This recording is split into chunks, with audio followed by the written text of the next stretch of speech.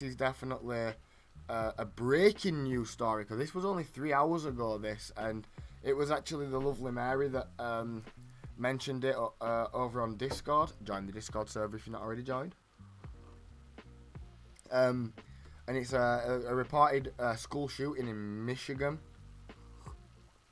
So it could be quite upsetting, and I apologise if it is. At least 3 students have passed and 8 others are injured after a 15-year-old sophomore opened fire at his Michigan high school on Tuesday. So is that yesterday then? So this happened yesterday? Is that correct? And then the story must have just come out today then? Damn. Story must have like hit the big news today.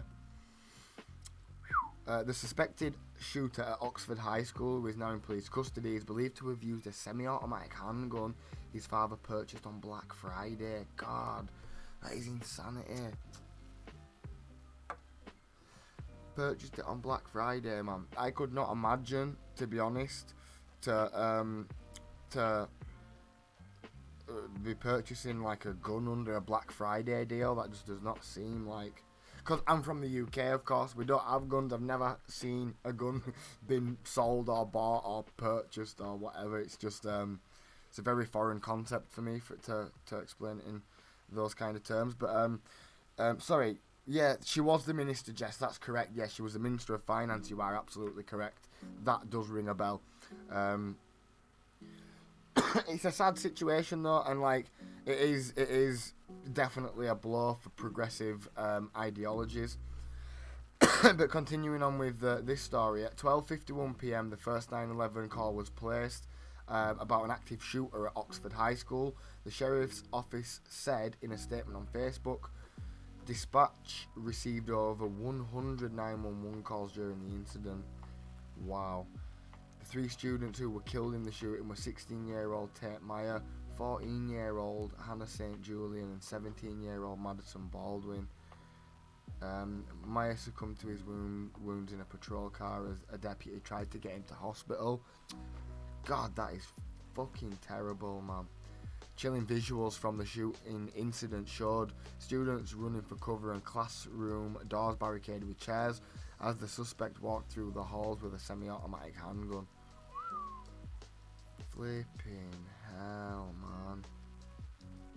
Wow. The suspect had not offered any resistance when he was apprehended within 5 minutes of the first 911 call. The motive for the attack has not yet been established. The boy, having invoked his rights to an attorney, declined to speak. Wow, show the latest update.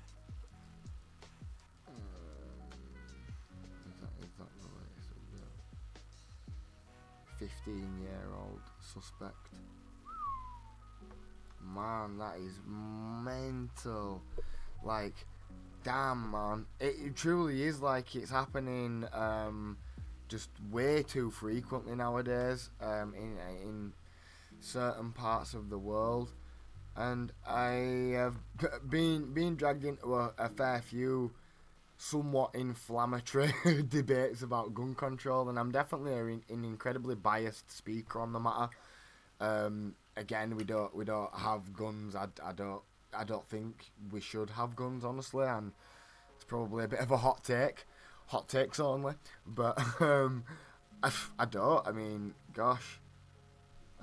Students of Oxford High School have recalled grabbing scissors to defend themselves during the shooting that killed 3 of the classmates and injured 8 more on Tuesday. See, that must be so traumatic. Like, that is not the kind of shit in high school that I was ever worrying about or ever told that I should be worrying about. And the fact that some parents out there having to tell their children to be worried about that, and kids are going to be inherently worried about that, is just terrible. I saw a video on Reddit made by one of the students. A person at the door was saying they were the police, but said, oh man, but they said bro. And all the kids bolted saying it can't be the police if they said bro. Wow, that's what I think Mary referenced in the Discord. That is flipping brutal. Quick thinking, man. Quick thinking. Like good for those people for thinking like that. Kids no less as well.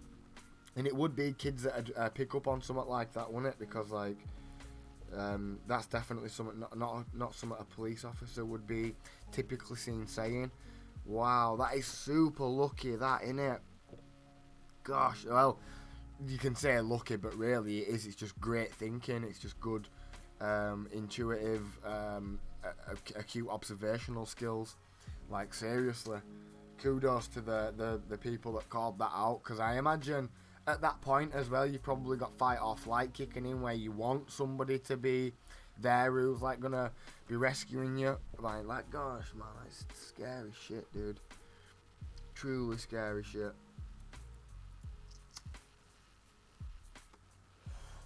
They said they're searching the mobile phone belonging to a 15-year-old subject who was arrested. So the kid was 15, right? That's mental. Like, at what point does a 15-year-old start getting the need to want to do that to his fellow classmates? I mean, it's interesting because I'm actually researching a topic right now which is very similar to this in many aspects. And I'm kind of looking at some of the literature of regarding kind of like homicide and mass kind of attacks and the likes, and it's all incredibly terrifying stuff, man.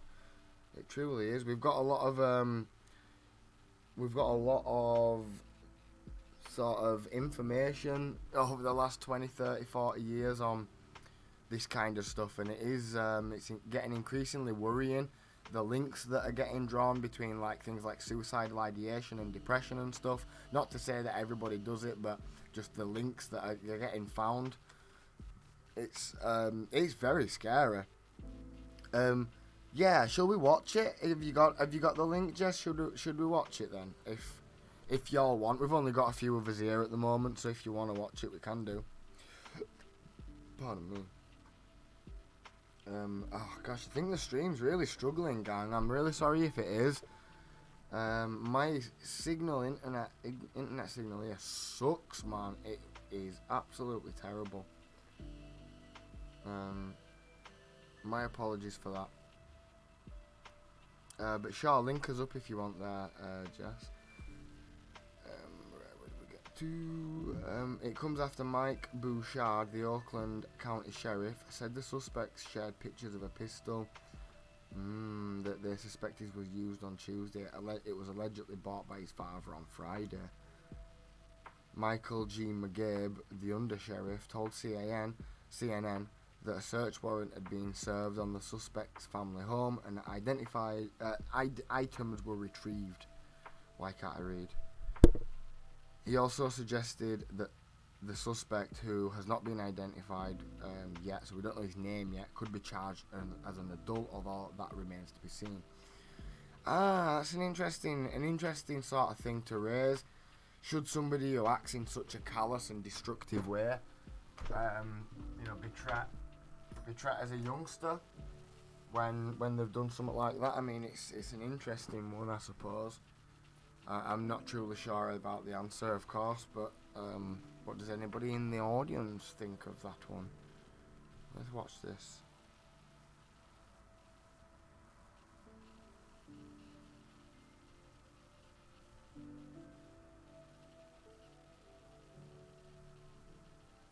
Wow. Scheiße. Sorry, I'm going to do this again.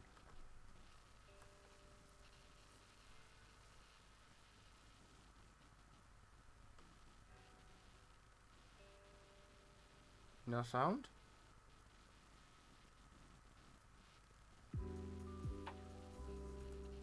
One minute. I've mashed up. I haven't done this in too long.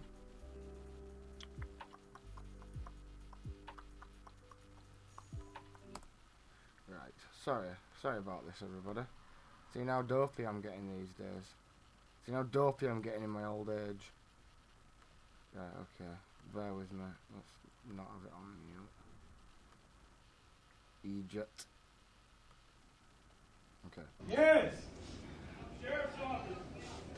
It's safe to come out. Yeah, he said it's safe to come out. we're not willing to take that risk right now. I can't hear you. We're not taking that risk right now. Okay, well, come to the door and look at my bag, bro. No. Yeah, bro. He said bro. He said bro. Red flag.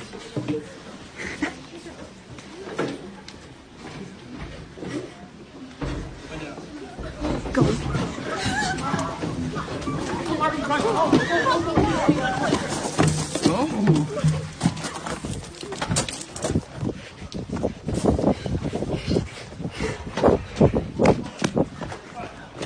Slow down, you're fine. Wow, God, that's scary. Once you drop backpacks, you're okay. We're okay. Wow, God, that's scary, that, man. Damn, those poor kiddos, man. Jeez. Hi there, Lena. Welcome. How are you, Lena, today? I think we're having some issues over here on the stream, everybody. I am incredibly sorry about this, if we are, and I think we are. What was that? Do you want to see that again, Lena? Let's watch it again, just for Lena. So we're talking about the school shooting that happened in Michigan. It was perpetrated by a 15-year-old. I think allegedly 3 people have passed away. There's a few more injured. He's used a semi-automatic handgun that he bought, that his dad bought at a flipping on a Black Friday event or some shit, or on Black Friday. But yeah, so there's a video that's circulating around of the shooter, the active shooter, who's not being named yet, this 15-year-old lad, who apparently does go to the same high school, I think. Basically going to the door of a classroom saying, "You're safe to come out, let me in, let me in." And then it kind of like says bro, and everybody, all the kids like say, "Oh, that's a huge red flag." Yeah, that's like a huge red flag, and they all run off, kind of thing. It's a really scary, haunting video. We'll watch it again though. Black Friday was last Friday. Right. Thank you. Yeah, so it was bought last week then. Very, very scary stuff. Like, I can only imagine what these poor kids must have been going through. Because, like, something like this must be just so scary, man.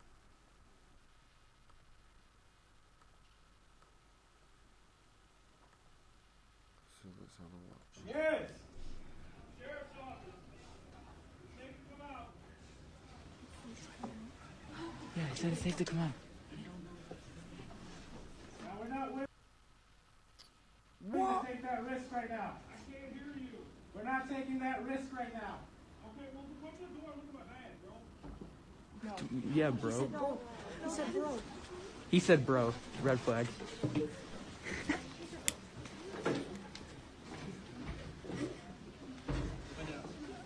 Go.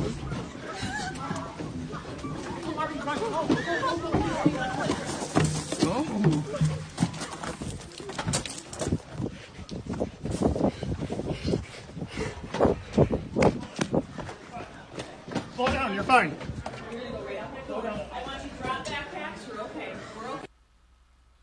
Jeez, my scary shit right there. Maya, what is good? Welcome. Thank you for joining us. First time chat. Oh my gosh, welcome, Maya. It is great to have you with us. I think we're having a little bit of technical difficulty over here on the stream. I am so sorry if you experience any technical difficulties. It's sometimes like this. I don't want to lie to you and say it normally like this, because it kind of is, but I'm really, really sorry if it's behaves in a terrible way. That is very scary. Going back to the video, oh, gosh, man, I can only imagine what those poor youngsters would have gone through. Bro would be a red flag from a police officer. I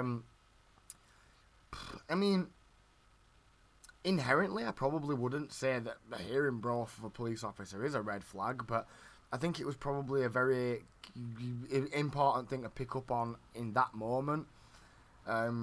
You probably would expect more things to sound more formal from a police officer that's going into an active crime scene, an active shooting environment or whatever. I don't know. It did seem a little off, I suppose. But I mean, I personally wouldn't have maybe said it was a red flag. It's probably a way to. Yeah, it could quite easily have been seen as a way to, kind of project kind of security and build a little rapport so you can comfort them, and I mean maybe it could be seen as a good thing for sure. Thanks, found you on Reddit, love your streams, thank you very kindly. Oh my gosh, bless your heart, that is incredibly nice of you. I do appreciate it a great deal, especially that you would come over to Twitch and come and join us. Like, if we can get the wonderful, wonderful viewers over at Reddit over onto Twitch, then that would transform the stream. It truly would be able to transform the stream.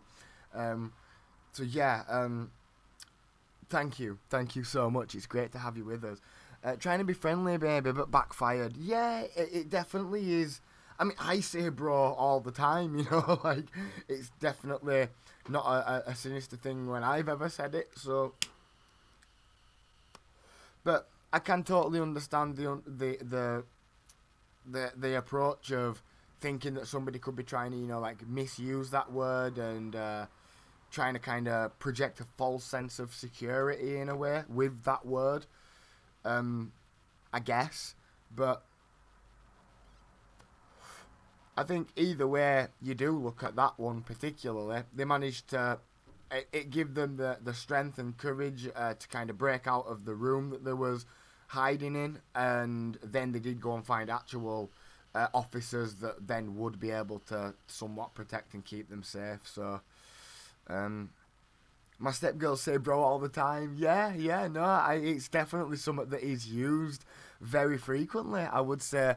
And it is actually an interesting thought that they've identified that as a red flag. Actually, it is. Yeah, no, truly. I suppose it kind of makes sense to a certain extent. You'd think that does more come from a youngster, I suppose.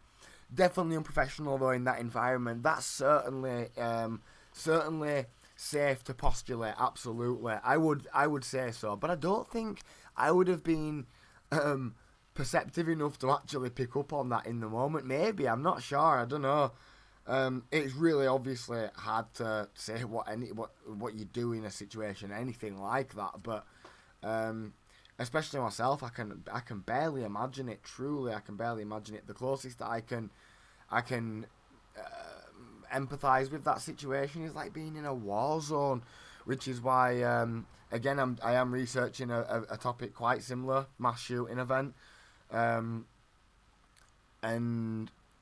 yeah, it's just hard to grasp the understanding, I guess. But yeah, man. Sorry, back to that.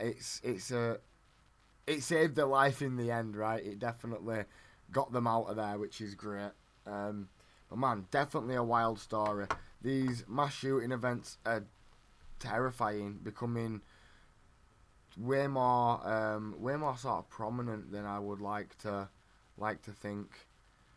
Man, like, it's hard to know what the reasoning and cause behind these attacks are. I mean, it does seem like a lot of people are getting just like really flipping fed up with stuff, man, and lashing out in kind of really bizarre ways, unforeseen ways. But yeah, I can't truly understand what would possess somebody to want to inflict so much pain and trauma on other people for literally no reason. Like, these people that get caught up in these events, usually innocent people that have done nothing wrong. Like, it's terrifying. It's a terrifying thing that goes on there.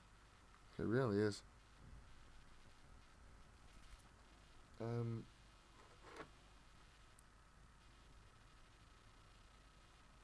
Yeah, but should we have another news story? We had a chat about, so this is what the Brexit thing is about. We had a talk the other day about the boat crisis, like, the migrants coming over on boats, which is absolutely a fucking crisis at the moment. And I don't mean the fact that they're coming over, of course, the fact that they are not only having to do it in such terrible ways, but, you know, that they're passing in horrific and unthinkable circumstances. It's incredibly upsetting to hear, like, it really is. I think we could be doing a lot more to try and somewhat alleviate and circumnavigate this situation properly, but they don't seem to be, because it's politicized so much. And like the whole debate around immigration, and loads of people like are under the impression that they shouldn't be here effectively, which is such a terrible closed-minded worldview in my opinion. There's so much sort of literature out there to show the vast gains effectively that a country like the UK has effectively seen from immigration. You know, like of all of the things that immigration brings with it has been a huge gain for England. So yeah, man, it's kind of wild. But let's read this one and see what it's on about. I don't think I read it in full, but I saved it, so it must be somewhat cool. But let's make a doobie first, eh? How's everybody feeling, man? You all enjoying the stream so far? I don't ask you all that, do I?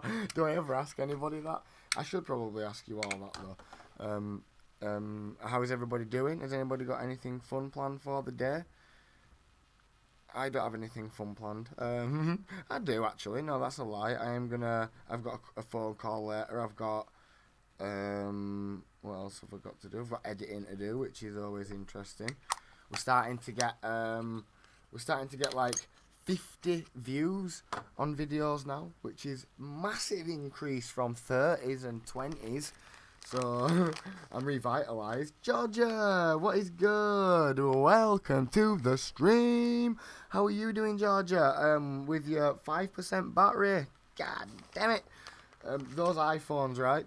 I hope you're doing good today, Georgia, and thank you for popping by and saying hello. I think we might be having some minor/major technical difficulties, but it doesn't seem to be affecting things too much. I hope that is the case. I am honestly continuing on with the stream with the understanding that it is not wrecking the stream for anyone too badly. But yay for immigrant chat. I know, right? It's an incredibly bad situation, like all around. It really is. And I found a decent little article about it, whether I think this is talking about whether or not Brexit's having anything to do with the effects of it, and you know, like in connection to the boats, which it most likely is without flipping reading the article. And I first and foremost, without reading the article, I don't have any clue what this Sky's agenda is. Sky is a relatively, from what I understand, is a relatively kind of balanced. They have both sides, stories from both sides. So I don't know. It could be from either, I suppose. The number of people making the desperate journey across the channel has reached record highs. A record number of migrants have crossed the English Channel from France this year, despite UK immigration policy no longer being tied to EU rules. Very, very true. We don't. We can effectively make up our own rules now, can't we? And help people if we should so please to do so. And do you know the thing? England has actually got quite the history of helping immigrants. The history dates back to even when we was helping slaves, and we were saying, you know, any runaway slave can come and join the English army. I think it was the English army. Am I wrong there? Am I saying that wrong? Was it a different army? It might be different. But hopefully it's our army, so then hopefully, my point is, hopefully we can get back to something like that and start, you know, like welcoming people with open arms, not necessarily only welcoming them if they're flipping god-dying armed forces, but, you know, welcoming them in with better policies and easier ways to get in. Easier ways to get in legally and get integrated into society better and quicker. and easier for them, you know, like we should be really trying to make it a lot easier on them, because they're already, in my opinion, that of course they're already having such a terribly bad and hard time, just like getting there, having to like ditch the home and shit. But anyway, ministers have acknowledged the situation is a crisis, with the Home Secretary repeatedly vowing to make small boat crossings unviable, but little progress has been made. This was highlighted when dozens of people on Wednesday the 24th of November making the perilous journey have pledged to... This was highlighted when... My God, this was highlighted when dozens of people died. I totally skipped that bit. This was highlighted when dozens of people died on Wednesday the 24th of November making the perilous journey. That's what I should have said. Pregnant women among the dead. Oh, wow. Amid fears, smugglers will continue trafficking in the coming weeks. Having pledged to take back control of the UK's border post Brexit, ministers now acknowledge the ability to deal with aspects of illegal migration has been hampered by the loss of certain arrangements that came with EU membership. So far in 2021, more than 25,000... Wow, 25.7 thousand. 25,700. Holy shit, that's a lot of people, man. Jesus Christ. In it, like, when you think about that, 25,000 flipping people, that include, you know, like, it's families as well. It's not just, like, all one demographic kind of thing. There's, like, men, women, children. You know, everybody's trying to cross there. Have completed the perilous journey across the Dover Strait, the busiest shipping lane in the world, 3 times the total for 2020. Of those people who have made it to UK shores, a government minister revealed last week just 5 people had been returned to Europe. Wow.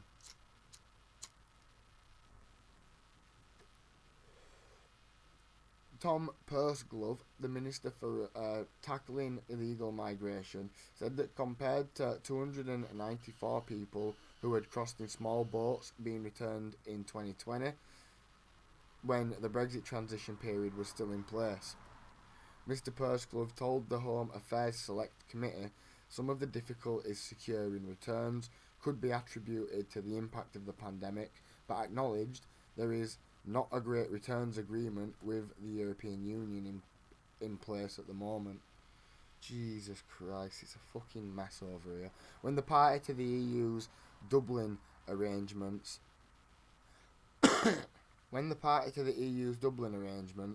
the UK could ask other countries to take back people they could prove have passed through safe European countries on their journey to Britain. That is no longer an option. Interesting. Sorry, let me just quickly read out some comments. My apologies, y'all. Looks good to me, loud and clear. Wicked. I'm sure there is something going on in, I want to say, Belarus, getting migrants to pay a big fee and then dumping them at the Polish border. Interesting. There's definitely, at the moment, very sadly, and I do say this with an incredibly heavy heart, there is a big problem with smugglers and shit, you know, like, because of all the fucking pardon my French language, because of all the goddamn displacement that's going on, and I shouldn't blaspheme either, but there's so much immigration going on now, and I mean, I'm not exactly an expert, but I do feel like we should totally be trying to help if we can, which we can, so we should be trying to help. Let's put some lo-fi on to quench the mood.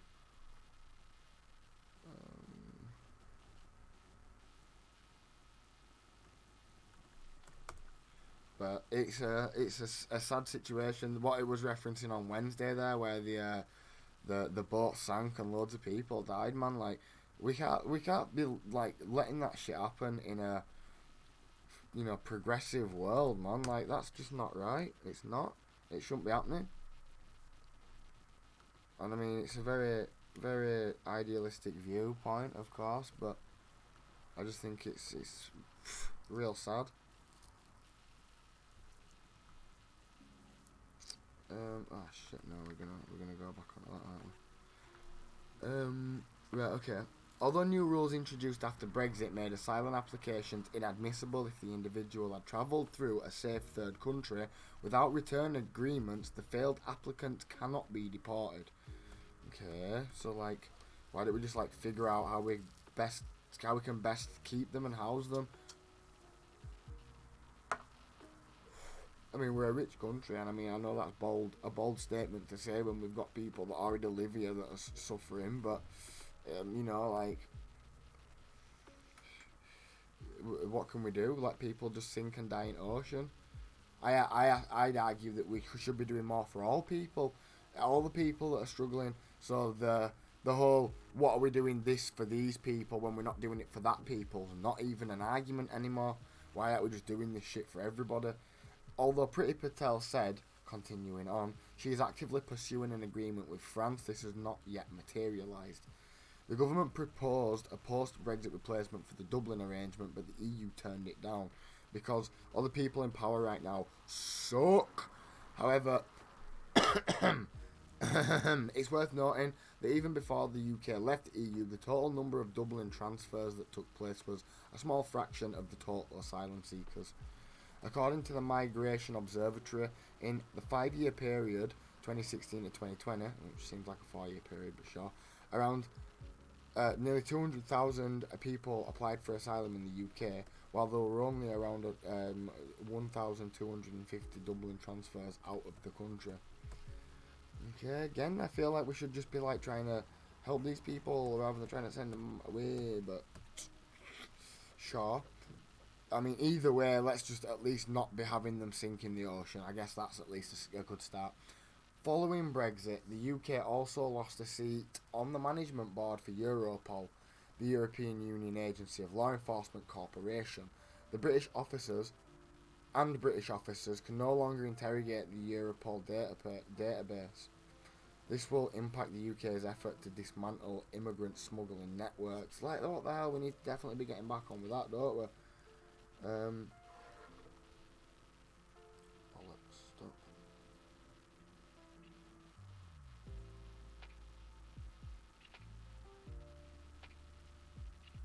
Is that Adventure Time on your homepage? Ooh, it very well might be. I love Adventure Time. It's one of my favourite shows. Yeah, you quite possibly might have seen that indeed. Yeah, I love Adventure Time. It's one of my favourite all-time shows. The Ghost Hand, I can't remember her name now, but that's my favourite character. One of them. It's a treasure trove of imagination, that show. But anyway, the UK isn't alone either, Georgia says. People are smuggled into Australia too. Yes, indeed. I have heard stuff pertaining to the Australian situation. Often families are split up on different boats and keep people compliant. To keep people compliant.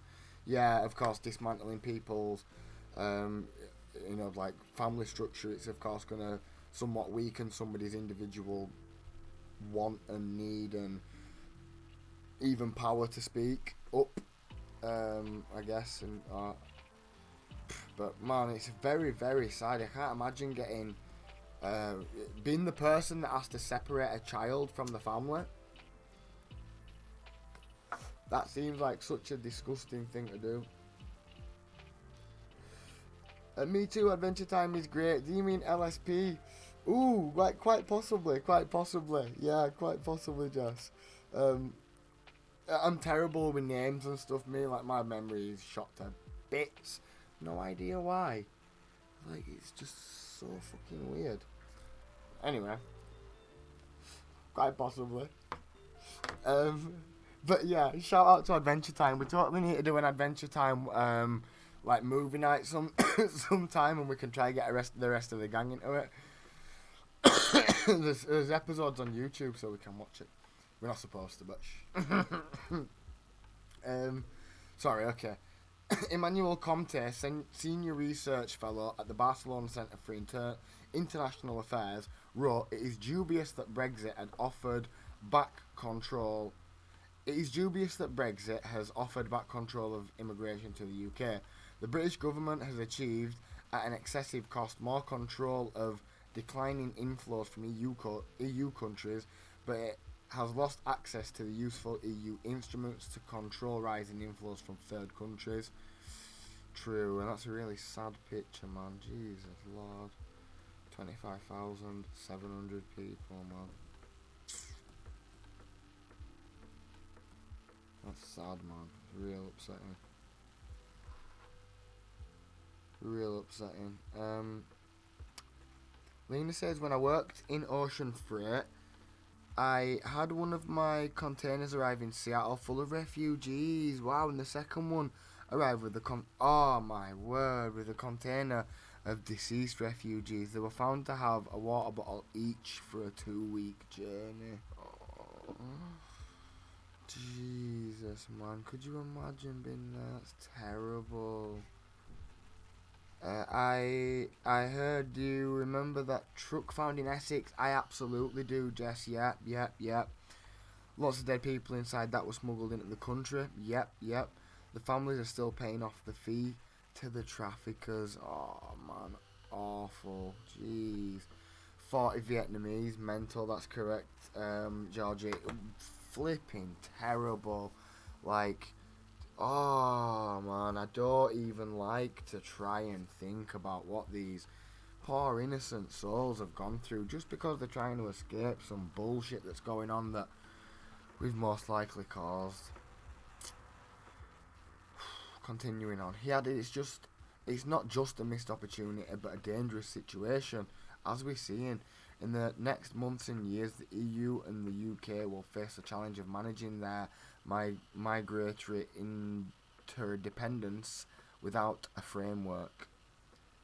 In July, Priti Patel brought forward a new Nationality and Borders Bill which, if passed, will increase prison sentences for people entering the UK illegally and for the first time consider whether someone arrived illegally or illegally when looking to grant asylum.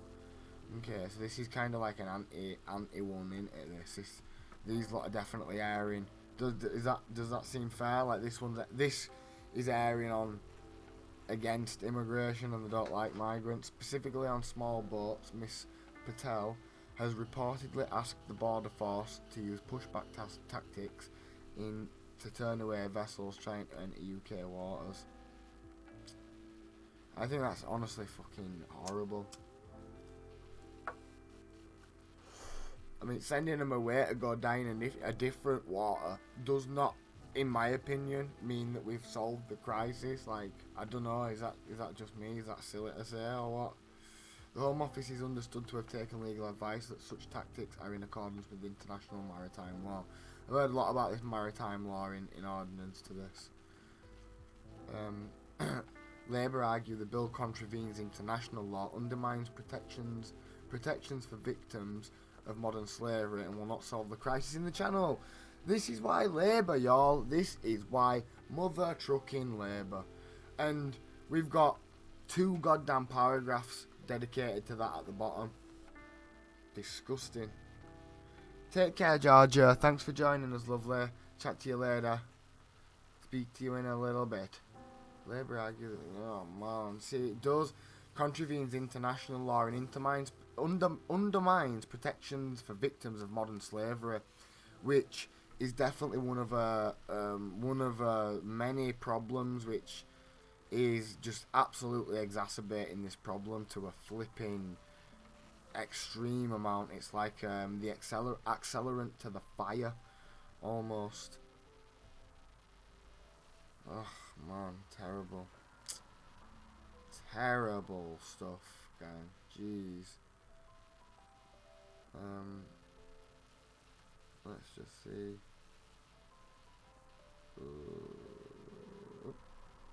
Related topics like Brexit.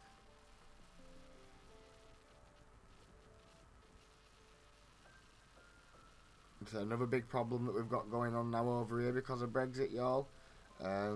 Labour shortages, and this is just one of the many things that people forget to mention when they're talking about sending all these people away, like labour, like a lot of our labour workforce, like is dependent on migrants being here. Like it truly is, and whether people like it or not, the economy is somewhat built around that principle. So sending all these people away is a fucked up thing to do.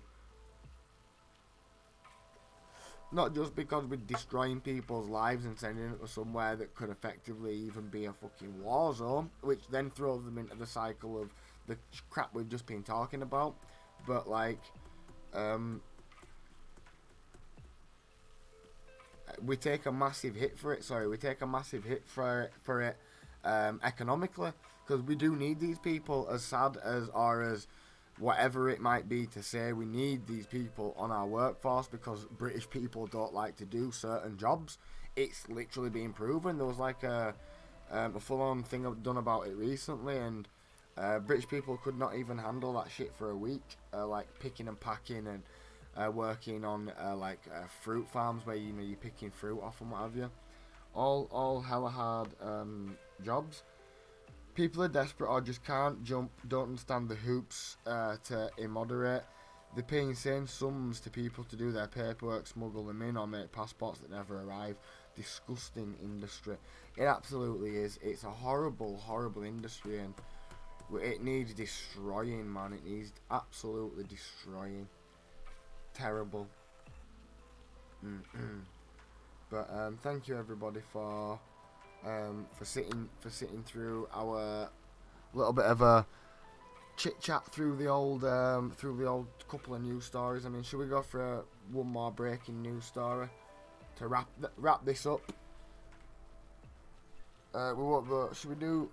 Has anybody got a news story? Can we do a viewer submitted news story? Is anybody on with that recently?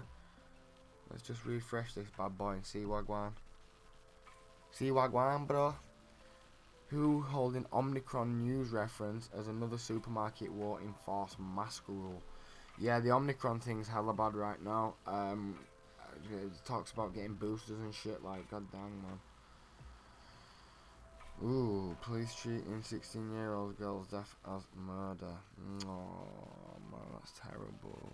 Fuck's sake, man. What is wrong with some people? Who goes around murdering 16-year-old girls? Gibson.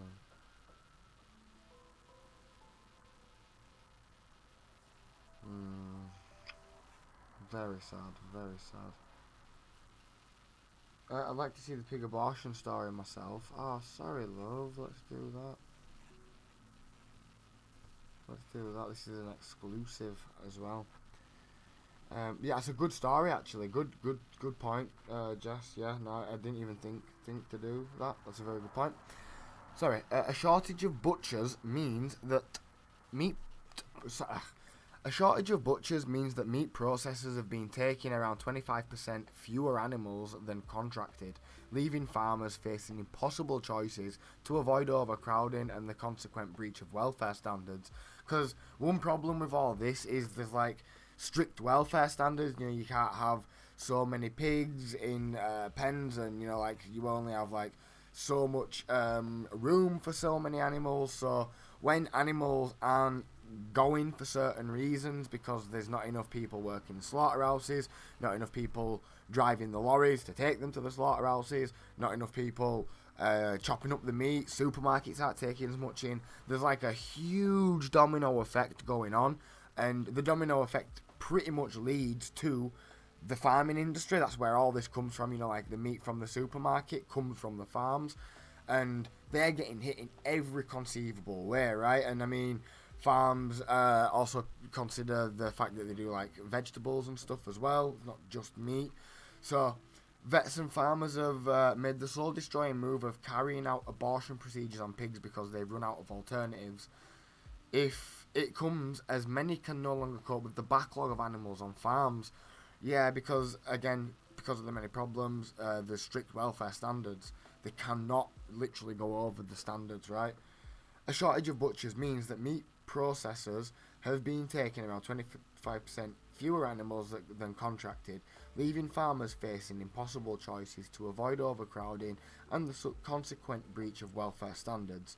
Sky News has seen an exclusive survey data from the National Pig Association that suggests 11% of farmers have already culled healthy pigs, with a further 10% saying they will need to do so within the next 2 weeks. When was this done, by the way? Because Boris Johnson about a month ago, about a month ago was like blind, 27th of November. Okay, so recently, a few days ago. So this was a problem a few weeks ago, a month ago possibly, because Boris Johnson was on TV telling a reporter that he's so sorry that farmers are having to kill pigs. That happens all the time, people really like their bacon sandwiches, with a big grin on his face when this is literally happening because of a result of many things, one of those things being his absolute incompetence. And not even incompetence, the guy is relatively competent, he's just a very dishonest representation of what the people really want and actually need. Because what's important to remember is people like Boris Johnson, who are incredibly rich and don't really have to suffer from this kind of stuff. They don't experience the negative effects that the rest of the population experience realistically, because they're kind of able to mitigate these. They've probably got food bunkers and all this, that, and t'other. They don't have to struggle, they don't have to worry, and all the while all of us are struggling whilst he's parading about on TV laughing about it. It's disgusting. Y'all know how I feel about Bojo. I think he's probably one of the smartest people ever to get in office because of the way that he's crafted his image. This fucking lovable Egypt. I wouldn't consider him. I wouldn't consider him to be very lovable, but that's kind of the look that he goes for, right? Continuing on. What the hell? Officially, should I wait until my kettle's boiled? I should have boiled it first, though. The Eton toffs have no respect for pigs, dead or alive. Wasn't it David Cameron that put his junk inside a dead pig's head? Absolutely, my friend. Very, very good flipping point. That guy's a sick, twisted individual in more ways than even the pig, I'd say.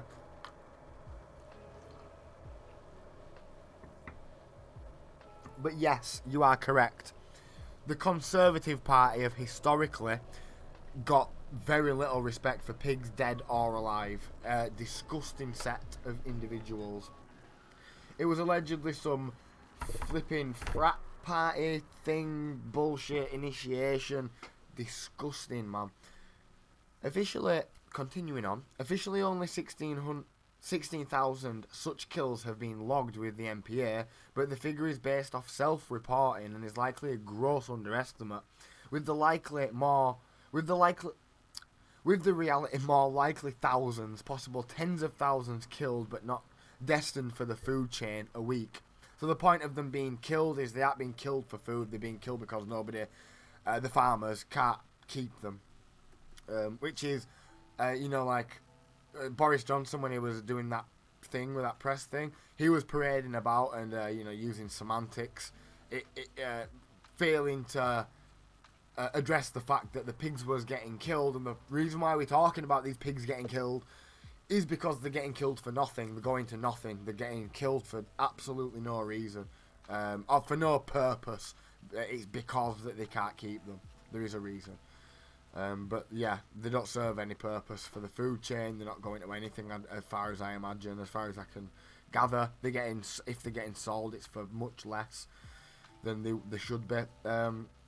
Farmers, vets, and the industry alike have said what's currently happening in the worst culling of healthy animal. Farmers, vets, and the industry alike have said what's currently happening is the worst culling of healthy animals in the history of the UK pig farming, describing the situation as sickening, unforgivable, and a situation caused by human error. Farmers have been warning for months that the labour shortage could result in culling if an intervention wasn't taken, and many are taking extreme measures to find alternative accommodation for their pigs to avoid it. It's now a common conversation that I'm having on a daily basis, says Duncan Berkshire, a pig specialist vet with 17 years experience. While he's been consulting on culling animals for some time, he had to carry out abortion procedures for clients for the first time in the last few days. It's soul destroying, absolutely soul destroying, he says. I certainly didn't come into the veterinary profession to discuss how we're going to kill perfectly healthy animals. Your initial gut reaction is there must be an alternative, and that's what I think is really important for people to understand, that we've run out of alternatives now. There is no way we'd be doing this for any other reason than the fact that there is nothing else we can do. A combination of Brexit and the pandemic has left the meat processing industry chronically short of staff since the summer, with many migrant workers who used to fill these roles having gone home. The British Meat Processors Association says it is still between 15 to 20% down on the staff it needs, and it's still operating against all the unpredictability that COVID-19 is still bringing to day-to-day operations. So, of course, whilst all this is going on, there is, of course, the pandemic, COVID, and that just, causing a lot of problems in many sectors of labour. I imagine that's not helping. Sorry, let me just read. And obviously Boris was a witness to that hilarious joke. Yeah, with the pigs. I bet he was, yeah. What? Wow. Yeah, Lena, you'd be so surprised. These people actually, these people are in power, leading our government, representing the wonderful British people. The mainly wonderful British people.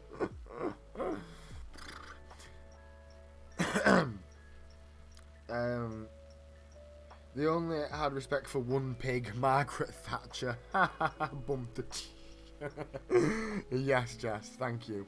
I think we need the comedic relief during these incredibly sad flipping stories. In an attempt to ease the crisis, the government last month announced the introduction of 800 visas for foreign butchers, a slaughter incentive payment and extra funding for private freezer storage.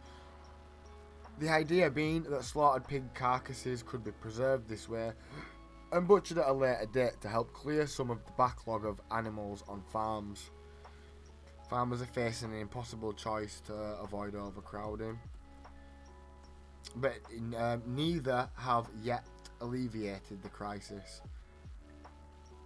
There has been a lot of issue in terms of trying to find the right people to come into the country who do not want to come into the country on a temporary basis, explains Zoe Davis of the NPA. When they come in, you have to find them accommodation, you have to train them, so it takes time. She added, the other schemes, the private storage and the slaughter incentive bonus, have come at a time when processes are preparing for Christmas. We're trying to get their Christmas orders out for the retail customers, but they don't want to be putting stuff in storage. So effectively, those two measures will not help us before Christmas. A government spokesperson said we continue to work closely with the pig industry to help them respond to the challenges caused by the pandemic, including the loss of exports to the Chinese market for certain pig processors and global distribution to CO2 supplies, all of which have contributed to a backlog of pigs. Very, very, very sad. Yeah, it's a very sad situation, Mum. And it has been going on for a while, and I think one thing that is definitely true is that farmers have been warning for this for ages, man. For ages. For months, literally months. Like, they've seen it coming, of course they've seen it coming. It's kind of obvious, really, because, like, we haven't, like, sent a load of people home, per se. Because what's happened is work visas have ran out, and particular visas have ran out because of Brexit. The existing rules they couldn't like just renew them. There's a lot of uncertainty. People didn't want to end up getting thrown out when the rules was actually set, maybe in a year or whatever. As of now, the particular certain rules, set in stone rules, are not actually even there just yet. So we don't even know what the hell's going on over here at the moment. It's ridiculous. But, you know, they could totally see the... those people have basically ran out of the visas, left, and not come back because of the uncertainty. And then that's left this huge, massive gap in the labour market. And it is very, very sad. Seriously, I feel so fucking bad that there ain't something better going on with all this. Seriously, but hopefully, moving forward, we'll be able to see some results and some improvements. But pray for us over here, because Brexit is fucked, man. It is literally destroying the country, y'all. Not even joking. We have not great leadership at the moment, in my opinion. Of course, the Conservative Party are terrible. They've never been an accurate representation of the majority of people in the UK. We need Labour back, if anyone. I mean, nobody does a perfect job, and I'm not going to sit here and say Labour do, because they don't. But I don't know, man. We're in a dire state at the moment. Seriously. I mean, inshallah, we'll get through it, but who even knows at this point? But, ladies and gentlemen, that will be the end of the news hour. Thank you, everybody, for joining us here today on the news hour. I do appreciate you all sitting through that, and please let me know if this was something that you would like to see a bit more of in the future. I would certainly like to do this a little bit more. We're probably going to just chill for a little bit, have a little bit of a chin wag. I swear I am 28 going on 78. Okay, here are the coronavirus morning headlines for Friday, December the 3rd, as Germany brings in wide-ranging lockdowns for the unvaccinated. This is the only story that I've personally looked into just as of yet. We can look into some more if anybody fancies it. Please let me know in the chat if you do. Just to let you know, we are recording right now, so you may pop up on screen, but it only shows the screen and myself for the most part. I don't even think the chat pops up on screen at the moment, does it? Either way, we're recording. Germany is the latest European Union country to bar people who have not had a COVID jab from a huge range of activities. Many shops, bars, restaurants, cinemas, theatres and leisure centres will be out of bounds for the unvaccinated. Now, I do find that incredibly interesting. Correct me if I'm wrong, but is this the first place to do so in the world, possibly? Poor soul, I know, that it really was. You're 100% cool when you visit to the US someday. At least you will be in Michigan. Bless you. Thank you. I will get there one day. Believe me, I will. Providing that we can get this darn coronavirus under wraps, because one knock-on effect with the coronavirus is the plane flights are ridiculous. Like, wow. You can't expect anybody to pay for them at the moment. But German Chancellor Angela Merkel also said that Parliament will consider a general vaccine mandate as part of efforts to curb the spread of coronavirus. Again, I do think it's interesting that they're doing that. I think it's good in all respects. It's good. I don't think you have to pay for them there, do you? I think there's a certain grey area with like kind of making people pay for the vaccine and then telling people that you're not allowed to do all this if you don't have it, because some people literally will just be priced out of it, kind of thing. But I think for the most part they've kept them cheap though, right? But anyway, the situation in our country is serious, Miss Merkel told reporters in Berlin, calling the measure an act of national solidarity. True that. She said officials had also agreed to require masks in schools, oppose new limits on private meetings, and aim for 30 million vaccinations by the end of the year. Ms Merkel also said that Parliament would debate the possibility of imposing a general vaccine mandate that would come into force as early as February. About 68.7% of the population in Germany is fully vaccinated, below the minimum of 75% the government is aiming for. Wow. I mean, that really goes to show what kind of a level of population they're trying to go for there, man. A minimum of 75 is admirable to say the least, but that 25%, if what I am thinking is correct, could still be quite dangerous. We really should be aiming for 100% and getting 75%, I suppose, but easier said than done. I watched something about kind of like an explanation for how the vaccine kind of thing is right now, and for the most part, anybody and everybody who wants the vaccine and can get it has got it, hence the 68.7%. I know they were talking about Germany right now, but it's kind of similar in many kind of, at least, you know, like progressive places. I use that word very, very lightly. Don't hate on me. I'm not trying to be mean. But oh God, what we're on about now? What were we talking about? I don't know. But yeah, we should be trying to go for everybody vaccinated. But yeah. So everybody that's got the vaccine has got it done now, and now the people that are left are kind of people that are unsure or flat out just don't want to get it done for personal reasons, and it's going to be very difficult to change people's personal reasons, and I think it's a very valid question to ask whether or not we should be trying to force people to change their personal opinions, beliefs, etc. And I think a true 100% will never be achievable, realistic in any sense. And Maryland, oh bless you, I will be there one day, honestly, like, mark my words, you heard it here first, we will get there one day. But we need to get this corona under wraps, man, we really do. So that's that's about that there. Booster vaccines may offer good protection against Omicron, we read that one. PTSD cases rising because of it, because of coronavirus.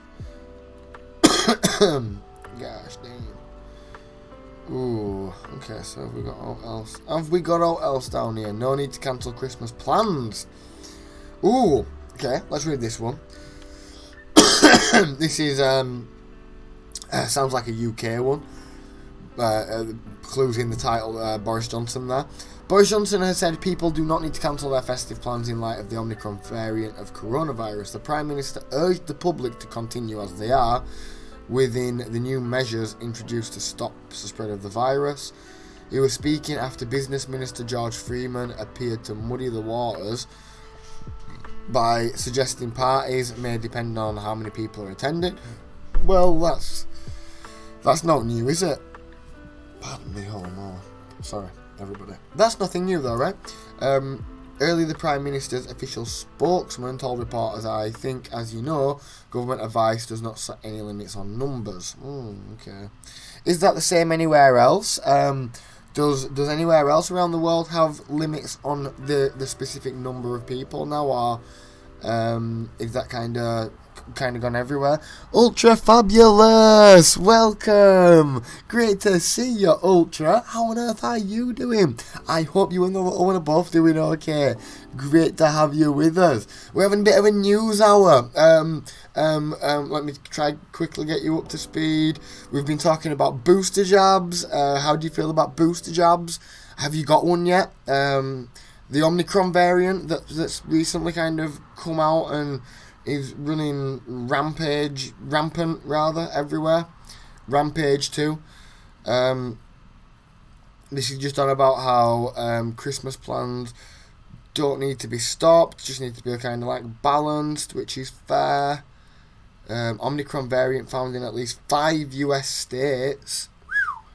The Omicron variant of COVID-19, which had been undetected in the US before the middle of the week, had been discovered in at least 5 states by the end of Thursday. Damn it.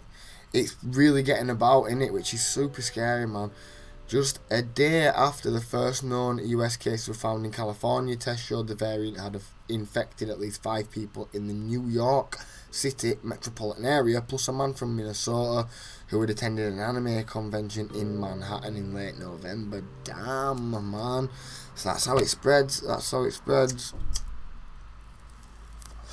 It's been a minute. It has, Ultra. And I am part of the Glasses crew. Seeing as I've been spending so much time in front of my goddamn screen, it was a really good idea to get some. I was goaded into getting my eyes tested for the first time ever, actually, I think. Or maybe I had them tested once before, in fact. My memory's terrible. But we are now part of the Glasses gang. And it really does, because they've like got the blue light filter thing. It really makes looking at the screen so much nicer. So we are into that. But I think this is only the second time I've actually done a full stream with them on, because we've been doing a lot of reading, you see. So it makes sense. But yeah, continuing on, a Colorado man who had recently travelled to southern Africa, a Hawaii resident with no recent travel history, and another California resident who had travelled to South Africa last month were also infected by the variant. That's in America, is that? It's all roads are leading to South Africa, which is very upsetting, especially in light of South Africa's vaccination rates and stuff. It really seems like that is a place that does not need to be getting hit at all. We also have a beloved friend in South Africa, Tati McFly, a friend of the stream. They are relatively protected and vaccine savvy, if you like, vaccine literate, and able to get them. So there is that. So in their defence, but it's an incredibly scary time, especially for people that are in these more affected areas that, you know, could be considered a little behind in the global rankings, if you like, which is a terrible thing to have a global ranking for, but naturally we kind of do. I have to run. Have a great day, Kez and gang. Thank you, Silkster. Very much appreciated. I hope you enjoy the rest of your day also. I just thought we've got a cool sticker here, look, that we can use, that we can stick. We're just gonna chop the edges of it off there, look. That's a bit of a shame, because we're gonna have to get rid of the shit, but you can still see what's going on. Ooh. I don't know why I chose to just stop off and do this here, but there it goes. Silky, have a wonderful day at work. I hope you enjoy your day at work. It has been wonderful to have you with us today, and it's been wonderful to have a chat with you. It does seem like there's been a few people recently that have got jobs, or there's we've had a problem with Reddit for Sheila. And Sheila, you are dearly missed on Reddit as well, might I just add. But of course, if it isn't working, what the heck are you supposed to do? Anyway, continuing on. Health officials in each state said there was no cause for undue alarm, but the spread of the cases, some involving people who had not been away from home recently, meant the variant was likely already circulating domestically in some parts of the country. That's fair, yeah, that's a fair observation, I guess. We got to assume there's a lot more behind that, and that it has been here for a meaningful amount of time. But New York City Mayor Bill de Blasio said, smoker's cough. Okay. So I have not looked into this much myself, but I did have a conversation with a pal a couple of weeks ago about all this, and this is just about the tensions in Ukraine and about what Russia are kind of on with right now. love to hear everybody's thoughts on this, but this is apparently what we all need to know, so we will be the judge of that at the end. I hope that's okay with everybody if we just read through this. I think it's pretty terrible what Russia are doing in Ukraine. I don't think it should be allowed by anybody, honestly. It's a very terrifying precedent to be setting, because it's one of the worst hostile takeovers that we have seen in a long time, as far as I am aware.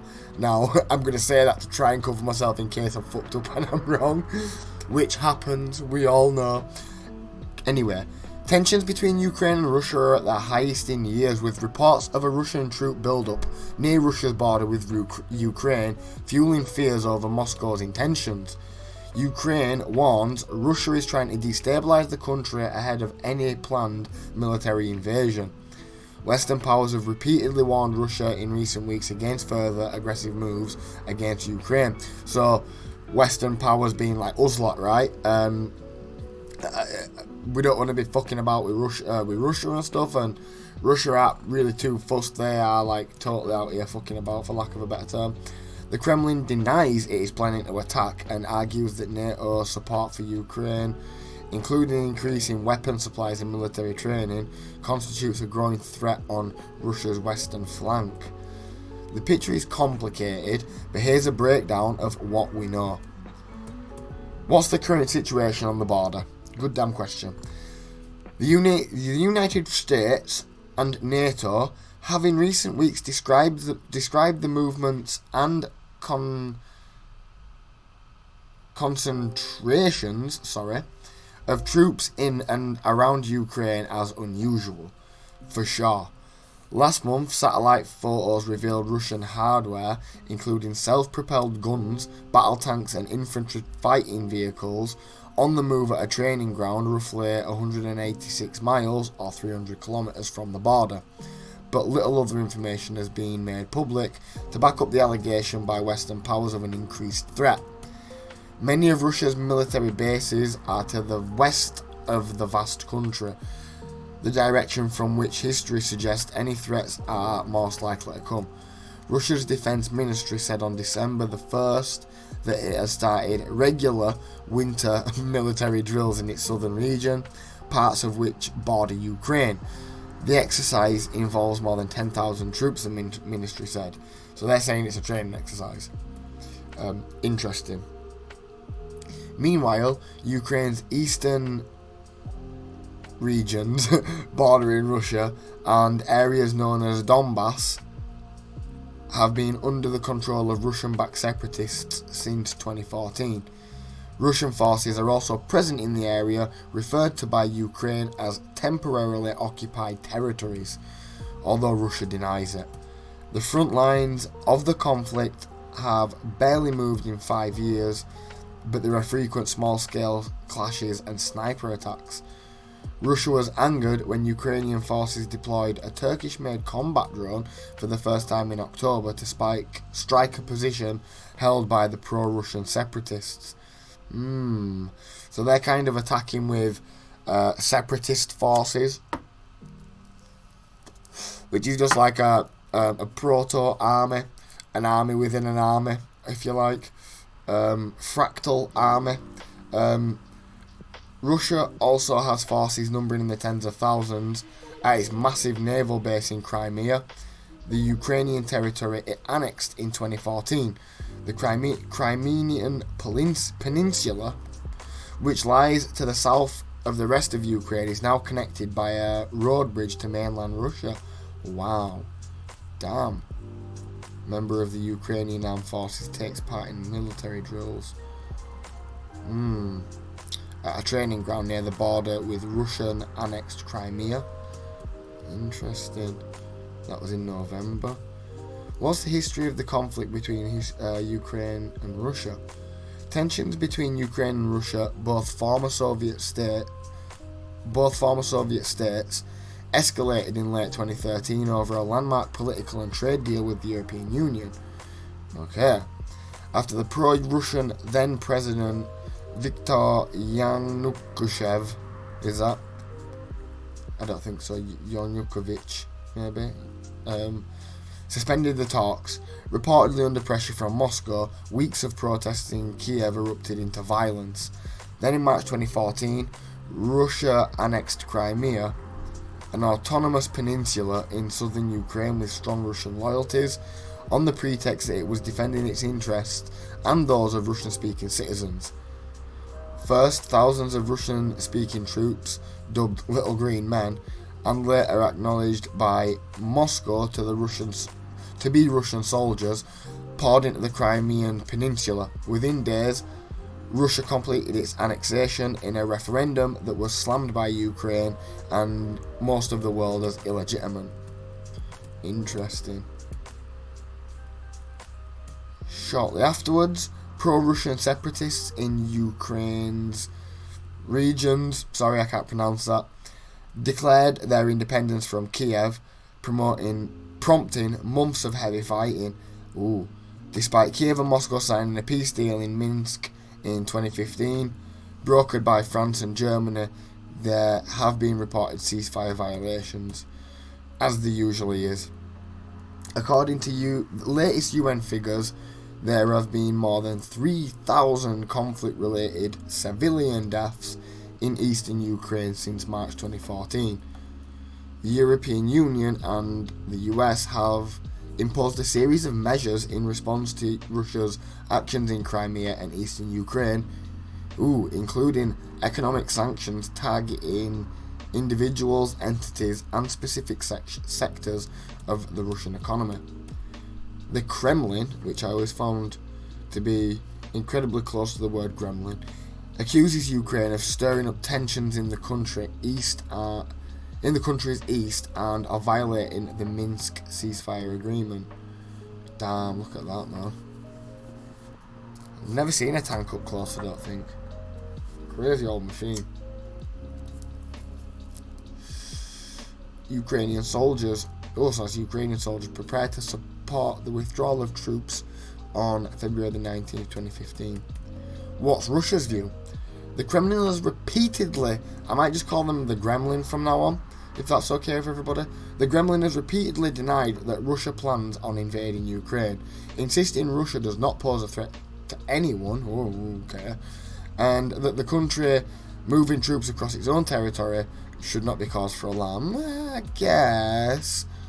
Moscow sees the growing support for Ukraine from NATO in terms of weaponry, training and personnel as a threat to its own security. Which, I think if the opposite was happening, I think, the same would be said, so fair. It has also accused Ukraine of boosting its own troop numbers in preparation for an attempt to retake the Donbass region, an allegation Ukraine has denied. Well, I mean, if they want to take their own region back, if it is their region, then should they be allowed to? It does say that it took off them in the first place, right? Russian President Vladimir Putin has called for specific legal agreements that would rule out any further NATO expansion eastwards towards Russia's borders, saying the West has not lived up to its previous verbal assurances.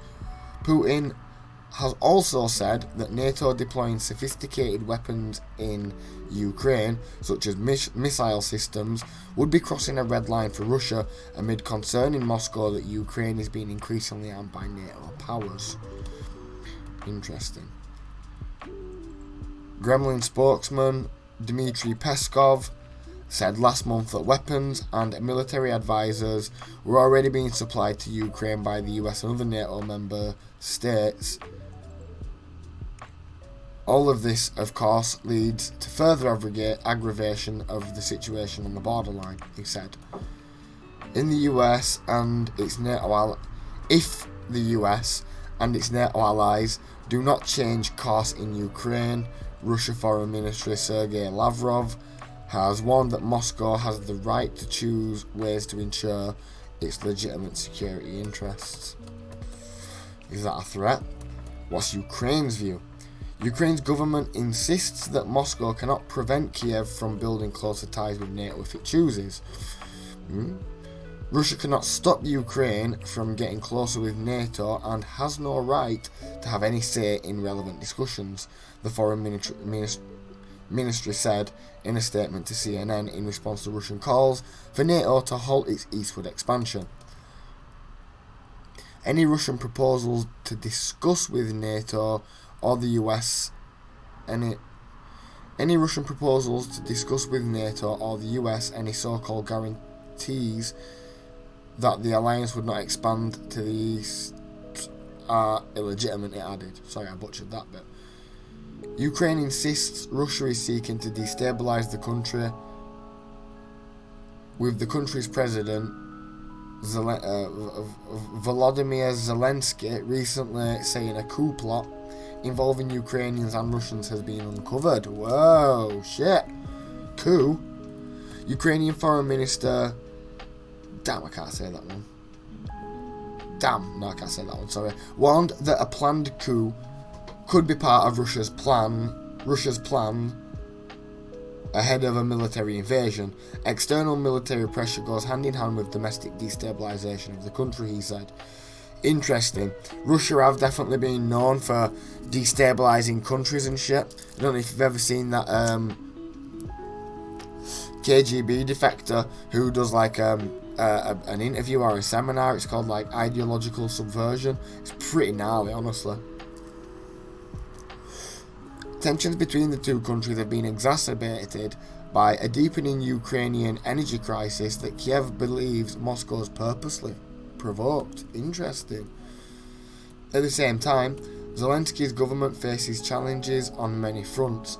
The government's popularity has stagnated amid multiple domestic political challenges, including a third wave of COVID-19 infections in recent weeks and a struggling economy. Many people are also unhappy that the government hasn't yet delivered on benefits it promised and ended the conflict in the country's east. Anti-government protests have taken place in Kiev. Whoa. What does NATO say?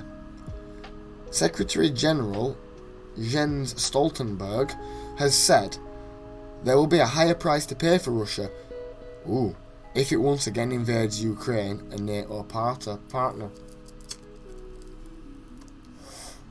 We have a wide range of options: economic sanctions, financial sanctions, political restrictions, said Stoltenberg in an interview with CNN on December the 1st.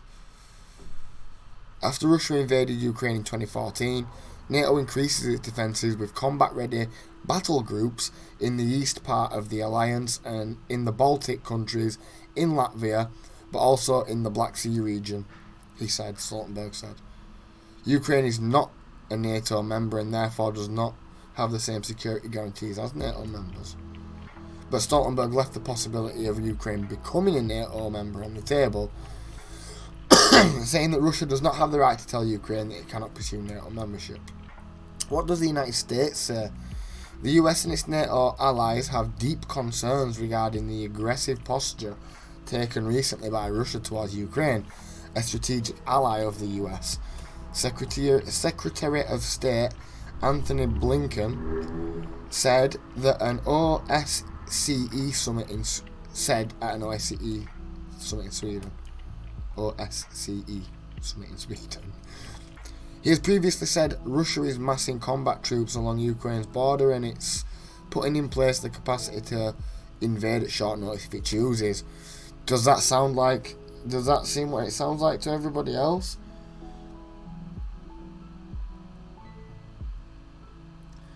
Sorry Goosey, I'm really sorry the stream's been jumpy. Refreshing does work sometimes. But my apologies though, it's really annoying that happens, man. Seriously. I do apologise. God damn it. Russia has also been making friends with China. Yeah, they have. Thank you, Lena, by the way, for the refresh tactic there. Appreciated.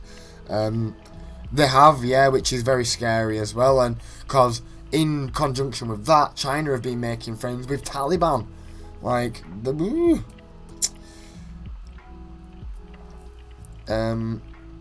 But yeah, continuing on, Blinken warned Russia that any renewed aggression can trigger serious consequences. The Biden administration is also weighing sending military advisors and new equipment, including weaponry, to Ukraine to prepare allies for a possible Russian invasion. Multiple sources familiar with the deliberations told CNN in November, right? So that's come from multiple sources. The Obama administration was taken by surprise when Russia invaded Crimea in 2014 and backed an insurgency in eastern Ukraine's Donbass region. US officials say they are determined not to be caught out by another Russian military operation. Our concern is that Russia may make a serious mistake of attempting to rehash what it undertook back in 2014, referring to the Crimea invasion, when it amassed forces along the border, crossing into sovereign Ukrainian territory, and did so claiming falsely that it was provoked. Wow. What other factors are at play? Another big issue revolves around the energy supply. Ukraine views the controversial Nord Stream 2 pipeline connecting Russia's gas supplies directly to Germany as a threat to its own security. Nord Stream 2 is one of 2 pipelines that Russia has laid underwater in the Baltic Sea, in addition to its traditional land-based pipeline network that runs through Eastern Europe, including Ukraine. Kiev views the pipeline across Ukraine as an element of protection against an invasion by Russia, since any military action could potentially disrupt the vital flow of gas to Europe. Wow. Analysts and US lawmakers have raised concerns that the Nord Stream 2 will increase European dependence on Russian gas and could allow Moscow to selectively target countries such as Ukraine with energy cut-offs without border disruption to European supplies. Bypassing Eastern European countries could also mean those nations would be deprived of lucrative transit fees Russia would otherwise pay. Interesting. In May 2021, the Biden administration waived sanctions on the company behind Nord Stream 2, effectively giving it the green light. US officials say the move was in the interest of US national security as it sought to rebuild trade relationships with Germany. The US last month imposed new sanctions on a Russian-linked entity and a vessel linked to the Nord Stream 2. Some US senators have called for further sanctions to be imposed to prevent Russia using the pipeline as a weapon. Ukraine too has called for tougher measures. We see different ways how this project should be prevented from being weaponized by Russia. We differ when it comes to the volume and the amount of sanctions needed to protect Europe from Nord Stream 2, a Ukrainian foreign minister added. And that is the end of the article. Oh, very, very interesting. US have been making movements to show they back Ukraine. They seem to be, yeah, which is really good because it does seem to be an incredibly hostile kind of thing that they've got going on and completely kind of unfounded. They really are trying to take over. I'm sure Russia would have a different outlook on the opinion, mind you. This article, I am not sure how old it is. That's a very good point. Let's check that right now. But updated December the 3rd. Oh shit! So this was updated today, I guess. So it looks like they're already at it then.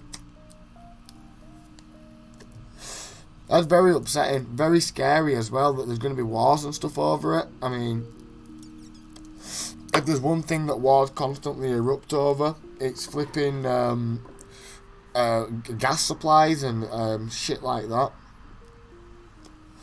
It doesn't surprise me that they're already holding us ransom with stuff like that. I mean, they really want to take over there, like they really want to take over. Of course, it'd make a lot of sense for them, wouldn't it, for Russia to own that kind of bit, if you like. It's very scary, though, man. Like, it's a very scary precedent to be set, honestly. But thank you, everybody, for that. I do appreciate y'all sitting through there. Another wonderful article. That one was quite a good one, actually. I think, at least, if you believe so, please do let me know. Stop, with some even threatening to call 911 on him. For a moment, things seem calm that's as Tron more pulls like away it. in his car, until a streamer lets out a gasp.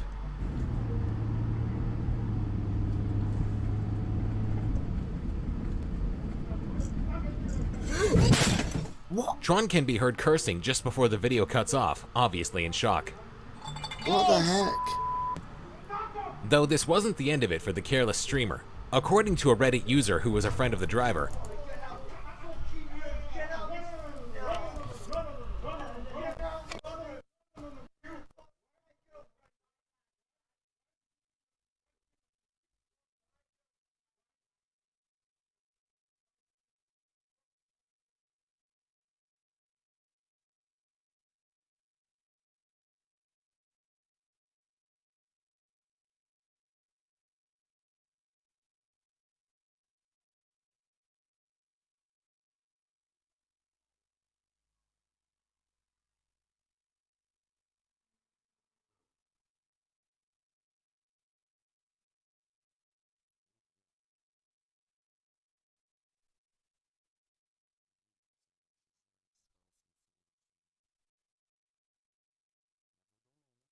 he actually ended up getting a DWI charge and received a temporary ban from Twitch, likely after some of his viewers reported him to the authorities.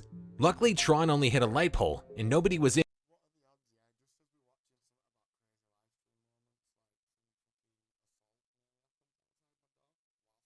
injured in this incident. At the very least, we can hope his followers won't let him forget this hard-learned lesson.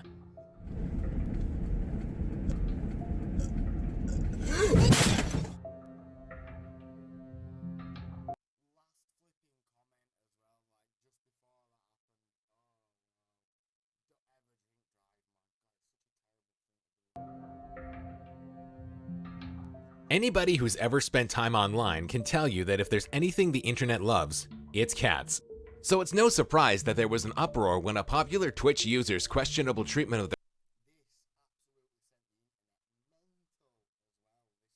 their feline was caught on livestream. On July 18th, 2019, Alinity Divine was streaming herself playing Apex Legends when her cat Milo began to walk across her desk. Milo! Frustrated, she shouts the cat's name and casually throws him behind her before resuming her game. Naturally, viewers were shocked at how Alinity handled Milo, where some viewers called for her to be banned.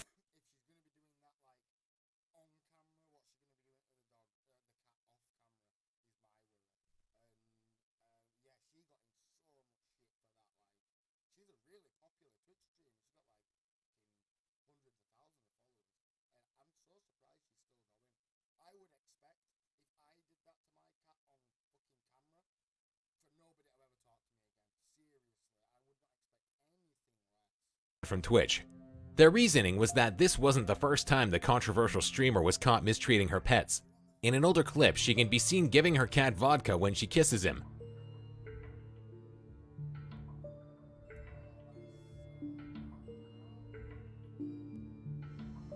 See? And in June of 2019, she filmed herself roughly putting stickers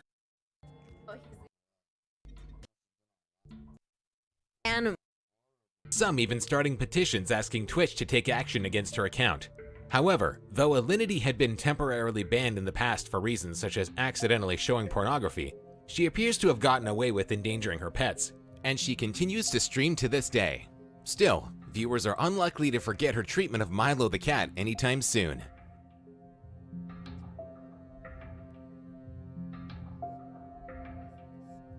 Most people believe they are safe inside their homes, but this next terrifying moment is a grim reminder that we can never really know when danger might strike.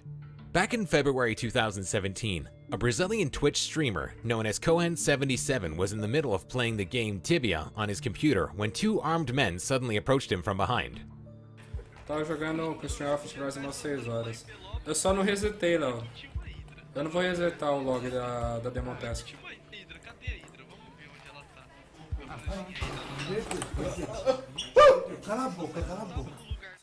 The streamer lets out a frightened gasp, but quickly complies as he takes off its headset and tries to keep calm. Okay.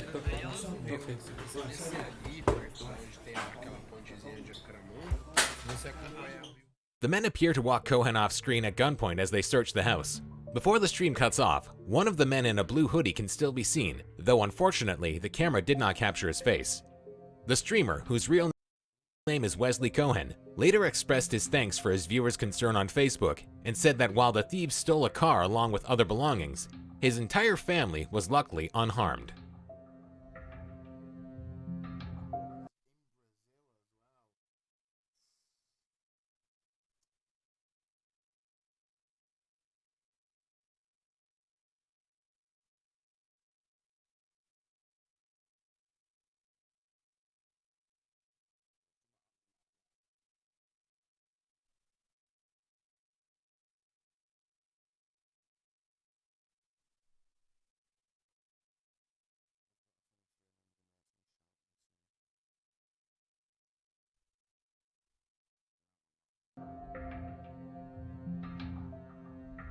Endurance art is a type of performance art that involves the artist enduring a usually unpleasant activity for prolonged periods of time. In June 2014, one such artist named Benjamin Bennett gained worldwide attention with his strange YouTube series called Sitting and Smiling. Sitting and Smiling consisted of weekly live streams where, for several hours, Bennett would sit in front of the camera and smile without moving.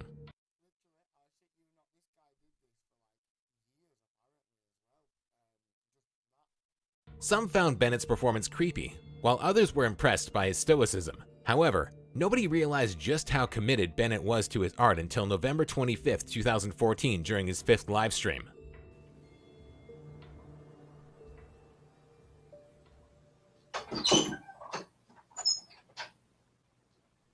Hello?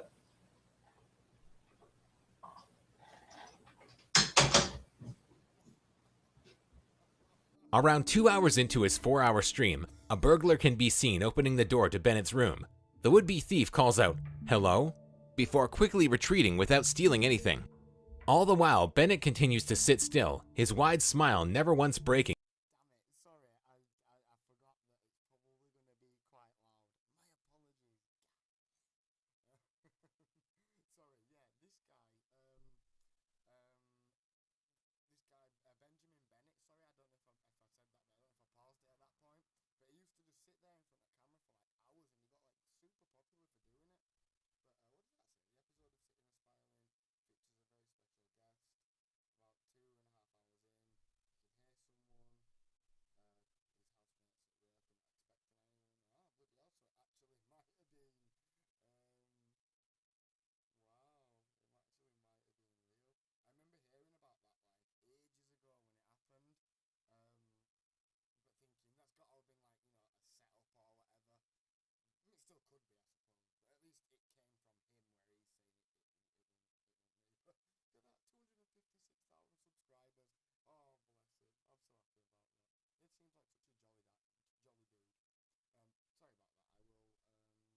don't want to keep pausing it and doing everybody's head in, but I'm going to keep pausing it and doing everybody's head in. Description that he had heard the intruder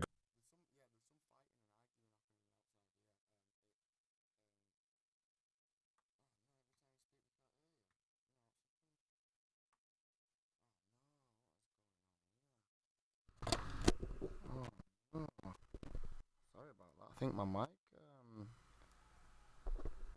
gave in then.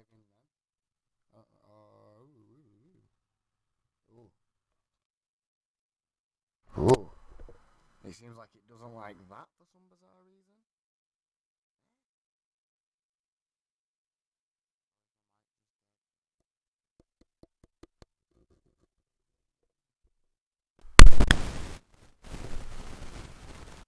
Seems like my mic's having a real time here. Okay. Is that any better now? My mic was being well weird there. What the heck? Okay, it seems to be back now.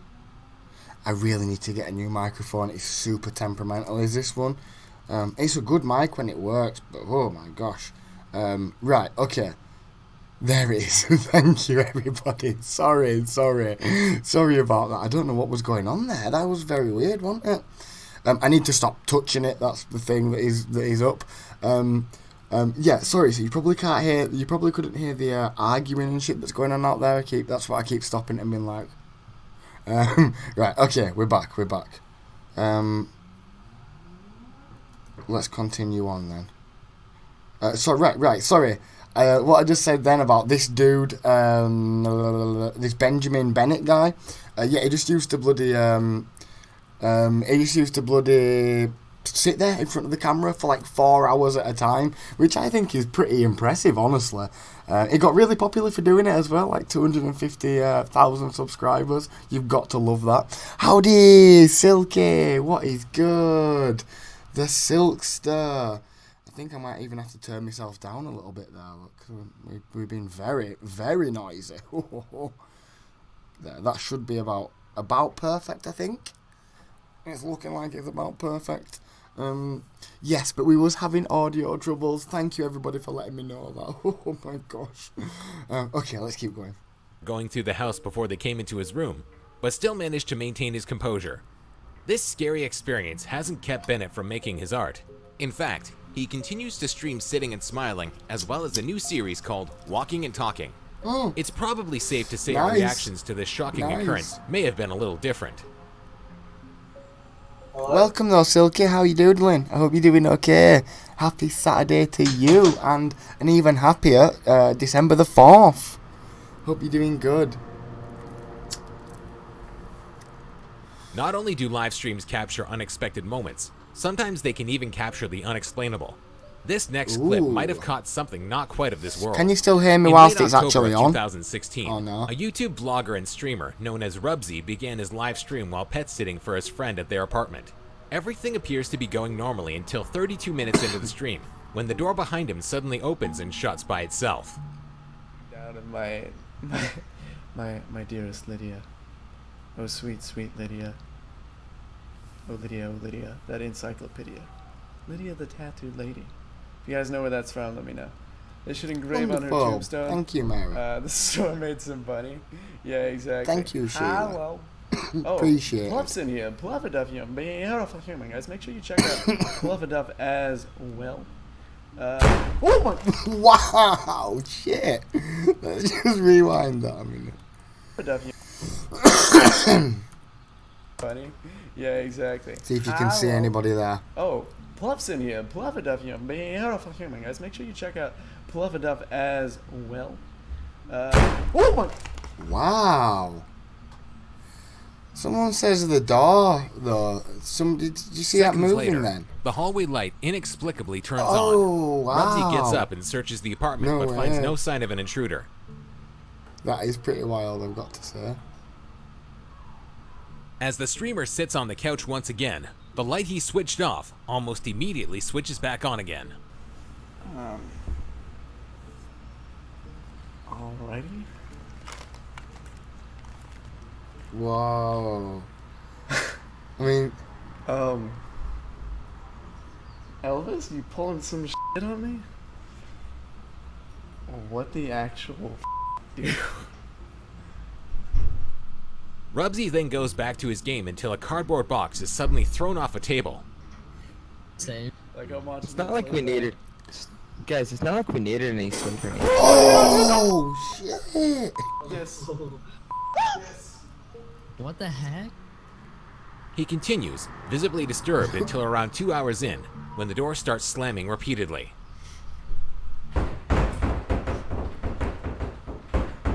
Someone's gotta be fucking with Punching him. the door. I hope to God he is. I think he We're about just to find ticked out in off a few him. seconds.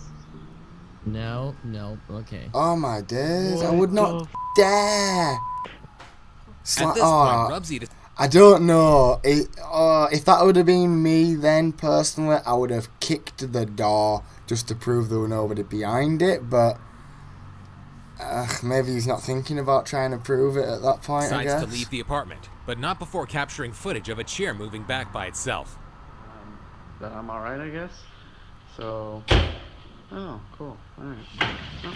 Whoa. Though the streamer was terrified, viewers were hooked, even requesting he return to the haunted apartment the following year. Mm-hmm. Real or fake, this was one scary stream, especially for Rubsy. Rubsy. I mean, I don't know. What do y'all think about ghosts and that kind of stuff? Have we got any believers? I always err towards the it's probably his pal fucking about. because that makes way more sense than, you know, he's been haunted by a supernatural spirit. But I've never seen a ghost or anything in real life, so I'm not really a good person for that, I guess. A Twitch streamer playing the popular first-person shooter Call of Duty was interrupted in September of 2018 when a real gunman fired at his house. Guy Beam, better known as Dr. Disrespect, was in the middle of playing Black Ops 4 when this guy's like a really popular streamer as well, so it won't be too far out of the question. A series of loud noises startled him. Oh, man! I'm just not finishing.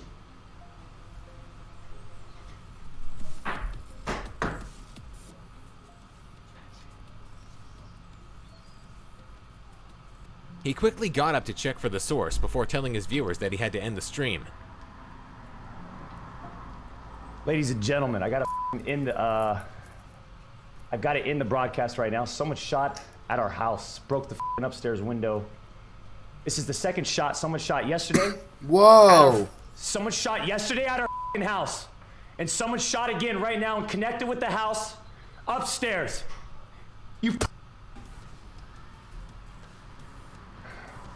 I gotta stop the stream. Whoa. While authorities have not yet named a suspect, they've determined that the shooter used a BB gun and likely shot from a nearby park. Months earlier, Dr. Disrespect... Yeah, Dubs, that's exactly where I go with that. And it's made even weirder, even less weirder rather, by the fact that everything kind of like pulls. That chair at the end there, it was getting pulled towards, you know, like a door where you couldn't see around the corner of. You know, the door, it didn't push all the way back. To me, it looked like he went in and just opened it a little bit. I mean, I'd have gone in and opened the full door. I'd have looked behind the door. I don't know, man. It didn't...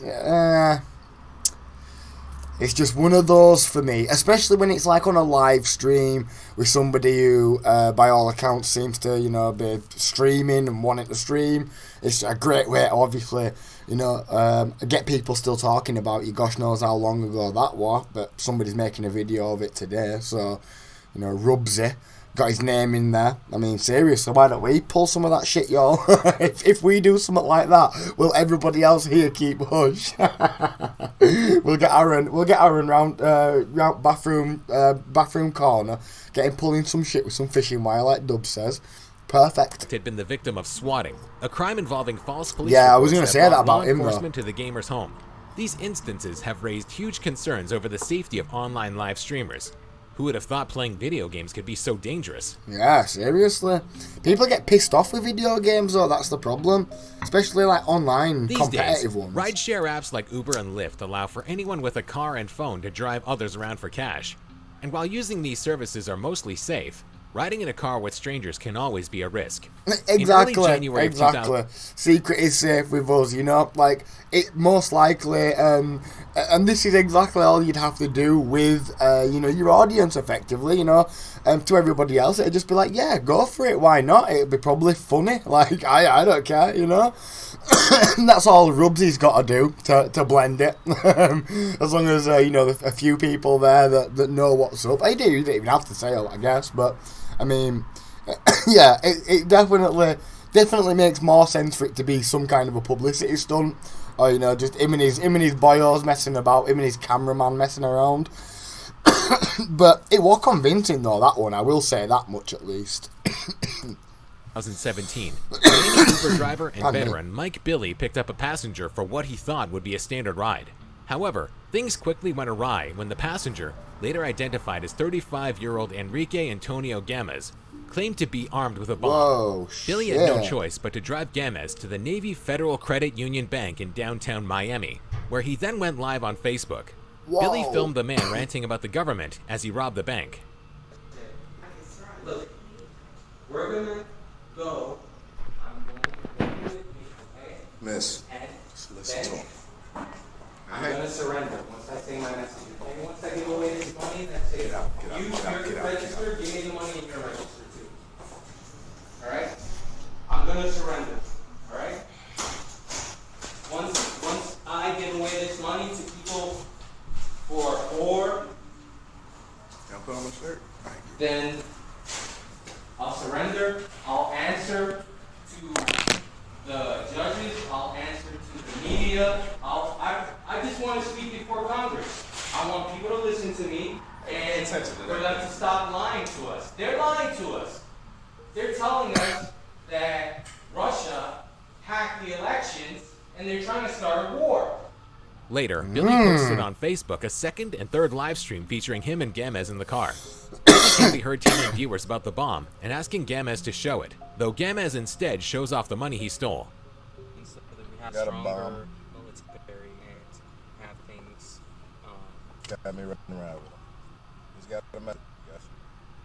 Show the bomb to the people. I'll show the money. Money. I have no bomb, man. Though the driver appears to remain calm, he posted about the ordeal on Facebook, stating he was an effing hostage. Meanwhile, in the footage, Gamez continues to rant about Russian hacking and his belief in the need for the world to merge governments in order to avoid unnecessary killings. A point of view like mine that wants peace on... Sorry, Sheila, you're talking about this case right here. I have not heard about this seriously, and like on a level, I actually might cover this in a video on the next on my next video. This is crazy, and I certainly want to know how this shit ends. I hope this is the last one now. Was this number 7? If so, we've got another minute left. And yeah, right, Dubs. That with the Ghost one there, it was definitely pretty well done, right? I mean, I've seen other channels try pull it off and it not go half as well as that, so yeah, fair one. Exactly though, Silky. We'll get Aaron to put a sheet over his head. We'll get him walking around in the background or like tapping out window or something. Easy as that, man. We'll go viral.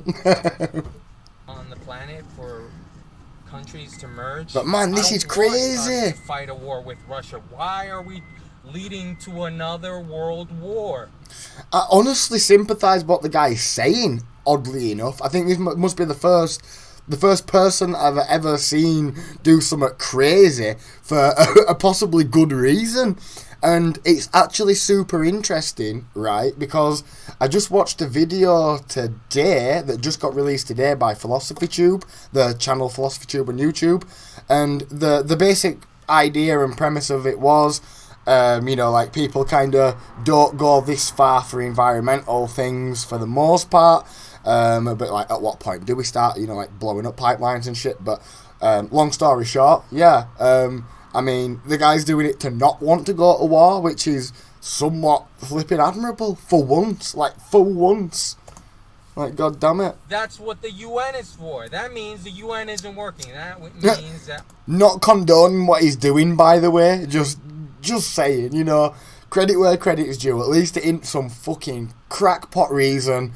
You know, he doesn't want to go to war. Like, I don't. It makes me feel that crazy sometimes. Like, I'm sure it does to a lot of people too.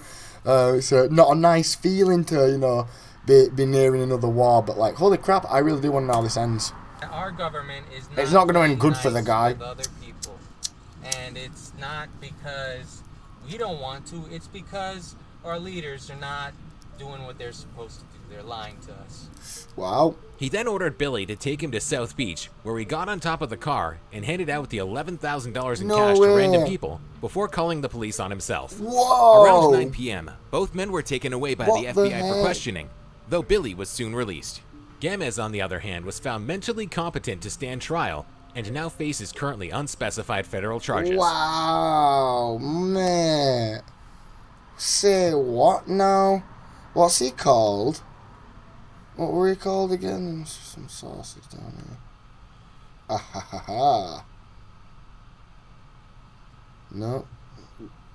Rubsy. Only got Rubsy. No. Benjamin Bennett. Damn, we don't have his name.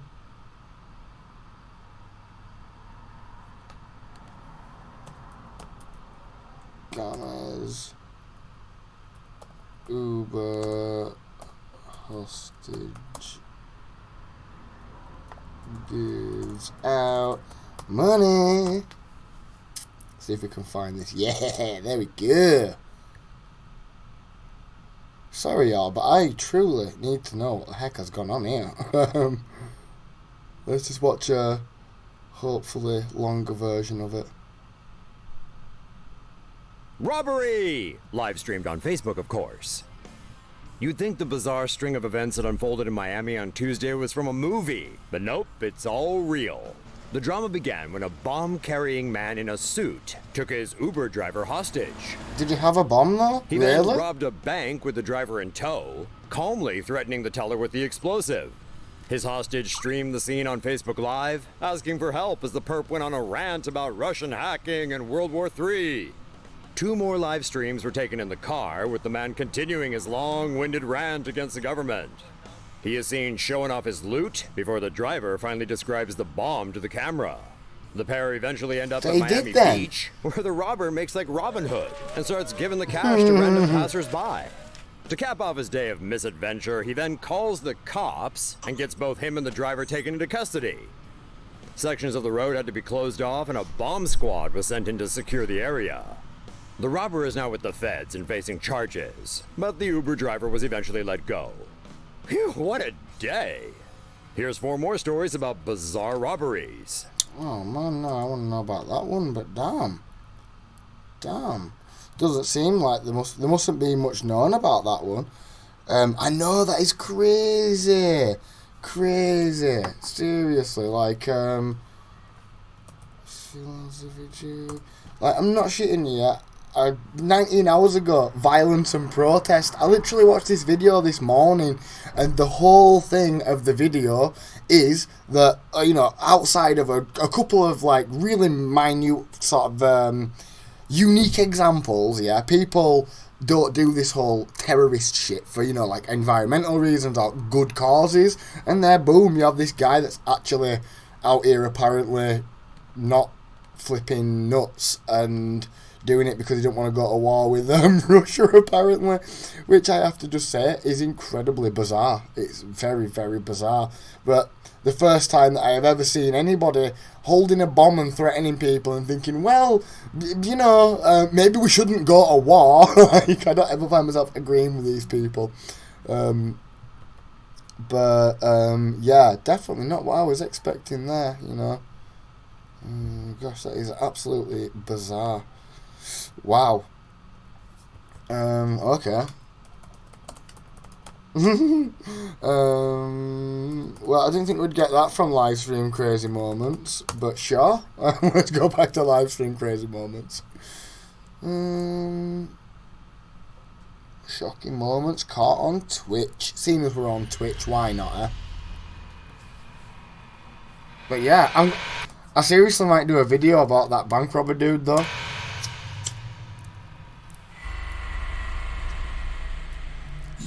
So that is one crazy story right there. From a thief that was caught red-handed to a home invasion caught on camera, here are 5 shocking moments caught on Twitch. Number 1, neighbor attempts to rob house. On the 1st of January 2015, at around 11:30 p.m., police knocked on the door of YouTuber and Twitch streamer Mr. 13IG, or Mr. Big. They had received a noise complaint and came to investigate.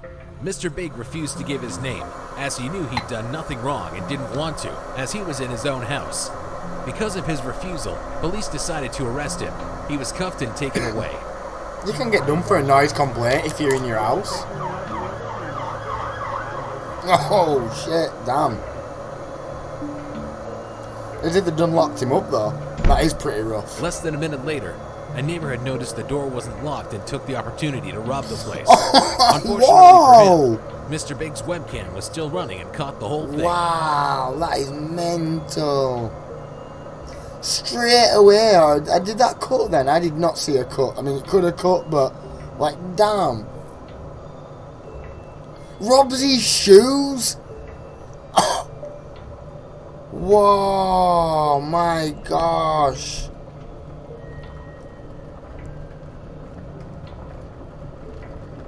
Oh, he's back for more.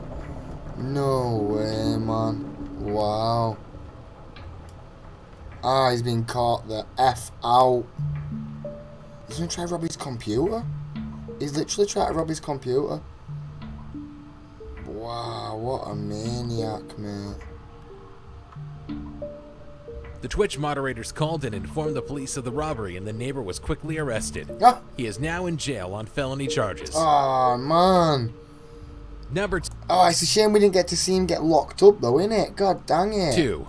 Kutra gets swatted.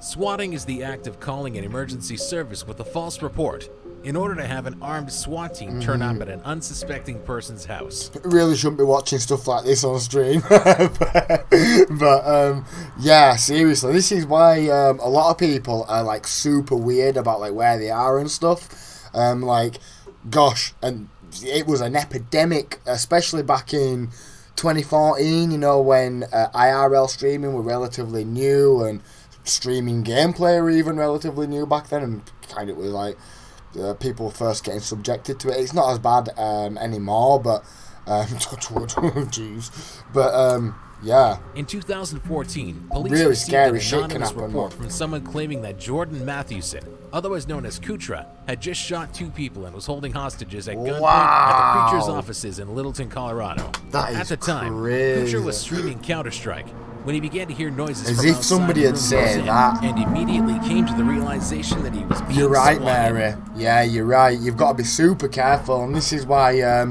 I do try to be as careful as possible, especially when I'm out and about, because people are strange.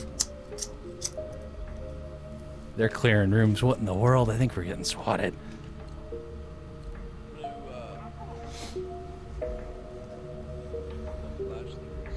I think we're getting swatted. What in the world?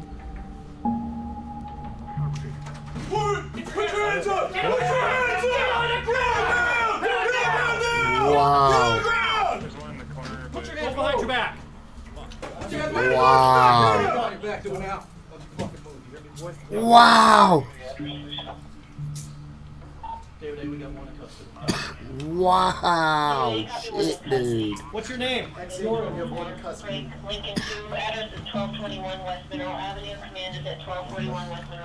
Wow.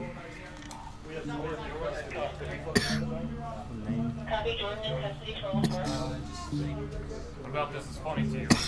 What? I'm not doing anything that's funny. You're the police.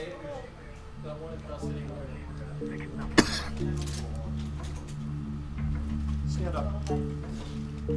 Wow. They're really gonna treat him like that, man. Holy shit. And this is why people don't like police officers, man. Like, Why would you? Why you yelling? You don't move. 3 nearby schools were locked down for an hour while police investigated the alleged shooting. wow. Police quickly realized it was a prank call and let Kutra go. I mean, literally, whoever that is there, they have like called something in specifically to get that horrific kind of reaction from the police. I mean, look at this, man. This is not a joke. And I guess, do you know, for the most part, like, people have kind of got that now, I think. And it's like, oh, man, only in the most depraved and the most underground of mum's basements could somebody ever conjure up such a horrific plan nowadays, surely. Like, I can't even imagine. The person that made the call has not been identified. No way. Number 3. Didn't Streamer identify burns him. down house. In October 2015, Japanese streamer Ushiro accidentally burned down his apartment while live streaming Minecraft on Twitch. He is seen with a cigarette hanging out of his mouth and was streaming when he started playing around with an oil-based lighter and matches. After attempting to light a match, the entire box was set on fire, and Ushiro threw it into a bin bag full of paper. Oh, what an idiot. Jeez.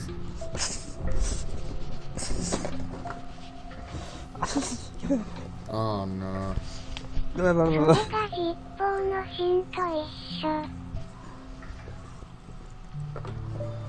Yeah, Mary. I just want to stay in my nice people Realizing his bubble. mistake, the streamer moved Likewise. the bin to the other side of the room and attempted to put the small blaze out. He decided to use cardboard boxes and a dry blanket to tried extinguish the to- flames. what? Unsurprisingly, it just made things worse. He then tried throwing water onto the fire, but it was too late. Oh my gosh. Oh no. Fucking hell, look how quickly it goes up. Oh man, fire safety 101 for you there, mate. Wow. Wow. Oh, he's gonna come back in and be like, holy shit. Yeah, you're way too late, buddy. Oh, fuck, that is bad. Oh, please don't be too late.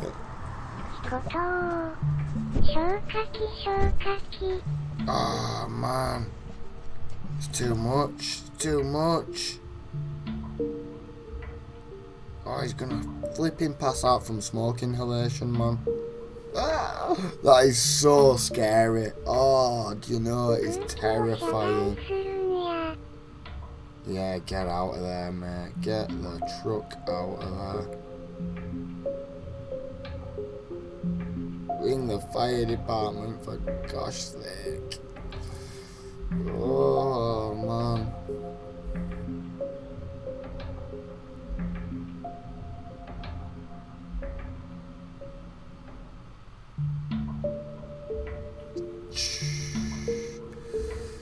Futile, mate. Futile. Oh man, it's so hard to know that at the moment when your room's burning though.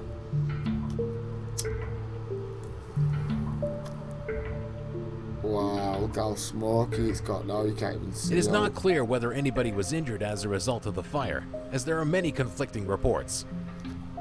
Number 4. That is bad. Twitch scammer. Angel Hamilton, aka Zillion OP, was a popular Twitch streamer who streamed himself. I'd never seen that one before. That's the first time I've seen that. I have seen the old fire safety video, mind you, which was enough to make me like be terrified of fires forever. But wow, man, very, very scary is that. Holy crap, definitely want to be staying in my nice people bubble though. I like that one. I tell you what though, I do know this story, and this is quite a bizarre story. So I'll just let this one play out. Hopefully I tell the story properly, I'm sure they should, but it's a wild one is this. Playing games for around 8 to 12 hours a day. Zillion happened to be in a wheelchair, as he claimed to be paralyzed from the waist down. Like most people on Twitch, Zillion allowed users to donate to him to help better the stream or to personally help out. All in all, he reportedly received around $20,000 in donations, including a $2,000 donation for a new wheelchair. On April 5th, 2013, Zillion streamed himself playing Diablo 3. During the stream, viewers were shocked to see the disabled man casually stand up and walk off camera. Unbelievable, it is believed that that, Zillion thought his camera was off, and once he realized it wasn't, he tilted it down and returned to his wheelchair. His girlfriend, who also took part in his streams, can be heard saying, "Oh my god," as he stood up, as she knew he had just messed up and everyone on the stream had seen the goof. She then begins to tell a story to try and distract viewers. Oh my god, we took our dog, like to the fish shop today, because the dog loves just like going out and meeting new people. We constantly have to take him to like be introduced to new like random people and stuff, so he hangs out at fish shops and stuff because like we love talking to the people there anyways. And there were proper bad, man. That is, it's so bad. A bunch of customers that came in just like in this huge flow, and he got scared and like came and sat on my lap, and then I was like, oh, this is so cute, like he's cuddling with me because he's scared. Then tries to push it down like that's gonna do all now. Hey, Angel. Hi. Everybody already leave? Yeah, Mungle had to go. It's easily outgeared. Oh my god. Zillion later attempted to explain himself by saying he had actually fallen because his dog was dumping water on his wires, and he tried to stop any damage to his computer. Twitch has since shut down his and his girlfriend's channels for violating their terms of service on the basis of fraud, and has offered refunds to anyone that subscribed to the channel. Terrible, man. Terrible. Number 5. Imagine going out of your way to deceive the people that put you in a good position. Oh, Sajidine robbed at gunpoint. On June 9th, 2014, Say what? Twitch streamer Nikki Elise, known online as Sajidine, and her boyfriend, Sunsfan, were robbed at gunpoint in their home in Arizona. At the time, Sajidine was streaming Dota 2 on Twitch when she heard a loud bang and went to investigate. Oh, the hell? don't have a TP. TP back home. What are you doing? Two gunmen were in her home and demanded. Wow, holy fucking shit, that is crazy. Pardon my language there, but wow. Like, my door locked. Damn. Welcome, Jen, by the way. Welcome. And I know it fell off. Oh my gosh. Like, the worst thing you could have possibly ever said at that point, I think. He actually, that Zillion, sorry, going back to the last one, sorry to cut it halfway through here.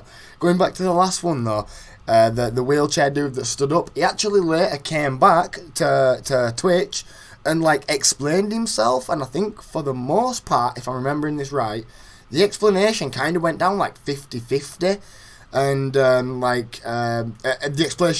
explanation basically went something like this: that when he was in his wheelchair, it wasn't actually like paraplegic. He was just like severely kind of injured. And over the time that he was in the wheelchair, he was like recovering from a car crash, which was the reason he was in the wheelchair. He was never going to be in the wheelchair forever, but he'd kind of just not said all. And honestly, I kind of read that as, oh, so you basically was like trying to milk being disabled. Then that is that why, you know, like, because obviously what he's done is lied by omission, right? I don't really see him. I just didn't say all as being a valid reason anymore. But yeah, he tried to explain it away, and it kind of did go down well with some people, I think. But anyway, this poor lady's just been and a boyfriend are flipping getting robbed. Her and her boyfriend. Welcome, Jen. We can see one of the robbers walk into the room where the camera is with a gun in hand. Wow.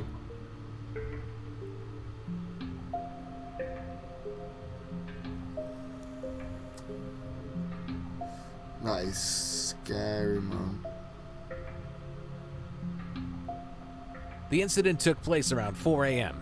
Viewers of the stream from around the world informed police of the home invasion. Thankfully, both Sajidine and Sons fan were not harmed during the robbery. Due to the many calls from viewers, police quickly arrived at the home and arrested one of the suspects. Nice. It later turned out that the couple were not the original intended targets of the robbery. Right. It is unclear whether they found and arrested the other robber. Well, at least they got one of the people. Oh, God. Watching stuff like this gets me bloody riled, man. Sajidine has uploaded a video describing the incident in detail. You can find the link in the description. But that was terrifying, man. Shit. Thanks for watching. Y'all know me, I've never even seen a gun before. If I got one waved in my face like that, oof, man. I don't even know. Ooh, live news reporting moments. Most scary things that happen during a live news report. Yeah, go for it. Why not? Number 15. Oh, sorry. I'm really sorry. I am not allowed to listen to that channel. Just listen to this guy's voice. I'm not one to be mean to people, but he's just got this kind of voice that I am not into. Number 15. KNBC TV Intruder. August 19th, 1987 was a terrifying day for members of KNBC in Los Angeles. Like, he puts that voice on everybody. That isn't his real voice. I just reinforce that point. Like, you know, not normally wouldn't it be like that with anything, but it's just one of the most annoying voices I've ever heard. I just can't even put it any other way, and I'm sorry. But he puts it on. He does not actually speak like that normally. And, I mean, to his credit, it worked. Like, he's really popular for it, but not for me. Thank you. I don't mind a bit of cadence in the voice. Thank you very kindly. Okay, well, that's just the same, so let's try this one. It's a bit shorter as Subscribe well. and turn on notifications to enter our PS4 and Xbox One giveaway. Oh, the come link is in on. the description. Give over, will ya? Number 10, robbery. First up, we have a streamer that goes by the name of Sajidine, and she We just watched had that to one. Thank you. Thank you for making that the first one. Appreciate it, dude. Still scary though. Gosh, look at that. It's even scarier second time. Number 9, fake pair lies. Next up is. I think we might be getting near the when you get caught during meet. Getting towards the first level of the iceberg here. Look. Number 8, guy masturbating. It's bad enough already when you get caught during me time because your parents don't know how to properly knock for privacy purposes, but the point being here is that this individual really got to experience this on a whole new level, and I'm talking embarrassment. Funny, man. Normal getting caught, this is where he's at. But he was about to stream, and right before, you know, the little pre-stream, like stream starts in this. I like these guys. Whoa, dude. What is up, everyone? Hello, and welcome. What the heck? Oh, the camera's on. The camera's been on the whole time, huh? I don't even know. Oh. Hello. You know what I'm really wondering, though? Is why would he want to do that before his stream? You know what? I'm going to be done asking questions about that. Anyways, number 7, vagina slit. Oh, come on. We So don't need to we be. have a double whammy from a stream. Come on, man. Chill out, will you? Give over. Jeez, man. Oh man, no, I don't know about this guy. I don't know about this guy's choice, man. Seriously, this guy's trying to be some edgelord or some shit. I don't know about that. Don't know about that. Broke out on live TV. 5 straight streams gone horribly wrong. Okay. As long as there's no weird shit. Hi. We will literally get banned off Twitch. Like, none of that stuff, please. Calls about you on my phone, and I'm a gangster, so you better fucking leave here, right? What's up, everyone? Whoa, and welcome back to holy Top 5 crap. Central. When you post a YouTube video, a lot of things can go wrong that you could fix post-production. Maybe you messed something up, said the wrong line, or any of 1,000 different things. But with Beauty of a Twitch, live what happens stream. live can't be You don't like my dude. I used to watch his videos a lot. Yeah, gonna say, yeah. I take that back about the last dude. He was funny to begin with, but I am gonna have to call into question some of that guy's moralities, let us say. Yeah, I think this one might be alright though. done. So today That's we're looking funny. at Sorry, Jen says, "Oh wow, me too. Voices of everything." And thank you for sparing us. Again, don't mean to be mean, and I probably wouldn't even mention it if it was like his real voice, and I didn't fully know that he'd put it on simply to get people to be like, "What the heck is this guy's voice all about?" And to talk about it, and then to get traffic to his channel, which it actually worked. So, I mean, to everybody, I guess. But yeah, not a good narration voice. Sorry, I am not the one that should be speaking on that. I have not exactly got a flipping angelic narration voice myself, but I'm sure as heck not putting a voice on to purposely sound bad so people will talk about my channel. So there is that. But yeah, okay, let's get into this one. Twitch streams gone horribly wrong. Now, leave a like on the video and comment your favorite We haven't even Twitch watched streamer the you watch every video. day. Stop. Me personally, I like Dr. Disrespect and Ninja, but let's start a comment war on who's the best. We haven't Anyways, even let's get right seen him into yet, it. man. Like, we haven't watched the Number video 5. yet, have we? No, we haven't. So some people think that Stop streaming it. outside in the real world is kind of annoying, and to be honest, I can't blame them. I mean, it's probably pretty annoying if you're just trying to have a nice day and someone next to you But yeah. talking to hundreds of people on their phone at once. But yeah, totally. With that said, even if it really made me mad, I don't think I'd ever go as far as this dude. I mean, to be fair, we get basically no context, so maybe we're missing something important. But it looks like some random guy glasses this dude just for streaming in public. At least he tells us we got no context, though. Shout out to the guy for that.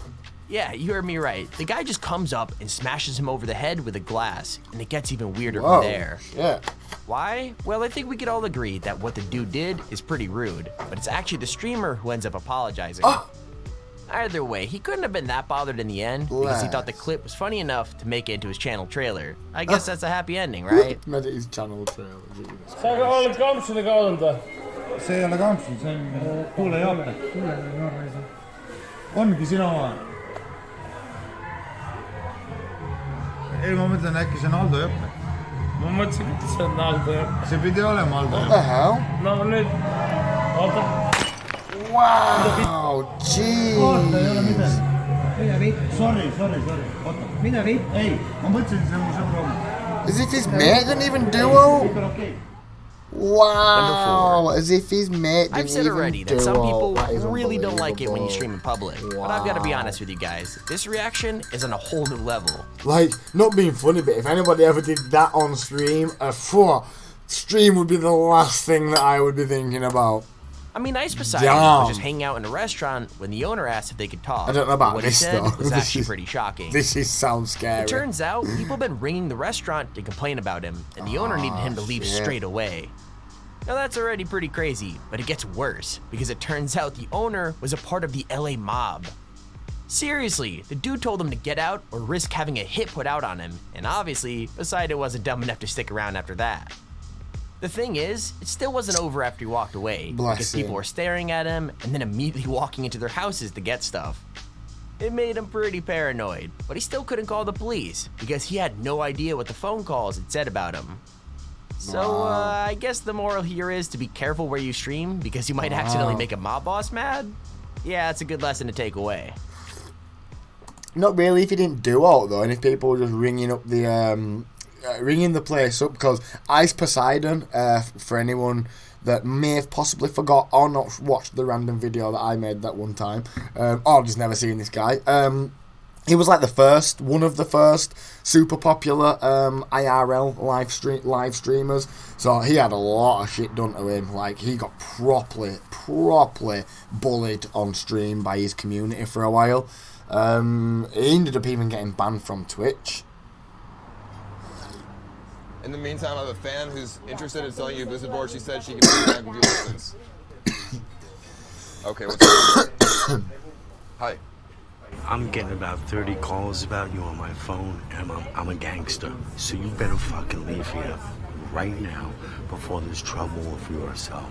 You understand that? You're fucking with the mob over here. You better leave now. Got it? I apologize. You better leave now. What's going on? The sooner you leave, the better. Okay. I will be gone then. I will be gone. You're not gone yet. As soon as you go, you I gotta go now. will be gone. Thank you very much for your business. I definitely don't want to fuck with the mob. Okay. What the heck, All right, so there you go. Wow. All right, See, no more this- sitting ice resident sleeper then. Okay. This is precisely why I don't go in places. If you've ever noticed, I tend to stay the heck away from places. All right, well. All right, Jacob, what's her number and I'll buy the boosted board. Bless him. He was actually a nice dude as well. For all, but I mean, probably some people would say no, but So here's the thing. Doc is one of my favorite streamers didn't seem ever, like the but worst this next people. situation is really messed up. Basically, one day, Doc had to tell his stream that he'd be taking a break for a while, and the reason why was pretty shocking. It turned out that he'd actually been cheating on his partner, even though Ooh. they were married and even had a kid. Obviously, that's a pretty terrible thing to do, Wow. and he knew it, because the whole time he was explaining, he couldn't stop crying. I thought we'd seen this one because we'd just seen one from this same guy, but this is a different one. You have a fantastic voice. Thank you, Jen. Bless you. That's a good point. That is a good point. I cannot say that all those people are not telling the truth. That would be unfair of me. It is true. Thank you, Jen. Thank you for the reminder. Bless you. Let's see. Like, he had to apologize to his viewers and his sponsors, as well as his wife. And it's So almost he hard should, to watch I because of mean. how emotional he is. With that said, he did make a pretty unforgivable mistake, but his return has shown that he's really changed. Oh, give over.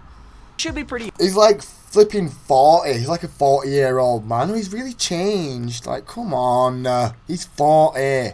Obvious that Oh. streaming in the kitchen is a bad idea, but just in case you're thinking of trying it, this video is a good reason not to.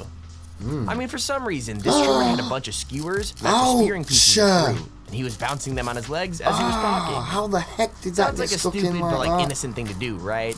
Well, it was, and it didn't take long for things to go seriously wrong. Wow. In case how you the can't guess heck what did it go happened, so he forgot wrong? to check which way one of them was facing, and instead of bouncing it off his leg, he stabbed himself in the thigh with a sharp end. It looks pretty painful because the thing stabbed through his jeans and into his skin. But he does a man, pretty good that's job of acting brave for the brutal. camera. I mean, as funny as it is, though, I can think of a lot of safer ways to go viral on Reddit. So maybe don't pull a stunt like this next time you're looking to up your follower count, yeah? Yeah, it. Better ways. For real? Oh my god. Did you screw yourself? I just did. Oh god, Mango. What an absolute maniac. Wow. I'm waiting to check the tapes. Oh.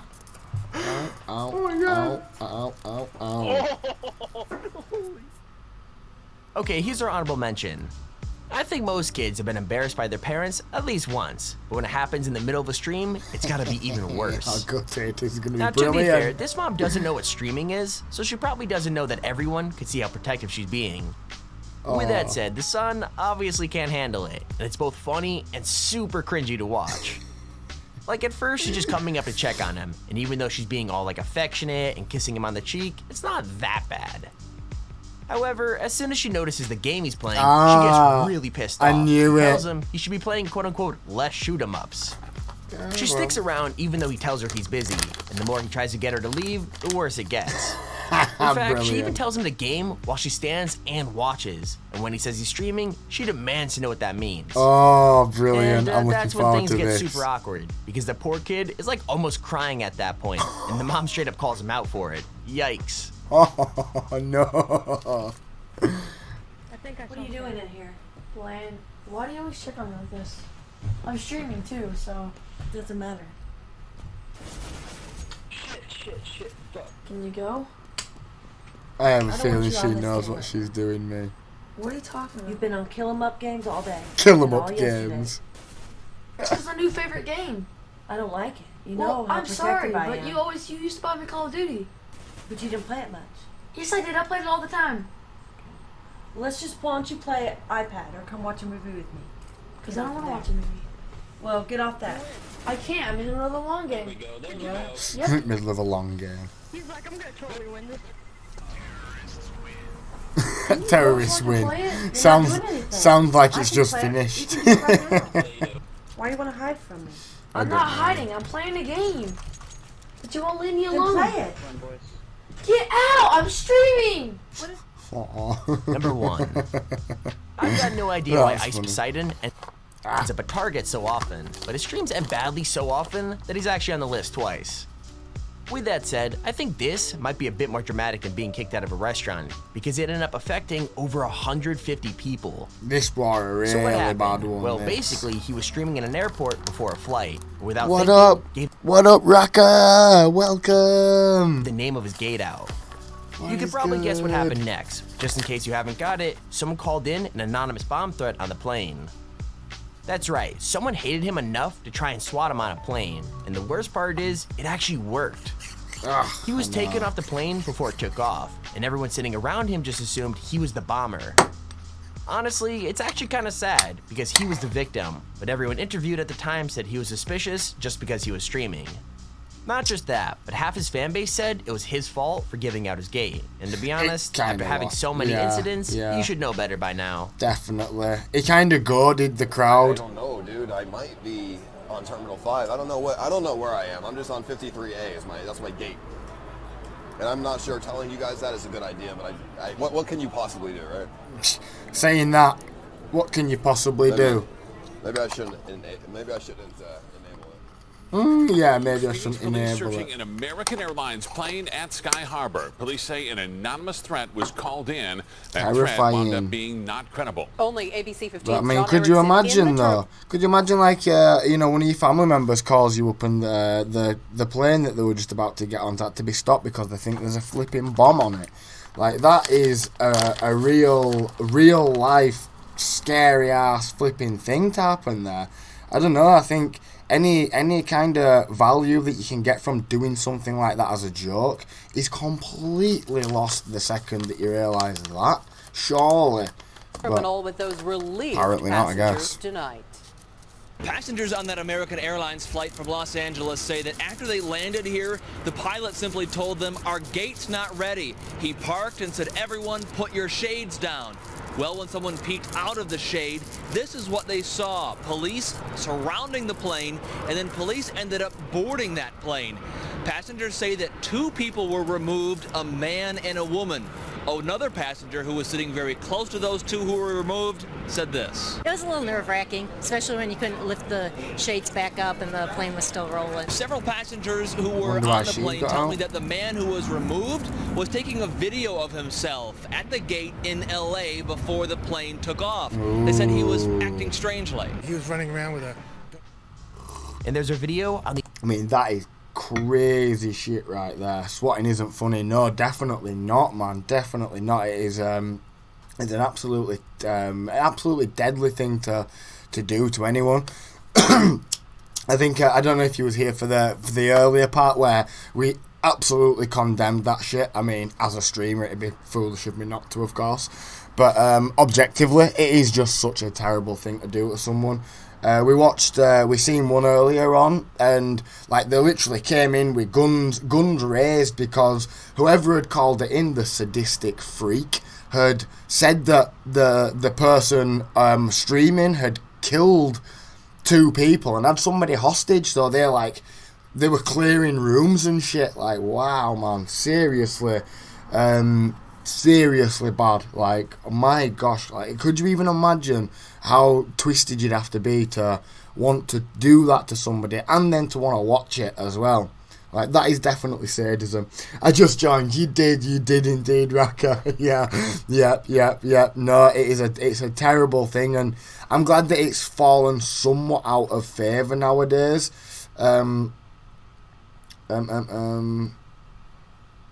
Yeah, because it's just a ridiculous thing to do, especially in like the day that we live in now. Gosh, so many like crazy things happen with like police and shooting and stuff. It's just, yeah, totally not something you should be encouraging at all, man. I don't think, at least. But I think for the most part, people do kind of get that now. I don't hear about it much, and a lot of the footage that I seem to be seeing is from quite a bit ago. But because yeah, I mean, nobody would want anybody like that in the community now, surely. After seeing all of these, you know, horrible situations that have happened. But you're right, Raka, it is a terrible thing. Wild that it even became a thing, in all honesty. 7 creepiest things caught on security cameras. We get a lady's voice this time. Fact Faction takes a look at 7 CCTV feeds. We feature some of the creepiest occurrences ever recorded on camera, including the paranormal and plenty of horrified humans. Get yourself prepared for poltergeist activity, unwelcome guests, and the alleged ghost of a small boy. Whoa. I don't know about these ghost ones though, y'all. What you thinking?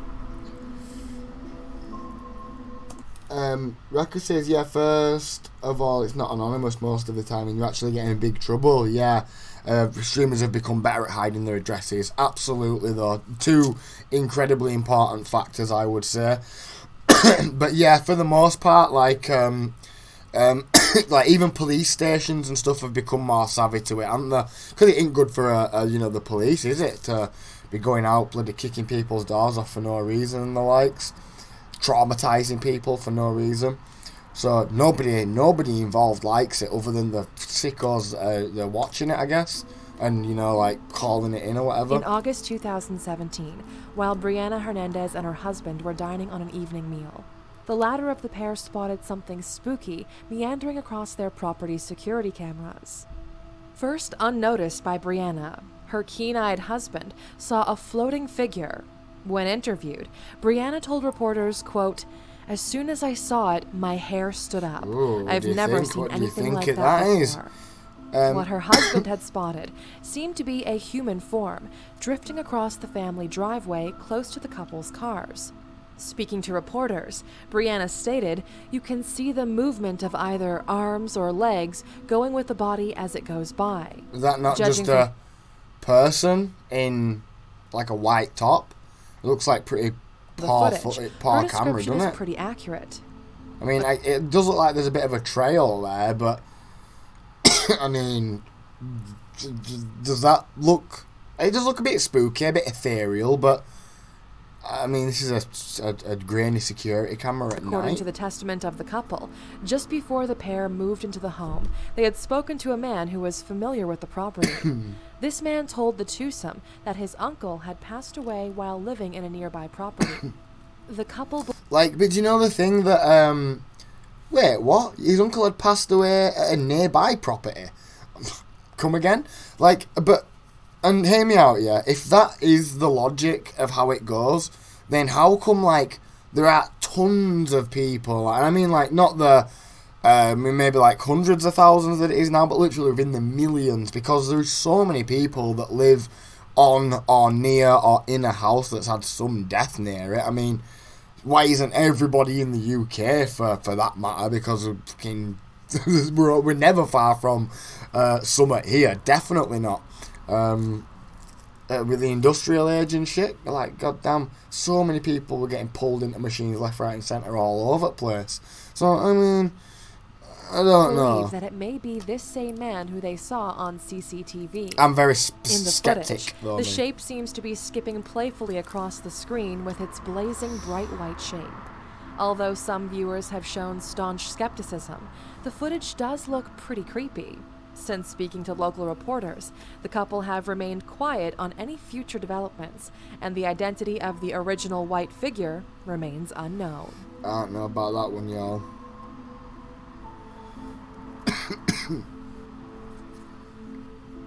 In August 2016, Reddit user named Fat and Depressed posted on the social media site to report that he had seen something sinister lurking outside of his home.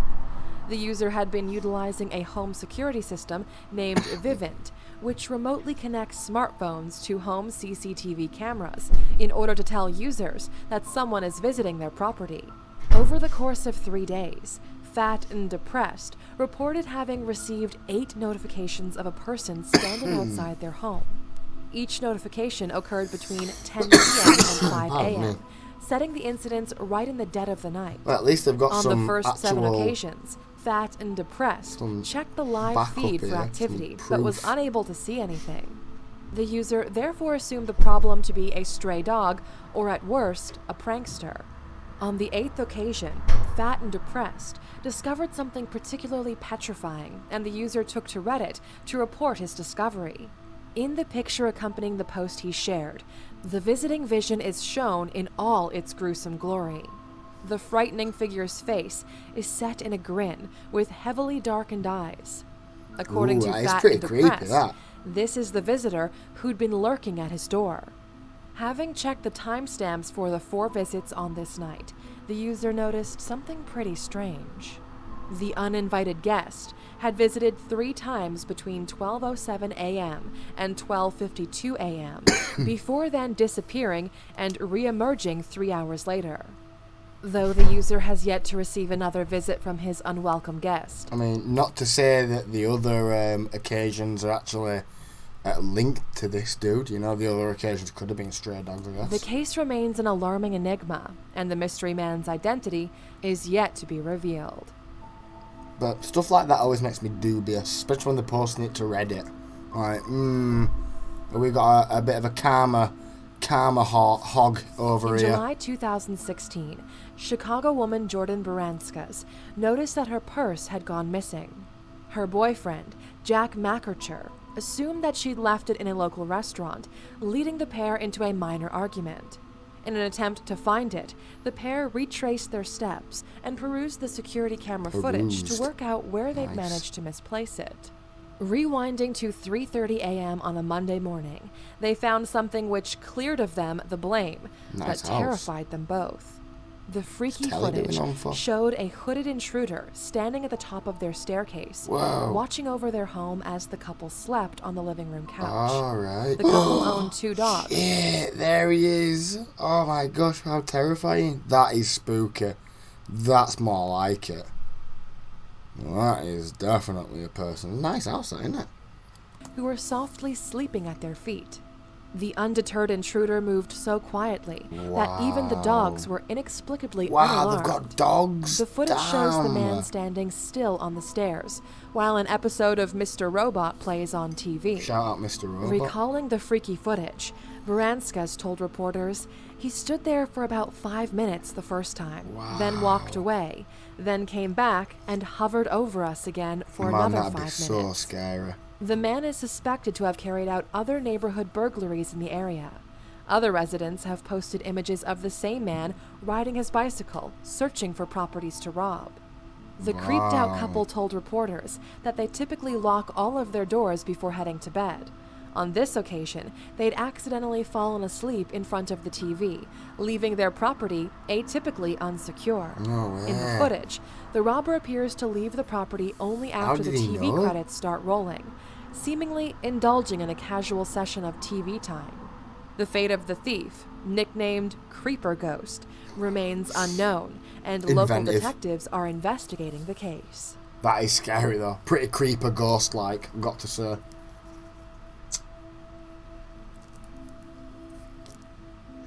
Ooh, in October 2017, mother of 3 Rochelle Haig posted CCTV footage on social media in order to alert other parents to a strange man in her neighborhood. The woman, from the UK city of Manchester, was sitting at home while her 3 children played on their garden trampoline. At around 2 p.m., a mysterious man in a white van stopped in front of their home, allegedly offering donuts to lure the children into his vehicle. Wow. In the footage, the eldest child, 8-year-old Sadie, is seen taking her 6-year-old and 2-year-old siblings inside the home.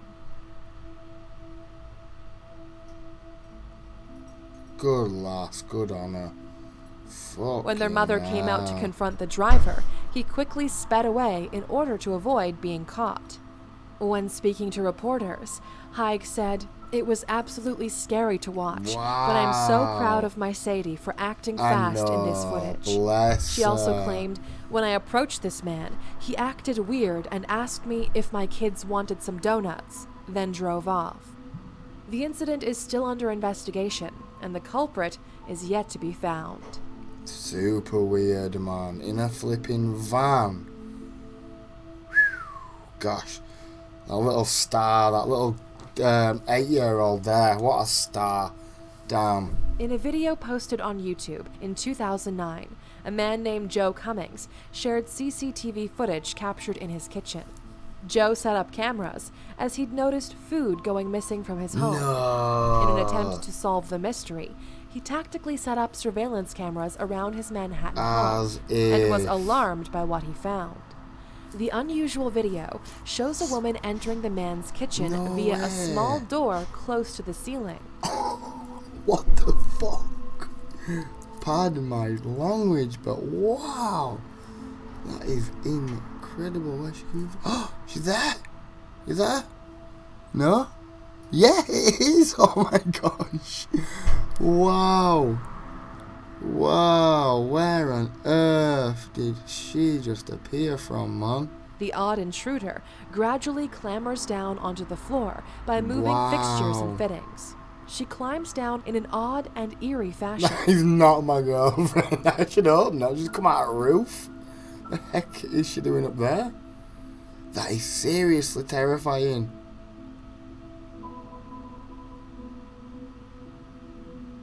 Got it all figured out. I've done that a few times. Oh, look at her hair's all unkempt though.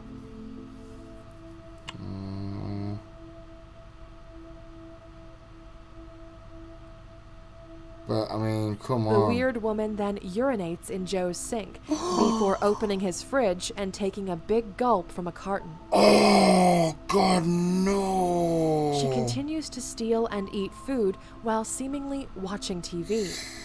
Halfway through the footage, the woman abruptly scurries across the screen as Joe, woken from his sleep, wanders into the kitchen to take some food for himself.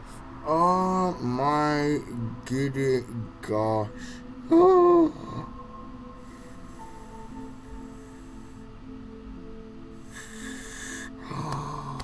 No way, my gosh, that is so creepy.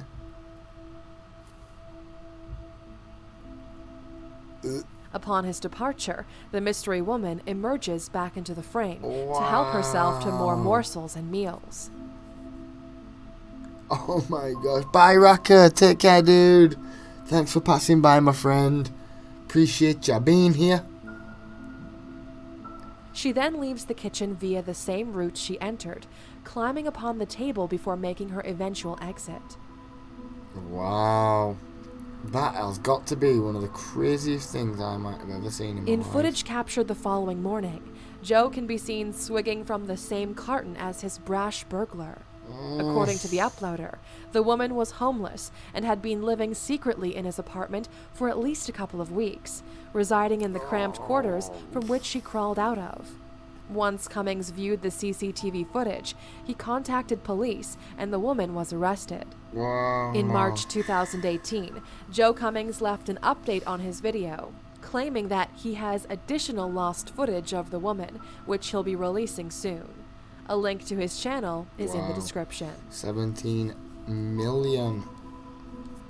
That is definitely one of the weirdest ones I've ever seen, is that.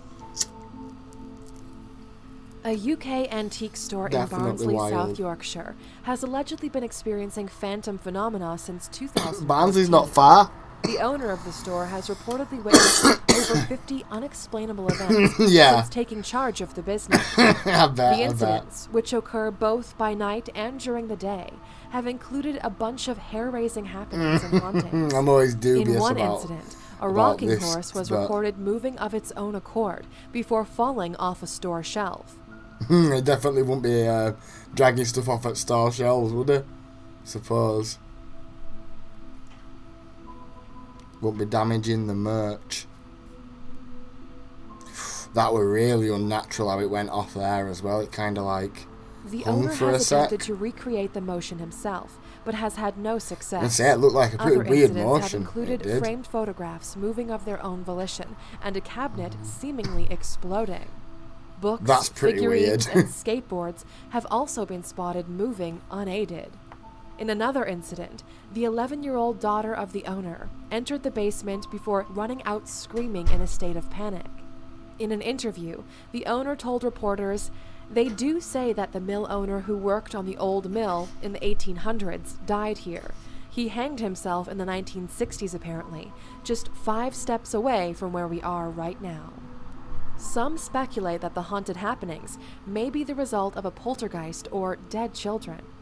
Paranormal investigators tasked with exploring the outgoings concluded differently. They believe that the ghost of an unidentified homeless man has orchestrated the eerie events. Welcome, Jazz. This man, when alive, would routinely wander into the graveyard upon which the shop was built. However, the actual identity of this alleged man remains unknown, as does the origin of the horrifying happenings. I'm always a bit dubious about those ones, though, especially when it's like, oh, you know, my shop, unexplainable, yeah, totally smoking something. But welcome, Jess. How are you doing? I hope you're doing okay on this wonderful. Is it morning or afternoon? It's like pitch black out there now. Pitch black. I think we've got a couple more to go.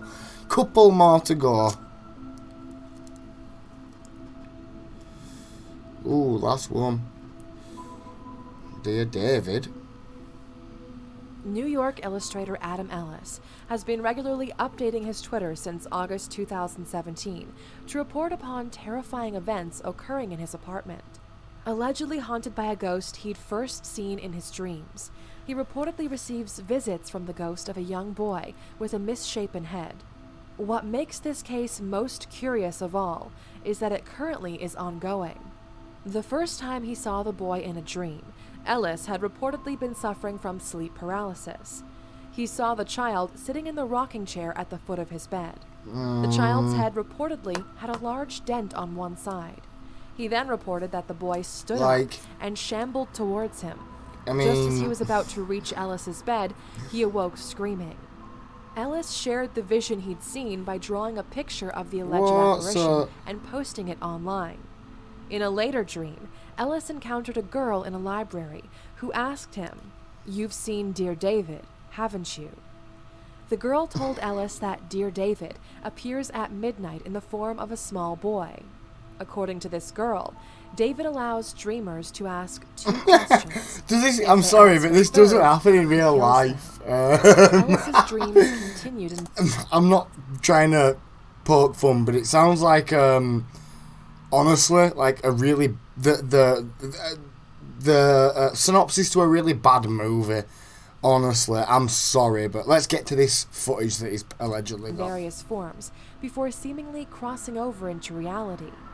The dreams stopped for a while before Ellis moved into a new apartment. Yeah, I'm sure the fact that he's verified on Twitter now has nothing to do with the fact Began to do about any bizarre of this. behavior, gathering at the front door at midnight for 4 consecutive nights. During this period, they would stare at the door as if something was on the other side. Okay, on one so of these evenings, maybe the Ellis food. looked through the peephole and saw something move. His cats continued to demonstrate the same odd behavior. Ellis then took a photograph through the peephole. This photograph showed a shape lurking on the stairs outside of his apartment. In order to investigate further, Ellis used a sleeping app to see if he could pick up on any suspicious sounds. This app works by detecting noises made during the night. What he found was vague, but included static electric noises, along with strange snapping sounds. On another occasion, Ellis awoke as his whole house was shaking. His fear growing greater, Ellis bought a motion sensor camera for while he was away from his apartment. Well, like his This camera caught money footage of growing. his cats behaving strangely, as Motion if sensor watching cameras. invisible beings move and meander through the apartment.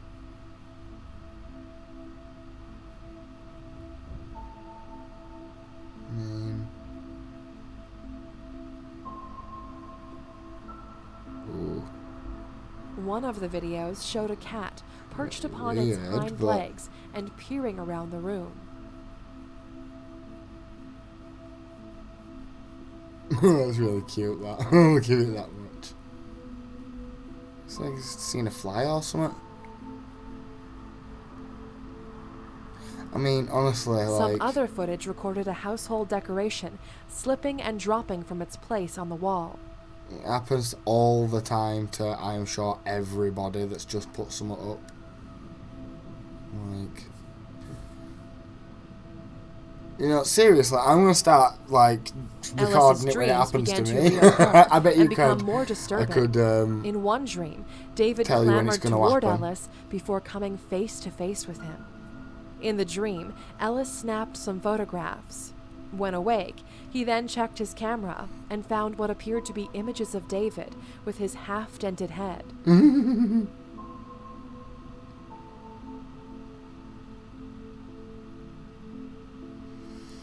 I mean, Ellis then took further creepy photographs, which clearly showed David sitting upright in the apartment. These images also showed him staring at the ceiling and standing over Ellis as he slept. The final picture of this sequence is an extreme close-up of David, showing only his hair and the top of his head. Ellis continues to update his Twitter with current ongoings. Most recently, he discovered small footprints in the snow outside of his apartment. I mean, Ellis recently had another dream in early January 2018 of David crashing down from the ceiling onto his chest. A photograph taken by Ellis shows David falling from the ceiling. As of January 2018, I can't take that seriously. The updates continue. I mean, I don't know, y'all. What's up? Welcome back, Penguin. No, definitely not scary. It's literally some dude that flipping went to film school and you know, man, I don't know. I can't buy into that kind of stuff. I really can't. I can't watch movies that do it well because I find it so just fake, to be quite honest. So I'm very biased, absolutely, I am, not gonna lie, but I don't know about that, I don't know about all that, y'all. Yeah, do you know what? The scariest thing about that video there, that part of the video there was sleep paralysis. Now that is terrifying. Actually terrifying. It is also said to be the precursor of astral projection, which is pretty cool if you can do it. You may even remember having a dream that was effectively astral projecting when you was younger. Quite possibly. It's like a dream, but it feels real when you kind of think back to it. It's really hard to explain, honestly. But yeah, sleep paralysis is very scary though. Very scary. I've had that a few times in my life. The first time I was scared, but like to be honest, I kind of figured out what it was. And then yeah, I only got it when I was older though. I only remember getting it when I was older. They're usually pretty good. Usually like it's like really creepy, weird, dark videos, but some of those can be a little fake sometimes. Because like the thing is, because there's so many people making videos like this now, there's never been more incentive to start doing stuff like that. I mean, literally, you could just get picked up by one of these channels and go viral overnight, effectively. But should we watch? We'll watch one more vid, and then I think I'm going to hit the hills for the day. Run for the hills for the day. Should we do a Watch Mojo one? Scariest moments caught on Twitch. Certainly don't look like we've seen a couple of those. Okay, let's go for these. 2 years ago, it might be a bit more updated. Anything can happen. What are you smoking today? Good question. Sorry, let me just get to some of these old comments here. Look, not scary to you. I'll be thinking about that in the dark tonight. Oh no, don't say that. Gosh, yeah, I guess it can be. Apparently, there's an illness where your brain changes and you end up not being able to sleep ever and eventually die. Sounds mental, yeah. Insomnia is quite like that, I suppose. I mean, I can't remember what any other ones are called, but is it when you're narcoleptic, when you just can fall asleep in middle of just like conversations and stuff. But yeah, flipping sleep deprivation is such an intense and terrible thing for humans. Like, it doesn't even take long to like go from sleep deprivation. But we're smoking some cookie dog or cookie dough or something today, Dodgy Penguin, and it's actually quite nice. Honestly, I've had like a weird headache all day today, and I could have like a funny old stomach ache at some points as well. But I have not eaten today because I've not had much of an appetite, so it might be that. But yeah, I've not been feeling 100% today, honestly. I'm feeling slightly under the weather. I'm fascinated by lucid dreaming. Being able to control your dreams sounds so fun. Yeah. Oh well, if you're slightly interested in that, you might be interested in astral projection, and I took a huge liking to that because it's effectively lucid dreaming, but honestly, it is pretty much just lucid dreaming. It honestly could best be described in all the ways that you describe lucid dreaming, honestly. Yeah, I'm sure some people are probably going to argue it is the same thing. But yeah, it's an incredibly fascinating kind of phenomena. And one thing that really got me one time was I was like looking for books on the matter, and I read like this blurb of this book, and the blurb basically was, have you ever had a dream when you was a kid, but when you remember back to it, you can't quite remember if it's a dream or real, but you kind of know it's a dream because you may have done something in it that was like physically not possible on Earth. For example, my childhood dream that fits that perfectly, which is what got me like, whoa, holy shit, I've done this. Yeah. I was basically like playing about with my dog, like just like running about. I was a kid, like 7 or something, and I was like playing about with my dog, like running around my house. And all I can remember kind of that was odd about the dream is I was floating up and down the stairs. I was like jumping down the whole set of the stairs and like telling my dog to like come with me. And that was the only thing that like struck me as weird in that whole dream. And then that's why I kind of remembered it and why I always thought, well, there's definitely a dream. I wasn't like floating down my stairs like actually. So very weird. But yeah, that was like astral projection apparently. Lucid dreaming. But sorry, Jess continues to say, I used to watch a sleep video. I used to watch a sleep video to train how to do it in your sleep. Yeah, I just fall into such a nice sleep. Yeah. Do you know, if you want a tip for doing it, yeah, try it if you ever wake up in the middle of the night, best time to do it. If you ever wake up in like early in the morning and you're going to go back to sleep, best time to do it. Because yeah, you kind of need to be super relaxed. Another good way of astral projecting as well, and this is how I used to always try and do it, was to count back from 100 all the way to 0, and then count from 0 all the way to 100, but put plus 100 or negative 100, or just put something in front of it rather than just like straight counting. But if you kind of get through all that, you should be sufficiently relaxed enough to be able to slip into like sleep paralysis. You should be in sleep paralysis at that point, because they say that if you kind of like don't move, don't itch, you'll get like an itch or something a lot of the time. But if you don't itch, don't do anything, you'll have the urge to itch. Like fight it, don't do it, and just keep counting down or keep counting up, whatever, and keep concentrating on just counting. You will fall into it. Like they say, everybody will fall into it eventually, because you'll basically think that you're gonna go. Your brain will basically think that you're going to sleep. But yeah, I used to love that. I used to try doing that all the time. Mary says, I sleep in a pitch dark room, and one night I had a dream. I was blind. It was so real, and when I woke up, of course it was dark. Oh my gosh. Slept with the lights on for a week. Oh my word, bless you. I bet that was terrifying. Damn. You need to put your hand behind it to focus the camera. Ah, right. You never watched any beauty YouTubers. I have, but I've never seen such a wonderful technique. That is a really good flipping thing. Why have I never thought of that before? Let me show you. Look, I'll show you one more time. One more time for the y'all at the back there. And let's even look. Let's even get the studio light kicking. Can you do that? Wait, let me just figure out how to do this.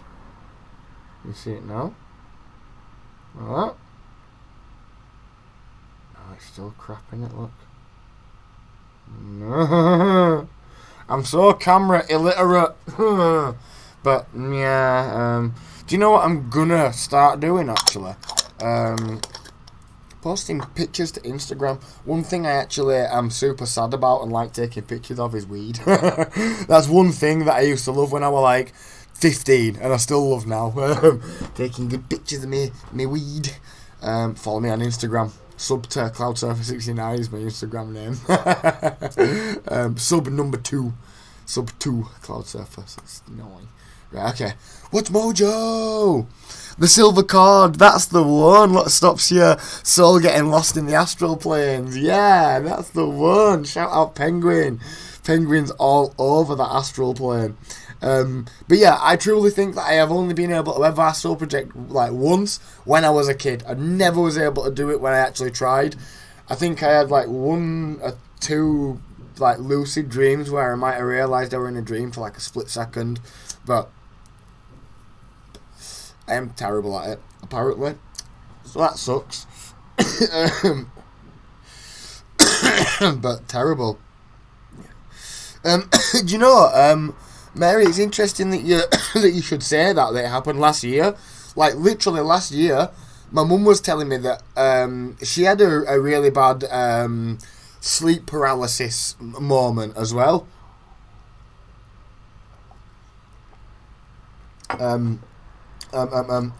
Yeah, my mum was telling me, just reminding me of it, that she had like a really bad sleep paralysis moment where she basically thought that she was getting held down by somebody in her sleep, which I can imagine is flipping terrifying as well.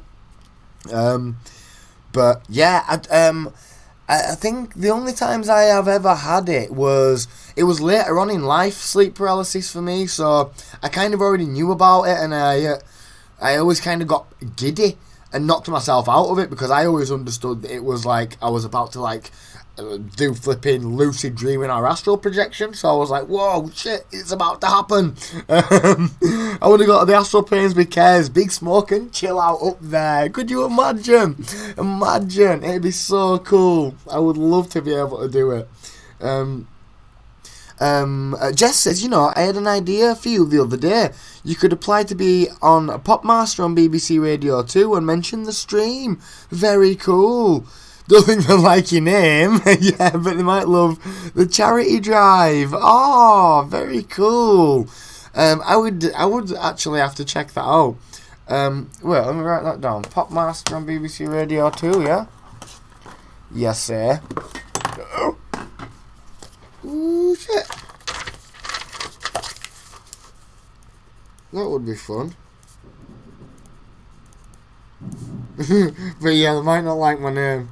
BBC Radio 2. I used to love BBC Radio 2 when I was at work.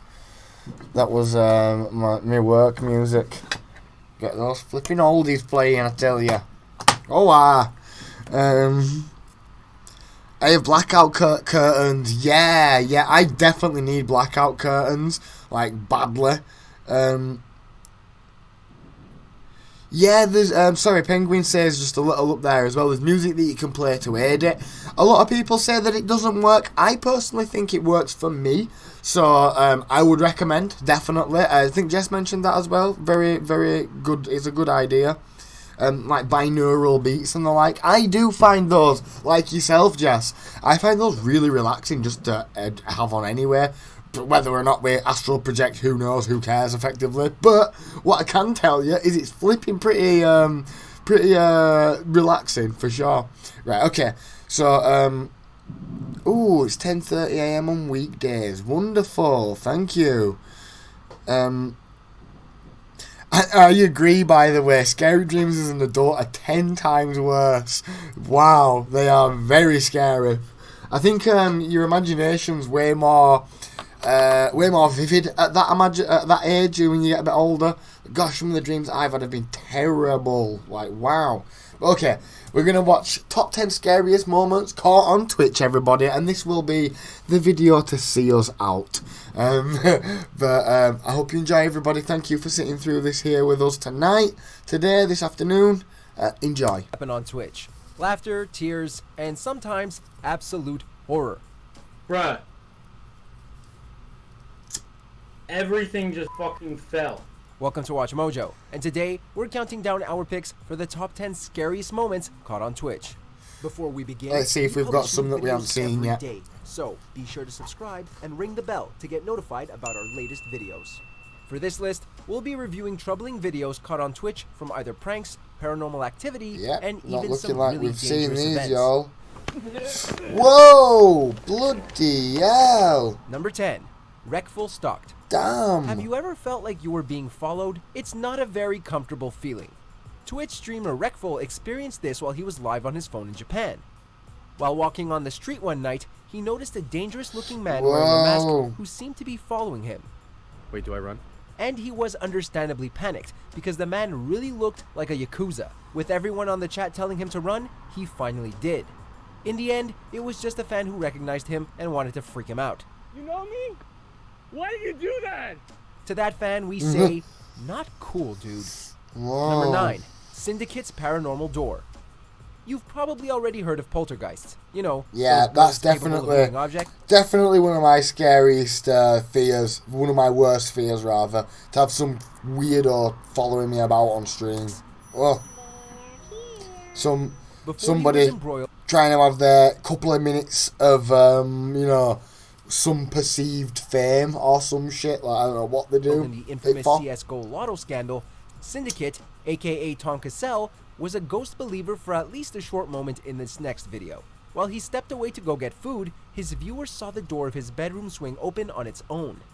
I need to fucking see this for my own eyes. When he returned, everyone told him what happened. It was a very stressful moment for Syndicate, who started believing his own house was haunted. Luckily, he found out it was his dad playing a prank on him. Oh, no well way. played, Dad. It was my fucking dad! Oh, as if he 8, actually Sajidine's cared about home that's funny. invasion. I like that. Anything can We haven't happen watched during a it. live We've stream, and watched unfortunately- this one. We've seen this one, but we'll let it play again just because it is absolutely Sajidine, terrifying. real name Nikki Elise, paid the price. During a live game of Dota 2, she heard a noise coming from inside the house. Turns out it was a burglar who broke in and That came is face to scary face with shit, her. that, though. The remainder of the video shows a man walking into her bedroom and taking objects with him. That's one freaky moment. We're literally just staring at each other, like in shock, like we're freaking here right now, staring at each other in the freaking bathroom.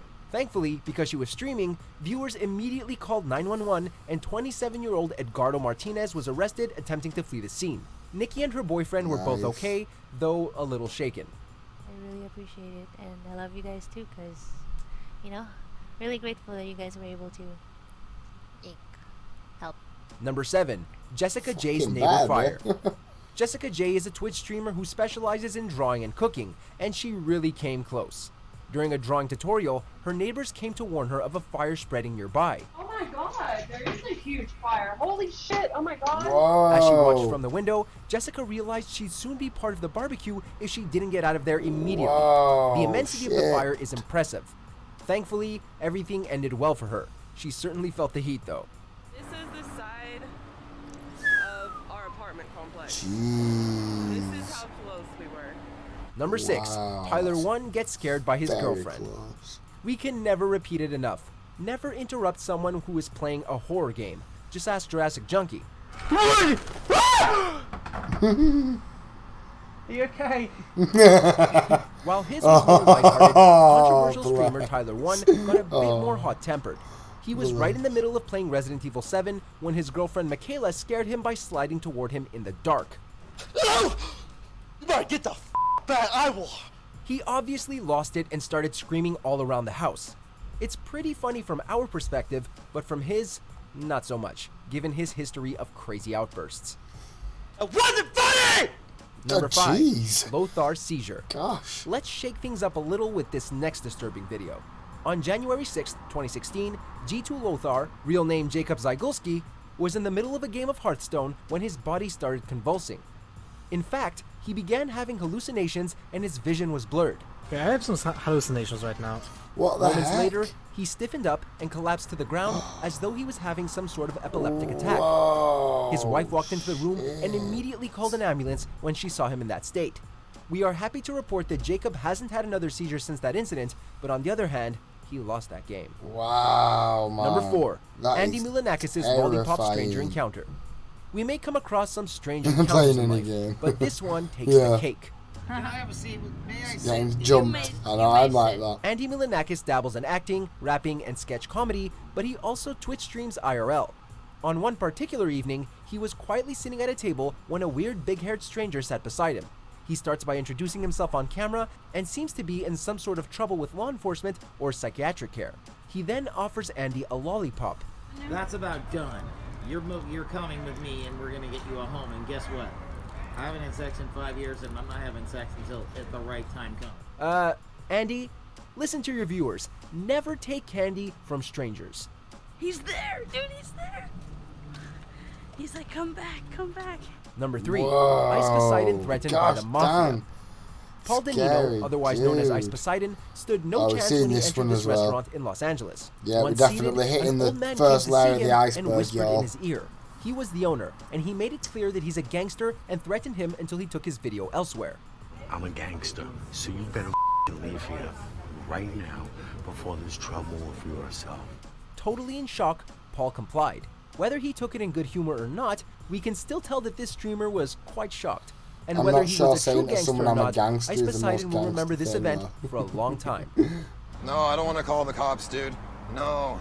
If I call the cops, dude, they're just gonna blame it on me.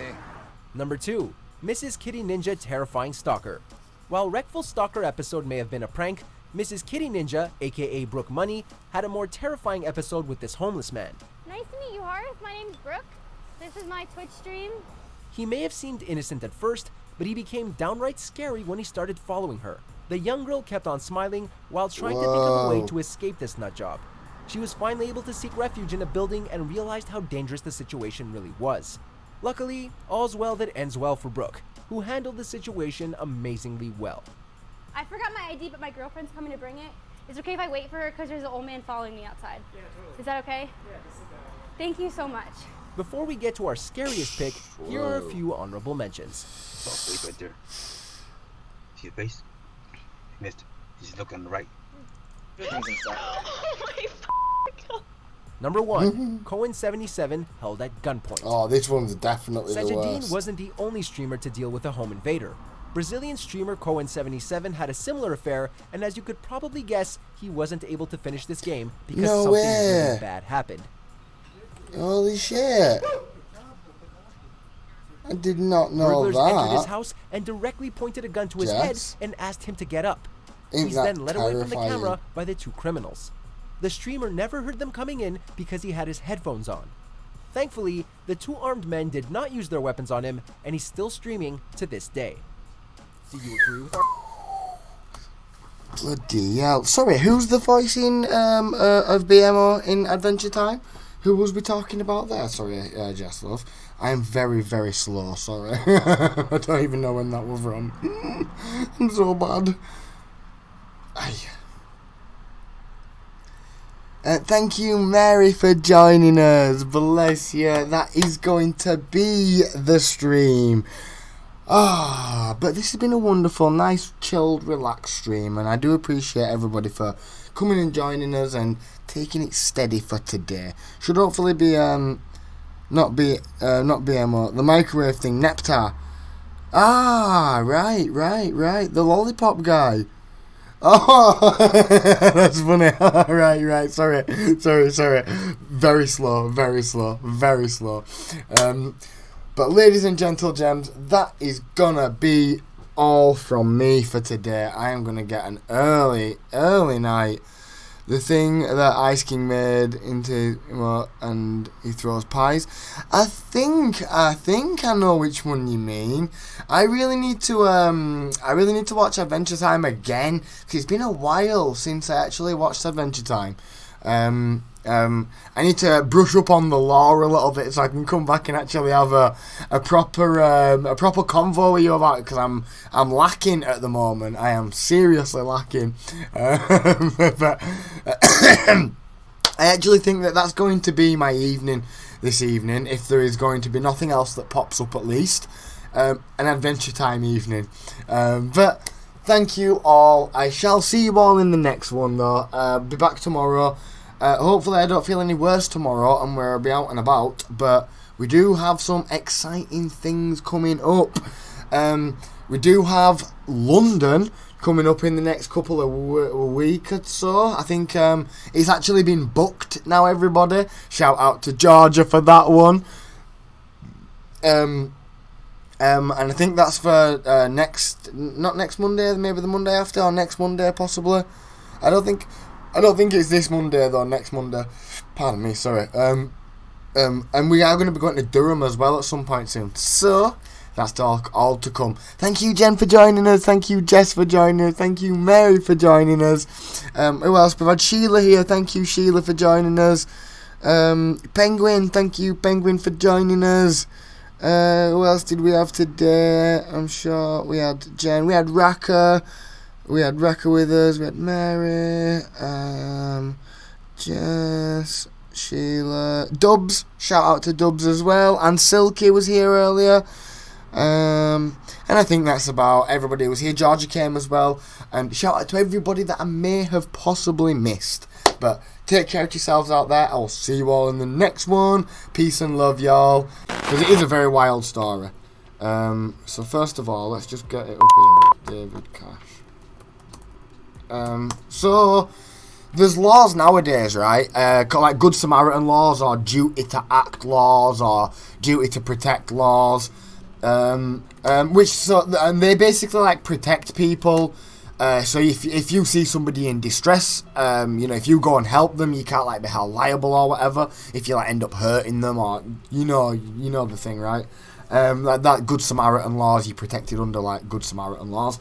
And then there's also like other laws now where if you kind of see a crime, you're expected to report it, right? That's kind of a normal thing now. Is that fair to say?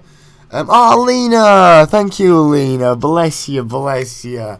You need fenders. Yeah, bless you. Thank you for sticking with us.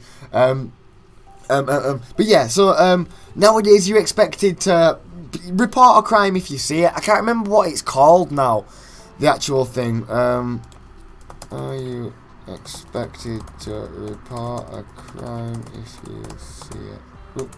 Because you kind of like you are, but you're like not. Oh, look at that. There is no legal obligation to contact the police. Right, yeah, sorry, scratch what I just said. So, the Fifth Amendment, right, you're allowed to plead the Fifth. You're allowed to not say anything if you want. Which, does that not sound flipping mental? In most cases, people are under no legal duty to report a crime to law enforcement agencies. Failure to report a crime is generally not a crime in and of itself. Yeah, man. Is that not crazy? Like, does anybody else think that's a little wild? So anyway, there's this case, yeah, which just, it stretches this to the absolute flipping edges of your imagination, and it's a horrendous, horrific case. I won't tell it exactly how it is, and I'll leave the gross details out because it is super gross, right? But sorry, I've not got the fenders joke. I'm so sorry. I am so slow. I'm like whoosh. I am the physical embodiment of the subreddit r-whoosh. I don't get jokes. My comedic sensibility is not there anymore. I used to be so funny, and I'm just not funny anymore. But yeah, right, okay, sorry. So I don't know, I found that a little wild, right? That you don't have to report a crime if you see one. There's this guy called David Cash, and back when he was in uni, and this happened in the 90s, he kind of like met this dude in uni. They became like good pals or whatever. They were known to be a little weird and kind of being really mean to like prostitutes and really weird shit. They were like into some pretty freaky stuff together, pretty nasty, malicious stuff, you know, you wouldn't expect from a self-respecting human being. And I ain't even on about like the fact that somebody goes for, pays for prostitution. It was the way that they was treating the prostitutes, who were being totally horrible to them, stealing off them and shit. So I wasn't meaning it in that way, but they were horrible by all accounts. They weren't nice people. They went to University of Berkeley, I think. This David Cash is becoming like a nuclear engineer or something ridiculous like that. He's getting some like really, really prestigious job, like, you know, going for this really prestigious degree. And basically what happens, right, is David Cash and this guy Jeremy Strohmeyer, these two mates who met in uni, they're like uni age, I think. I don't think I've got their age. But yeah, David Cash and Jeremy Strohmeyer, they were out at a casino. They'd gone to Vegas. They went to Las Vegas, and they basically went to this like casino, right? For some bizarre reason. Now this is like a big point of contention in this whole case, and you're gonna understand why. There was a 7-year-old lady, young lady, 7-year-old, playing in this casino. Her dad was gambling on the slots or whatever. It was like 2 o'clock in the morning. So you've got an incredibly precarious situation, yeah, for this like little child, 7-year-old. Welcome, Ad. Welcome. You are just in time for us to be talking about this random case of people. You know, like you don't actually have to report a crime if you see one. Like, not reporting a crime isn't a crime, kind of thing. But then there's this case that really throws the morality of that into question, which I like these kind of things because they really make you question just, you know, like the status quo, I suppose, at its purest form. So, right, back to the story, right? We've got two people. Ad, welcome, hope you're doing okay. Two people, Jeremy Strohmeyer and David Cash. They went to the University of Berkeley in California, I think. They were both getting some pretty decent degrees. And they found themselves, they were good mates, pretty weird, did some nasty shit to people. When they paired up with each other, they got like drunk and, you know, high and stuff. So anyway, they was in Las Vegas, I guess on a holiday. They was in a casino. There was a 7-year-old in the casino, which is horrific to think about. But the 7-year-old was with her parent, her dad, who was out here gambling and not paying any attention to his kid. So for some bizarre reason, Jeremy Strohmeyer started to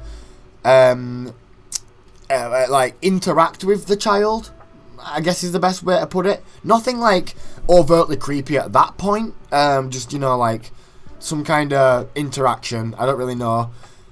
Then the child's gone to the toilet, and the Jeremy Strohmeyer has followed her into the toilet, right? This is on camera. You can see the girl go to the toilet. Just straight after, you see Jeremy Strohmeyer follow her into the toilet. And then a few minutes after, you see David Cash go into the toilet, right? So at this point, all three, the 7-year-old, David Cash, and Jeremy Strohmeyer are all in the toilet.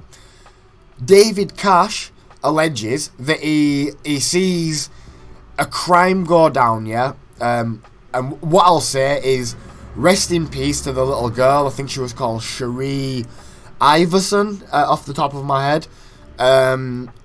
Rest in peace. It's a fucking horrible thing to happen to anybody, let alone a 7-year-old girl who should have never have been there. But, like, I'm not even going to go down that road because it is super upsetting. But during the commission of the crime, right, David Cash has gone in, witnessed it, seen kind of like the worst part, and seen a physical altercation in the toilet stall. Yeah, David Cash has been in the adjacent toilet stall, looked over the top. What he said, David Cash has said he did, is kind of tapped Jeremy on the head whilst he was physically grabbing this young lady, right? And he did some horrible shit to her. And all David Cash did was give him a look, and like paraphrasing a bit here, but pretty much verbatim, give him a look that knew that I didn't agree with it, that it wasn't appropriate, that you shouldn't be doing it, you know, like give him a look, basically. You know, the kind of look that you'd give to your kid when they're like going into the cookie jar when you've just said no or something, not when you're seeing somebody murder a child. So he's basically seen this shit go down. The camera then catches David Cash come out of the toilet. He'd been in there a couple of minutes, I think. All on camera, of course. You didn't see inside the bathroom, but you see him come out and in and out or whatever. And then he says that in so then Jeremy Strohmeyer comes out of the bathroom by himself and immediately admits to his friend David Cash that he had just, rest in peace, the little girl, right? That's the first thing he said. He admitted it straight away. David Cash had said that he knew anyway that Jeremy had done something horrible to her because he was in there for like 25 minutes and he was like waiting outside for him.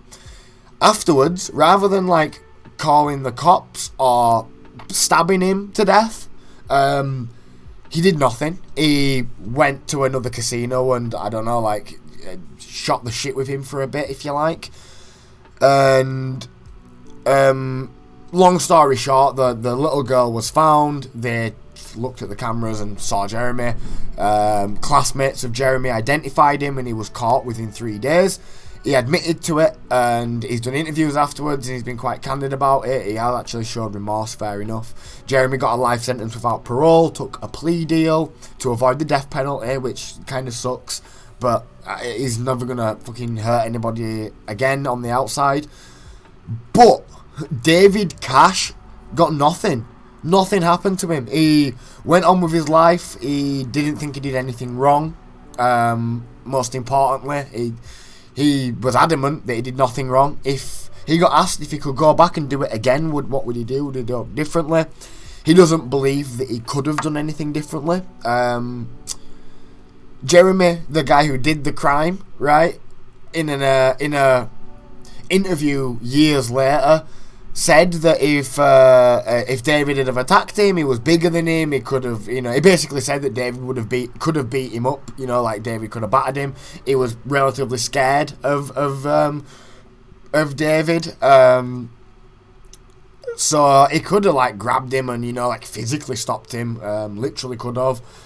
So even he's come out and said shit like that himself, and nothing has happened to him. He's done interviews. He's been very open about what he saw. He didn't see the most heinous part of it, but he saw a very, very traumatic event, in my opinion. But if you want, we'll watch his interview if you like. It's only like 10-minute long, and I don't know, man. Just like I know that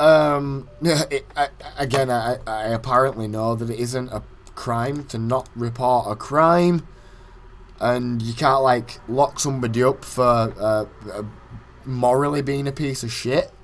But like, nothing happened to him. He continued to do his degree. He all of his classmates wanted him out, and nothing happened. Really, really crazy situation, y'all. So this is his interview anyway. This is David Cash's interview, because of course his pal is in jail, Jeremy Strohmeyer. David Cash would have been good Samaritan enough to have stepped in and done something, anything, when he saw another young man, his best friend, assaulting a little girl who minutes later his best friend raped and murdered. But for the past few months, David Cash has been the subject of nationwide outrage over his decision to walk away and not even report the rape and murder of 7-year-old Sharice Iverson. The 19-year-old Cash, a sophomore at the University of California at Berkeley and a nuclear engineering major, has become an outcast on campus. We want Cash out! We want Cash out! Many of his fellow students there are demanding the university expel him. Exactly, Lena, exactly. I don't know how one could live with themselves after that, seriously. They are infuriated not only by his failure to save Sharice Iverson, but also by remarks he made this summer on a Los Angeles radio program. Very good. How much am I supposed to sit down and cry about this? I mean, let's be reasonable here. Is my life supposed to halt for days, weeks, and months on end? And if that weren't bad enough, he added this. The simple fact remains, I do not know this little girl. I do not know starving children in Panama. I do not know, people that die of disease in Egypt.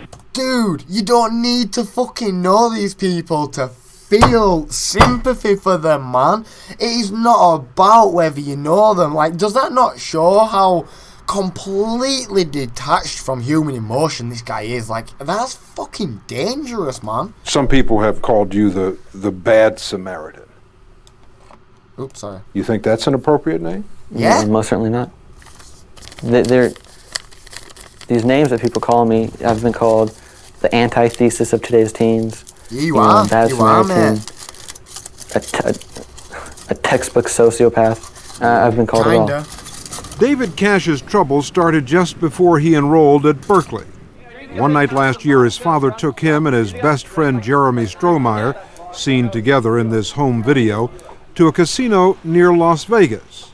Surveillance cameras there showed the two boys playing video games at 3:30 in the morning. Strohmeyer then spots Sharice Iverson, whose father was gambling nearby. The cameras record Sharice walking into a women's restroom, followed by Jeremy Strohmeyer, and then a minute later by David Cash. When I entered the bathroom, Jeremy Strohmeyer and Sharice Iverson were throwing paper towels at each other. They were just playing, seemed just horsing around. And it came to a point where Jeremy grabbed her and took her into a stall, to one of the bathroom stalls. I went into the adjacent stall, looked over, and Jeremy was restraining her with his left hand over her stomach and his right hand over her mouth. And she was trying to scream. He was muffling her screams. Wow. Cash says he then heard... He were muffling her screams. How on earth is this guy walking around? Please, somebody tell me that. I have no clue what is going on with this dude. Strohmeyer threatened Sharice Iverson, saying, "Shut up, or I'll kill you." Wow. You know, I tapped him on the head, you know, because it was completely out of character, and he didn't really respond to me. Look, that's the part that I'm on about, you know, where he says he just tapped him on the head, like, and he didn't respond to me. He gave me kind of a blank stare. So, come on. you Wow. know, in my opinion, you know, it was like time for me to get out of there. Why? You know, well, when an 18-year-old male grabs a 7-year-old child, you know, that's not a position I want to be in. Based on what I saw, I mean, it wasn't something I wanted to stick around and, you know, see what would materialize. I mean, I get that. Yeah, no, totally. That's probably the first human thing that he's ever said, this dude, yeah? But what he should have immediately done is fucking reported it. Like, I get that you might not want to even get involved. There might be some fucking basis for that somewhere. It's not what I would think I would like to do. Definitely not. And, like, quote me on that shit, please. But, walk away and wait for him. That's what... You say to him, Jeremy, wow. He come on, walked away stop, and let's waited go. for him. I was giving him a look as if, you know... A look? You know, that he shouldn't A be doing look? that. But you never said, stop, get out of here, this is wrong. Verbally, I did not say that. But my body language certainly suggested it. Body language. According to the surveillance camera... In it, Lena. In it. Like you could sit and watch anybody do that to an innocent little girl.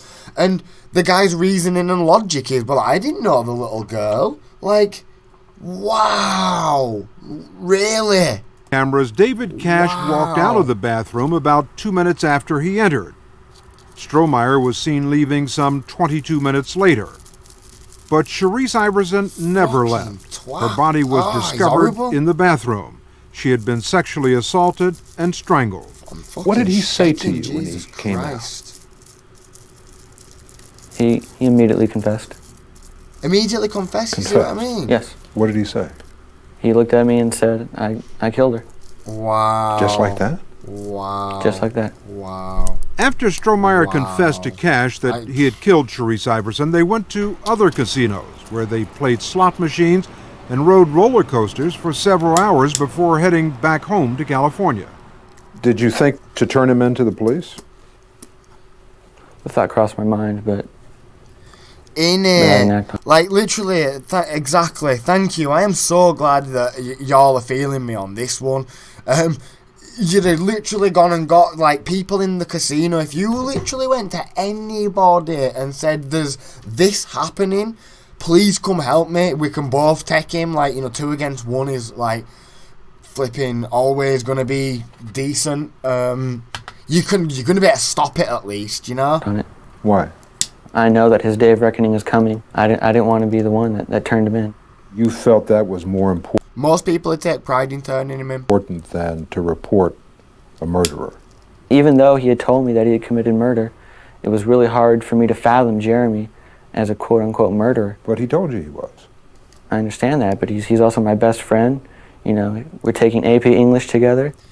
Wow, the bond of AP English. Wow, you know, marriages, I am sure, have started because of AP English.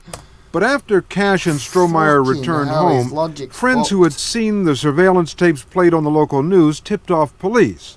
Shout out to those friends who tipped off police, though, right? Strohmeyer was... I mean, if they were anything like Mr. David Cash, this guy would never have been fucking caught. Charged with murder, and 3 weeks ago, to avoid the death penalty, he pled guilty. He is now serving life in prison without parole. But David Cash, who watched as Strohmeyer physically assaulted a little girl just minutes before she was murdered, has not been charged with any crimes. He's evil! He's evil! Yolanda Manuel is Sharice Iverson's mother. She is estranged from Sharice's father and was not at the casino with him the night of the murder.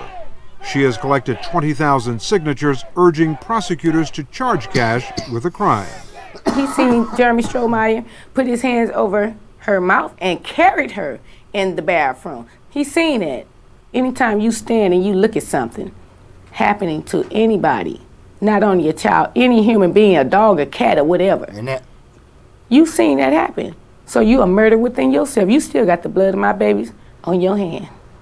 You think he is an accessory to murder? Yes, he is. That's what I thought, literally, that would have been. Like, why is he not accessory to murder? Exactly, security be all over it. Exactly. Jess says, could be an episode of trauma in this guy's past, like a parent who abused the other and said don't tell. Yeah, no, absolutely. I think the guy has certainly got some issues.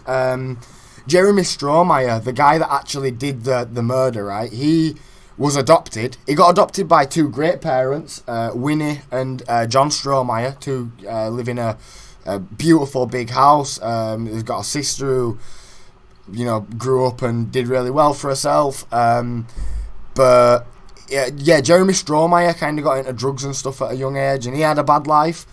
Don't know about kind of like how it had, you know, form or link or what specific things, but there's definitely some basis for that for sure.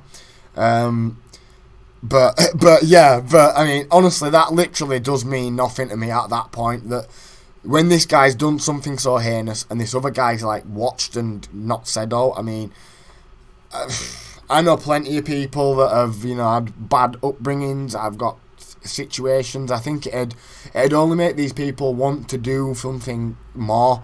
I think it'd only make the desire to want to help more, because if you know how terrible that kind of shit is, and I mean, gosh, he fucking killed her, man. What a sicko.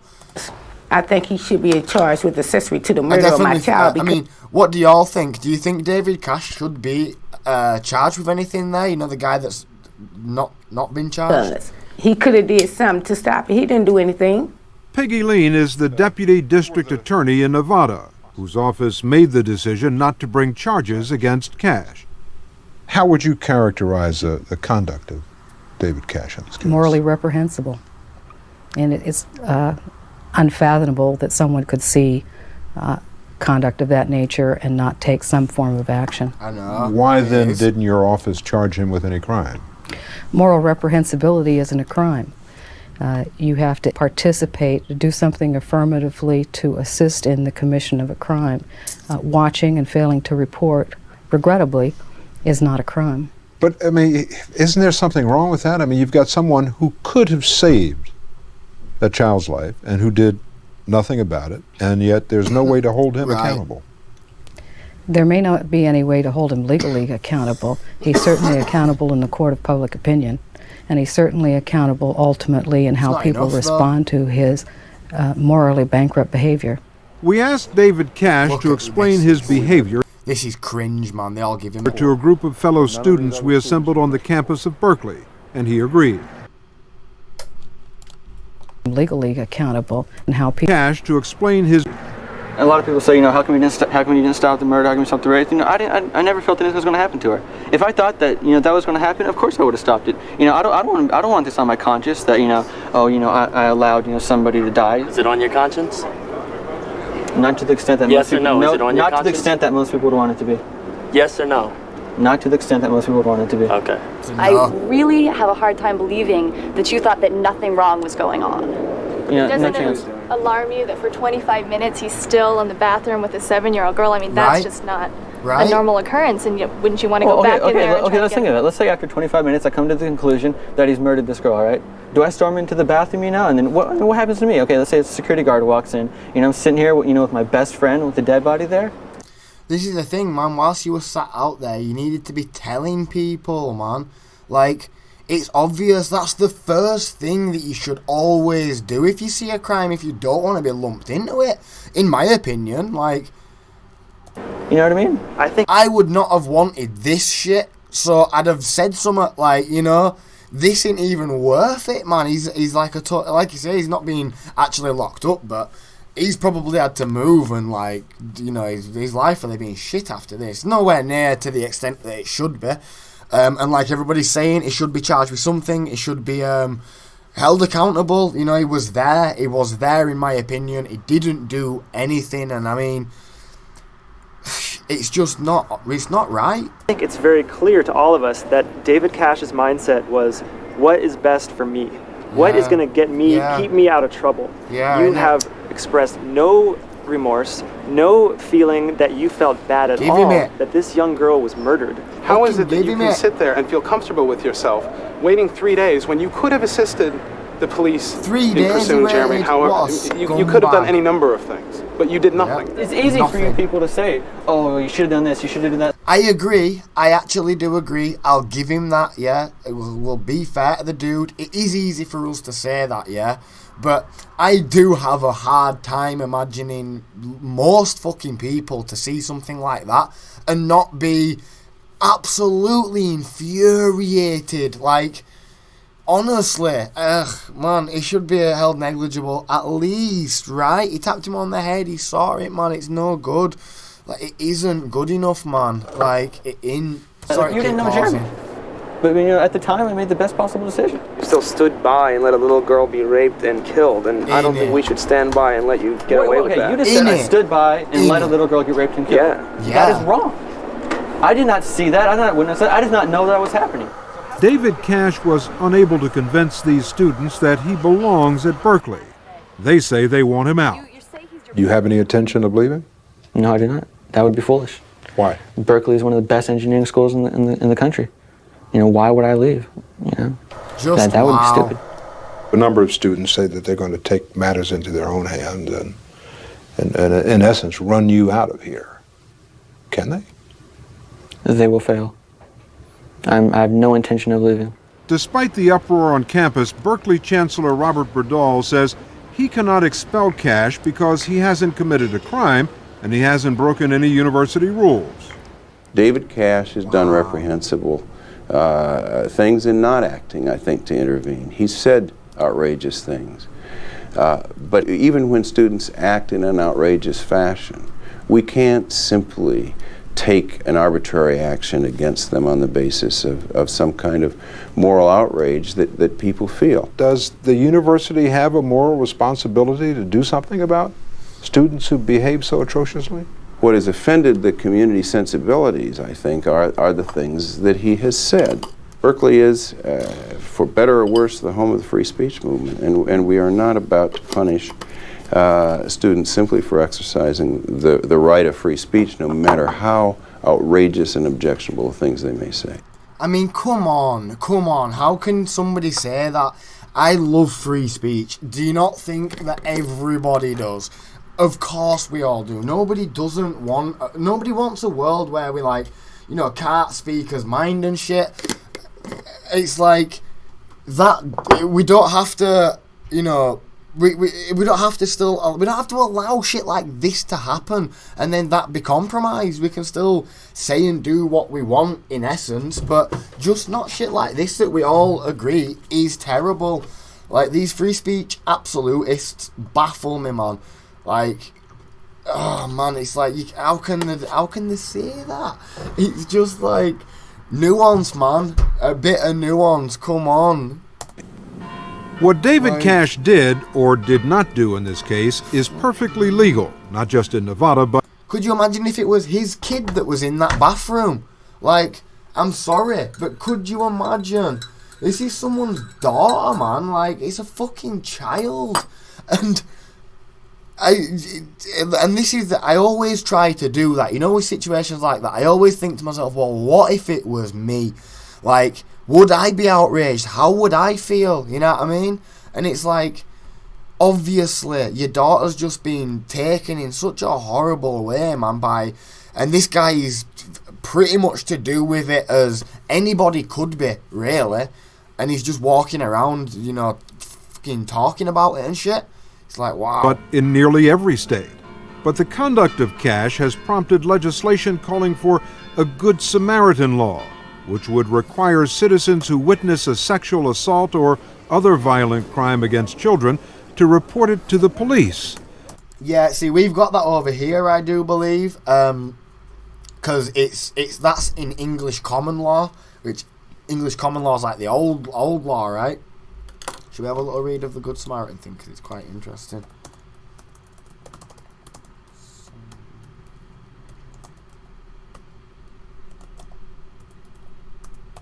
Wiki. This one. Good Samaritan laws offer legal protection for people who give reasonable assistance to those who are or whom they believe to be injured, in peril, or otherwise incapacitated. Doctrine is a legal principle. Common law areas of Canada.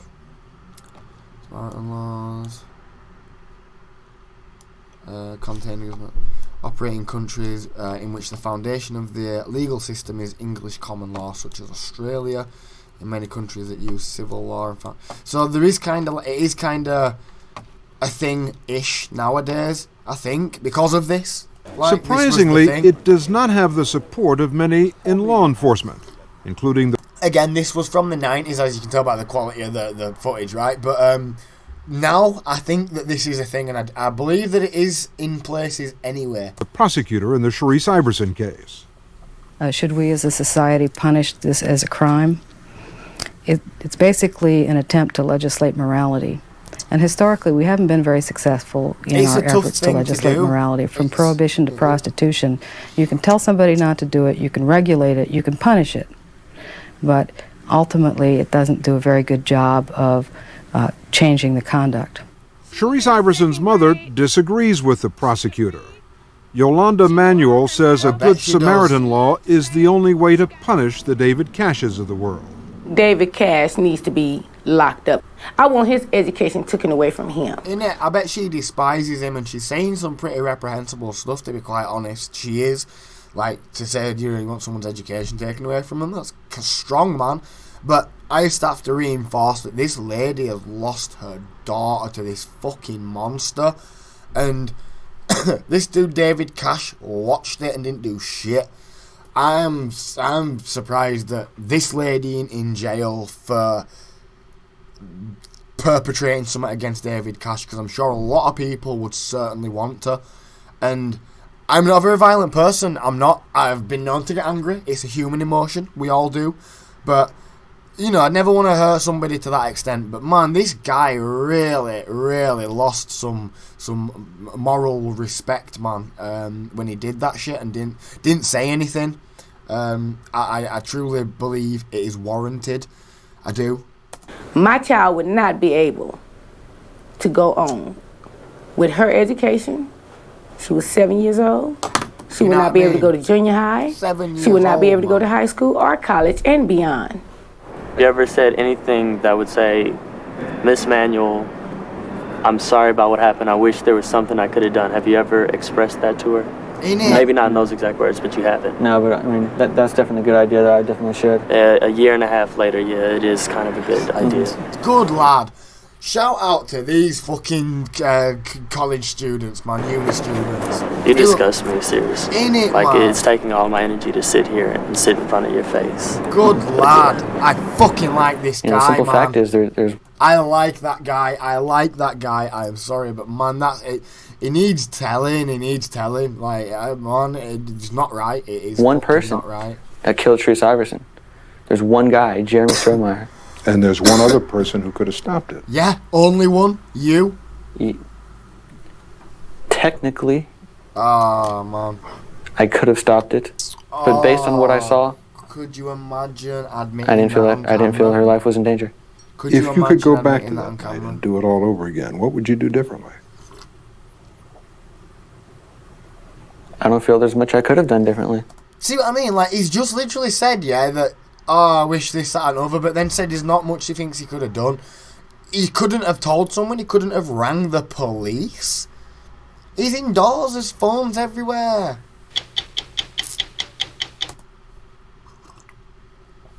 And yeah, man, I have been super riled up about this, me. Like, I found out about it, I think, yesterday, maybe. And I wanted to talk to y'all about it yesterday, but I ended up being out in flipping rain, if you remember that. We were out in rain for a wee bit, and I only stayed out for a right little bit. And then I ended up feeling pretty tired and falling asleep, but I've been doing that recently quite a lot. It's super weird.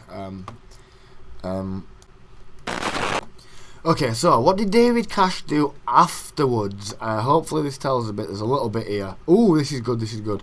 Sharice Iverson's mother demanded that David Cash Jr., he's a junior now, also be charged as an accessory to murder, but authorities stated that there was insufficient evidence connecting him to the actual crime, and Cash was never prosecuted for any offence related to the murder. Oh! Fuck. In the weeks following Strohmeyer's arrest, Cash told the Los Angeles Times that he did not dwell on the murder of Sharice Iverson. I'm not going to get upset over somebody else's life. I just worry about myself first. Oh, I'm not going to lose sleep over somebody else's problems. He also told the newspaper that the publicity surrounding the case had made it easier for him to score with women. Oh, I'm no idiot. I'll get my money out of this. Oh my god. Oh wow.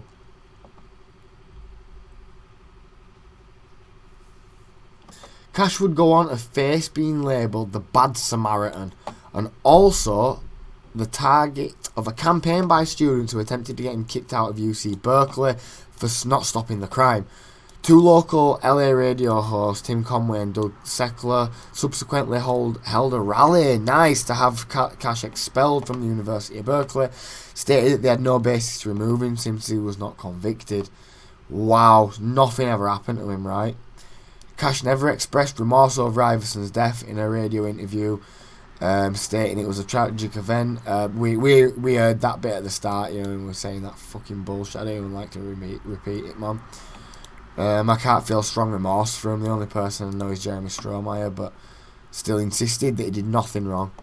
The Sharice Iverson Bill. Sharice Iverson's murder led to the passage of Nevada State Assembly Bill 267, requiring people to report to the authorities when they have reasonable suspicion that a child younger than 18 is being sexually abused or violently treated. The impetus for the bill stemmed from Cash's inaction during the commission of the crime. Wonderful.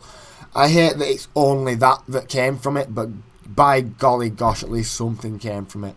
The bill, Sharice Iverson Bill, introduced by Nevada State Assembly Majority Leader, provides for a fine and possible jail time for anyone who fails to report a crime of the nature of the creation of the bill, enacted in 2000. So why can't we get him with that now then? Is that wrong? Is that like against some kind of laws or something? Get him with it. It'd be a very fitting thing to send him down for, wouldn't it? The Sharice Iverson Bill, that's what he gets locked up for. Fucking piece of shit. I have no words for the man. It's crazy. Ooh, Jess says, found this on Reddit. No, he apparently identifies as LGBTQ and lives in Canada. His profile says he went to some school in Canada as fashion design, but it is clearly him. Right. Pro tip, I found it by by searching his name on Google and clicking images. Right. Wow, reprehensible. That's interesting, Jess. Can you link us that, love? Have you got a wee link for that we could... We'll have a little look... Oh, bollocks. I didn't even have that on right screen, did I? Sorry, everybody. I totally forgot to change it back like an idiot. Oh,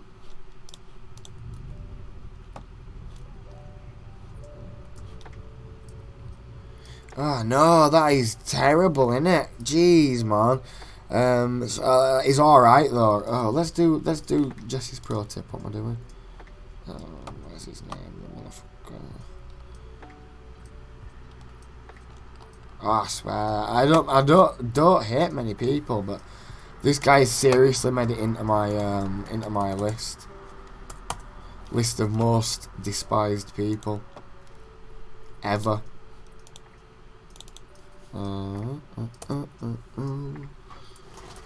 That one, eh? Las Vegas review. Facebook.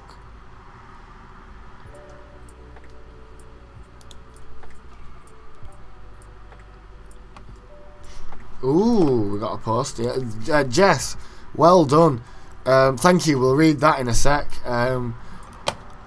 Is it going to make me... gonna make me. Oh. Okay. So that's just recapping the murder. Blah blah blah. An ounce of remorse. During a separate interview with Long Beach, he's going to profit from it by selling the movie rights. Pfft, I'm no idiot. I'll get my money out of this one day. Fucking whatever. I hope not. The simple fact is, right, okay, we got that update. A few years ago, production company which is one of the largest oil companies in California, recently hired as an equipment operator of their company. High paying job, all thanks to his nuclear engineering degree from Berkeley, right? After someone posted this information online with Cash's Bad Samaritan character regarding the no longer works for the company. Nice. The same person posted Cash's contact information and he allegedly received threatening calls. Yay! Oh, sorry, but at least some repercussion, man. Reminds me of Creep Martin Shkreli. Same obnoxious combative attitude. Very good comparison, Rull. Pardon me. Very good comparison. Anyone know David Shkreli, the guy that bought that Wu-Tang album for loads of money and he got locked up for buying an insulin company and raising the price so nobody could afford it? That Martin Shkreli. I think it was insulin, I'm not quite sure. He was a demon by all accounts. He's a photographer. David Cash Photography. Is getting as a very young boyfriend. Oh no, I hope that ain't weird, young. Damn. Wow, I was in senior class with the two disgusting arseholes. I was the only black student in class and they often make racist jokes. See what I mean by saying they were horrible fuckers. The teacher didn't do a damn thing, big fat red-headed bitch. Ooh, ouch. Pardon my language. Woodrow Wilson HS was segregated as Flip. We actually did a senior project on Dante's Inferno to depict a circle of hell. Jeremy was disturbed and rarely talked to anyone except Cash. He was completely egged on by Cash, who was way smarter than Jeremy. It was way smarter and Jeremy was on some type of drug. Yeah, I think he was on methamphetamines, speed. Cash was the one who did the awful deed. Jeremy was a vessel. Sad part is prom. Cash wasn't allowed to go and pulled up in a limo waving out of the sunroof. Cheered him on. A very racist high school. Had any quality guidance. Wow, man. Guidance counsellors recognised these two disturbed kids would have prevented a despicable murder. Wow, too busy worrying about arresting black and brown lives. Wow, I hope his rest of his life is as miserable as possible. Again, it's pretty horrible to say that about someone, but I totally agree. It's like, totally. Story of David Cash Jr., who witnessed his friend Jeremy Strohmeyer assault a 7-year-old girl and did nothing to stop him. 20 minutes later.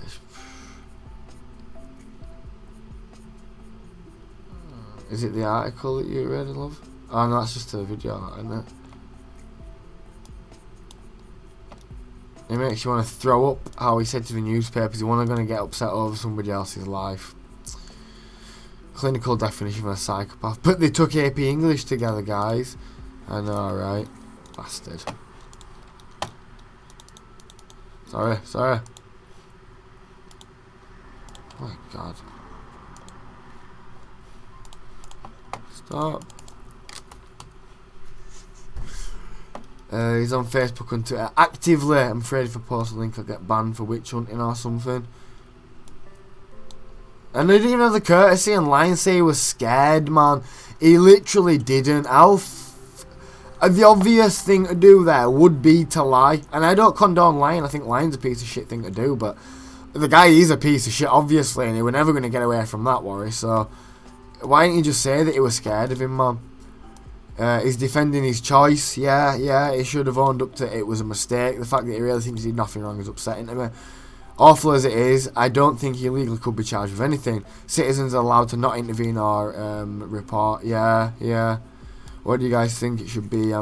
Maybe thinking obstruction of justice or attempted assault if he followed the girl in the bathroom with intent. Yeah, I mean, citizens are allowed to not intervene or report. What? Yeah, they're not. It's like you're allowed to not intervene. Thank you, Jess, for finding that post. I bet he lives here in the West End. My neighbours is known as LGBTQ neighbourhood. Right. Damn it, man. Seriously terrible shit. Reprehensible piece of work. Like, he absolutely is awful. But at least he seems to be getting bullied a bit. It don't seem to be going too well for him. And the Bad Samaritan, if you Google the Bad Samaritan, you get all that info. So he's really done it for himself there, at least. But man, unbelievable story that, innit? And at least Nevada have actually, stepped in and sorted the laws out a little bit. And now you do actually have to, report it if you see something like that, which is great, I think. They brought the Sharice Iverson bill out, which, good. I'm glad they did that, seriously. Wow. But ladies and gentlemen, I'm going to love you all and leave you all on that bombshell. Oh, man. But thank you, everybody, for joining us. I do hope that this has been somewhat enlightening. I hope you've learnt a little thing or two here. Maybe it's learnt a new story. Now you know that in Nevada, there's a bill called the Sharice Iverson Bill 267, Section 267, I think it was it? Bill 267? Damn it, I can't remember. But now you know that. Now you know why. And yeah, I think it's just an interesting one to, think about the implications of it and morally, and, you get into the whole philosophy of, well, should we be locking people up for moral things and thought crimes and the likes? I mean, I don't know personally. I don't think one person can ever make the decision definitively. I think it's something we should all come to as a society. And I think it's fair to agree, looking at the comments and looking at how everybody's been with him afterwards, it's fair to at least assume that people don't like him. Nobody would have been upset if he got locked up, right? So why not lock him up? That's what it's for, right? I mean, I don't know, kind of, but you're very welcome. You're very welcome. I hope that gives you at least something interesting to think about. I do like things that kind of question our own little inclinations and our own processes and thoughts and perspectives, and that kind of gives a spin on it, and maybe think, well, should we be locking people up for stuff like this if we're not? Because that's wrong, and I don't think we should have a society of people that can witness attacks and of 7-year-olds and it just be fine. So, yeah, man, you're very welcome. Thank you for everybody that stuck with us all the way to the end. I really do appreciate it. Most importantly, I hope you all enjoy the rest of your Wednesday. And I'm sorry about the camera quality. At least it isn't too bad. But let's give my phone one more try. Come on, everybody. Good luck. A good luck charm. Let's do it like that, look. We're doing volume up. 2, 3, 4... 5, 6, 7, 8, 9, 10, 11, 12, 13, 14, 15, 16, 17, 18, 19, 20. No! Why?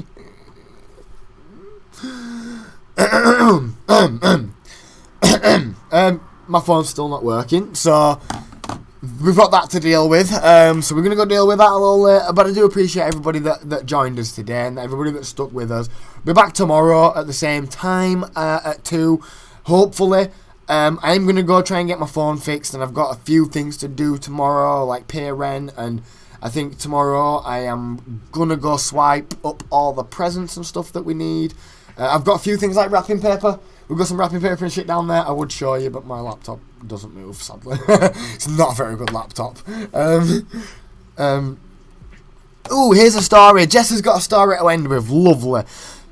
My sister went out on the town with a cousin. Cousin went to play a man's flute down an alley. Other guy stole my sister's bag. Cousin wouldn't give police info even though she knew who it was. No. 2 days for a battery drain, I read. Yeah, I did hear that as well. I did hear that. Hopefully, gang, 2 days. I mean, what I am hoping, I got told today by one person that what it is my battery, it sounds like I've overcharged it, or my battery's seized or iced or some shit like that. It's given up, or a power surge, like Georgia was saying in Discord. Could be a power surge or something along those lines. that's like shorted my battery out. So long story short, I need a new battery. It'll cost me like 35 quid plus fitting, which would be like 15 quid. Isn't bad. That's fine. If it's that, I am totally happy with that. But the problem obviously is going to arise if it's not that, and I pay for it. I don't have a lot of money. But what might be cheaper is getting my iPhone unlocked as well, and then just using my iPhone for now, which will then at least provide us the necessary equipment to be able to go on stream, because we've got London coming up, so it's tantamount that something is sorted out for London next week, which it will be, absolutely. Like I will flipping I will do anything to get that shit sorted. Playman's flu. I know, that is really funny. That is a really, really funny expression, which I have never actually heard. TM, trademark it. But ladies and gentle gems, it has been wonderful to have you here on the KezCast. Should we call it KezCast? Or Bradcast, maybe? Maybe we'll call it Against All Odds, or maybe we'll call it the Off Topic Podcast. Or maybe we'll call it Citation Needed. Or maybe we'll just call it what we're going to talk about today. I don't know. But either way, I appreciate your company. First chair player in an orchestra I've heard. That's killer. That is killer. My absolute gosh. Okay. And on that bombshell then, everybody, peace and love. I will see you all in the next one. Please do join us again tomorrow. I don't know if we're going to be out and about, which sucks, but we'll be back either way. Peace and love, everybody. Have a nice rest of your Wednesday. Bye for now. Peace.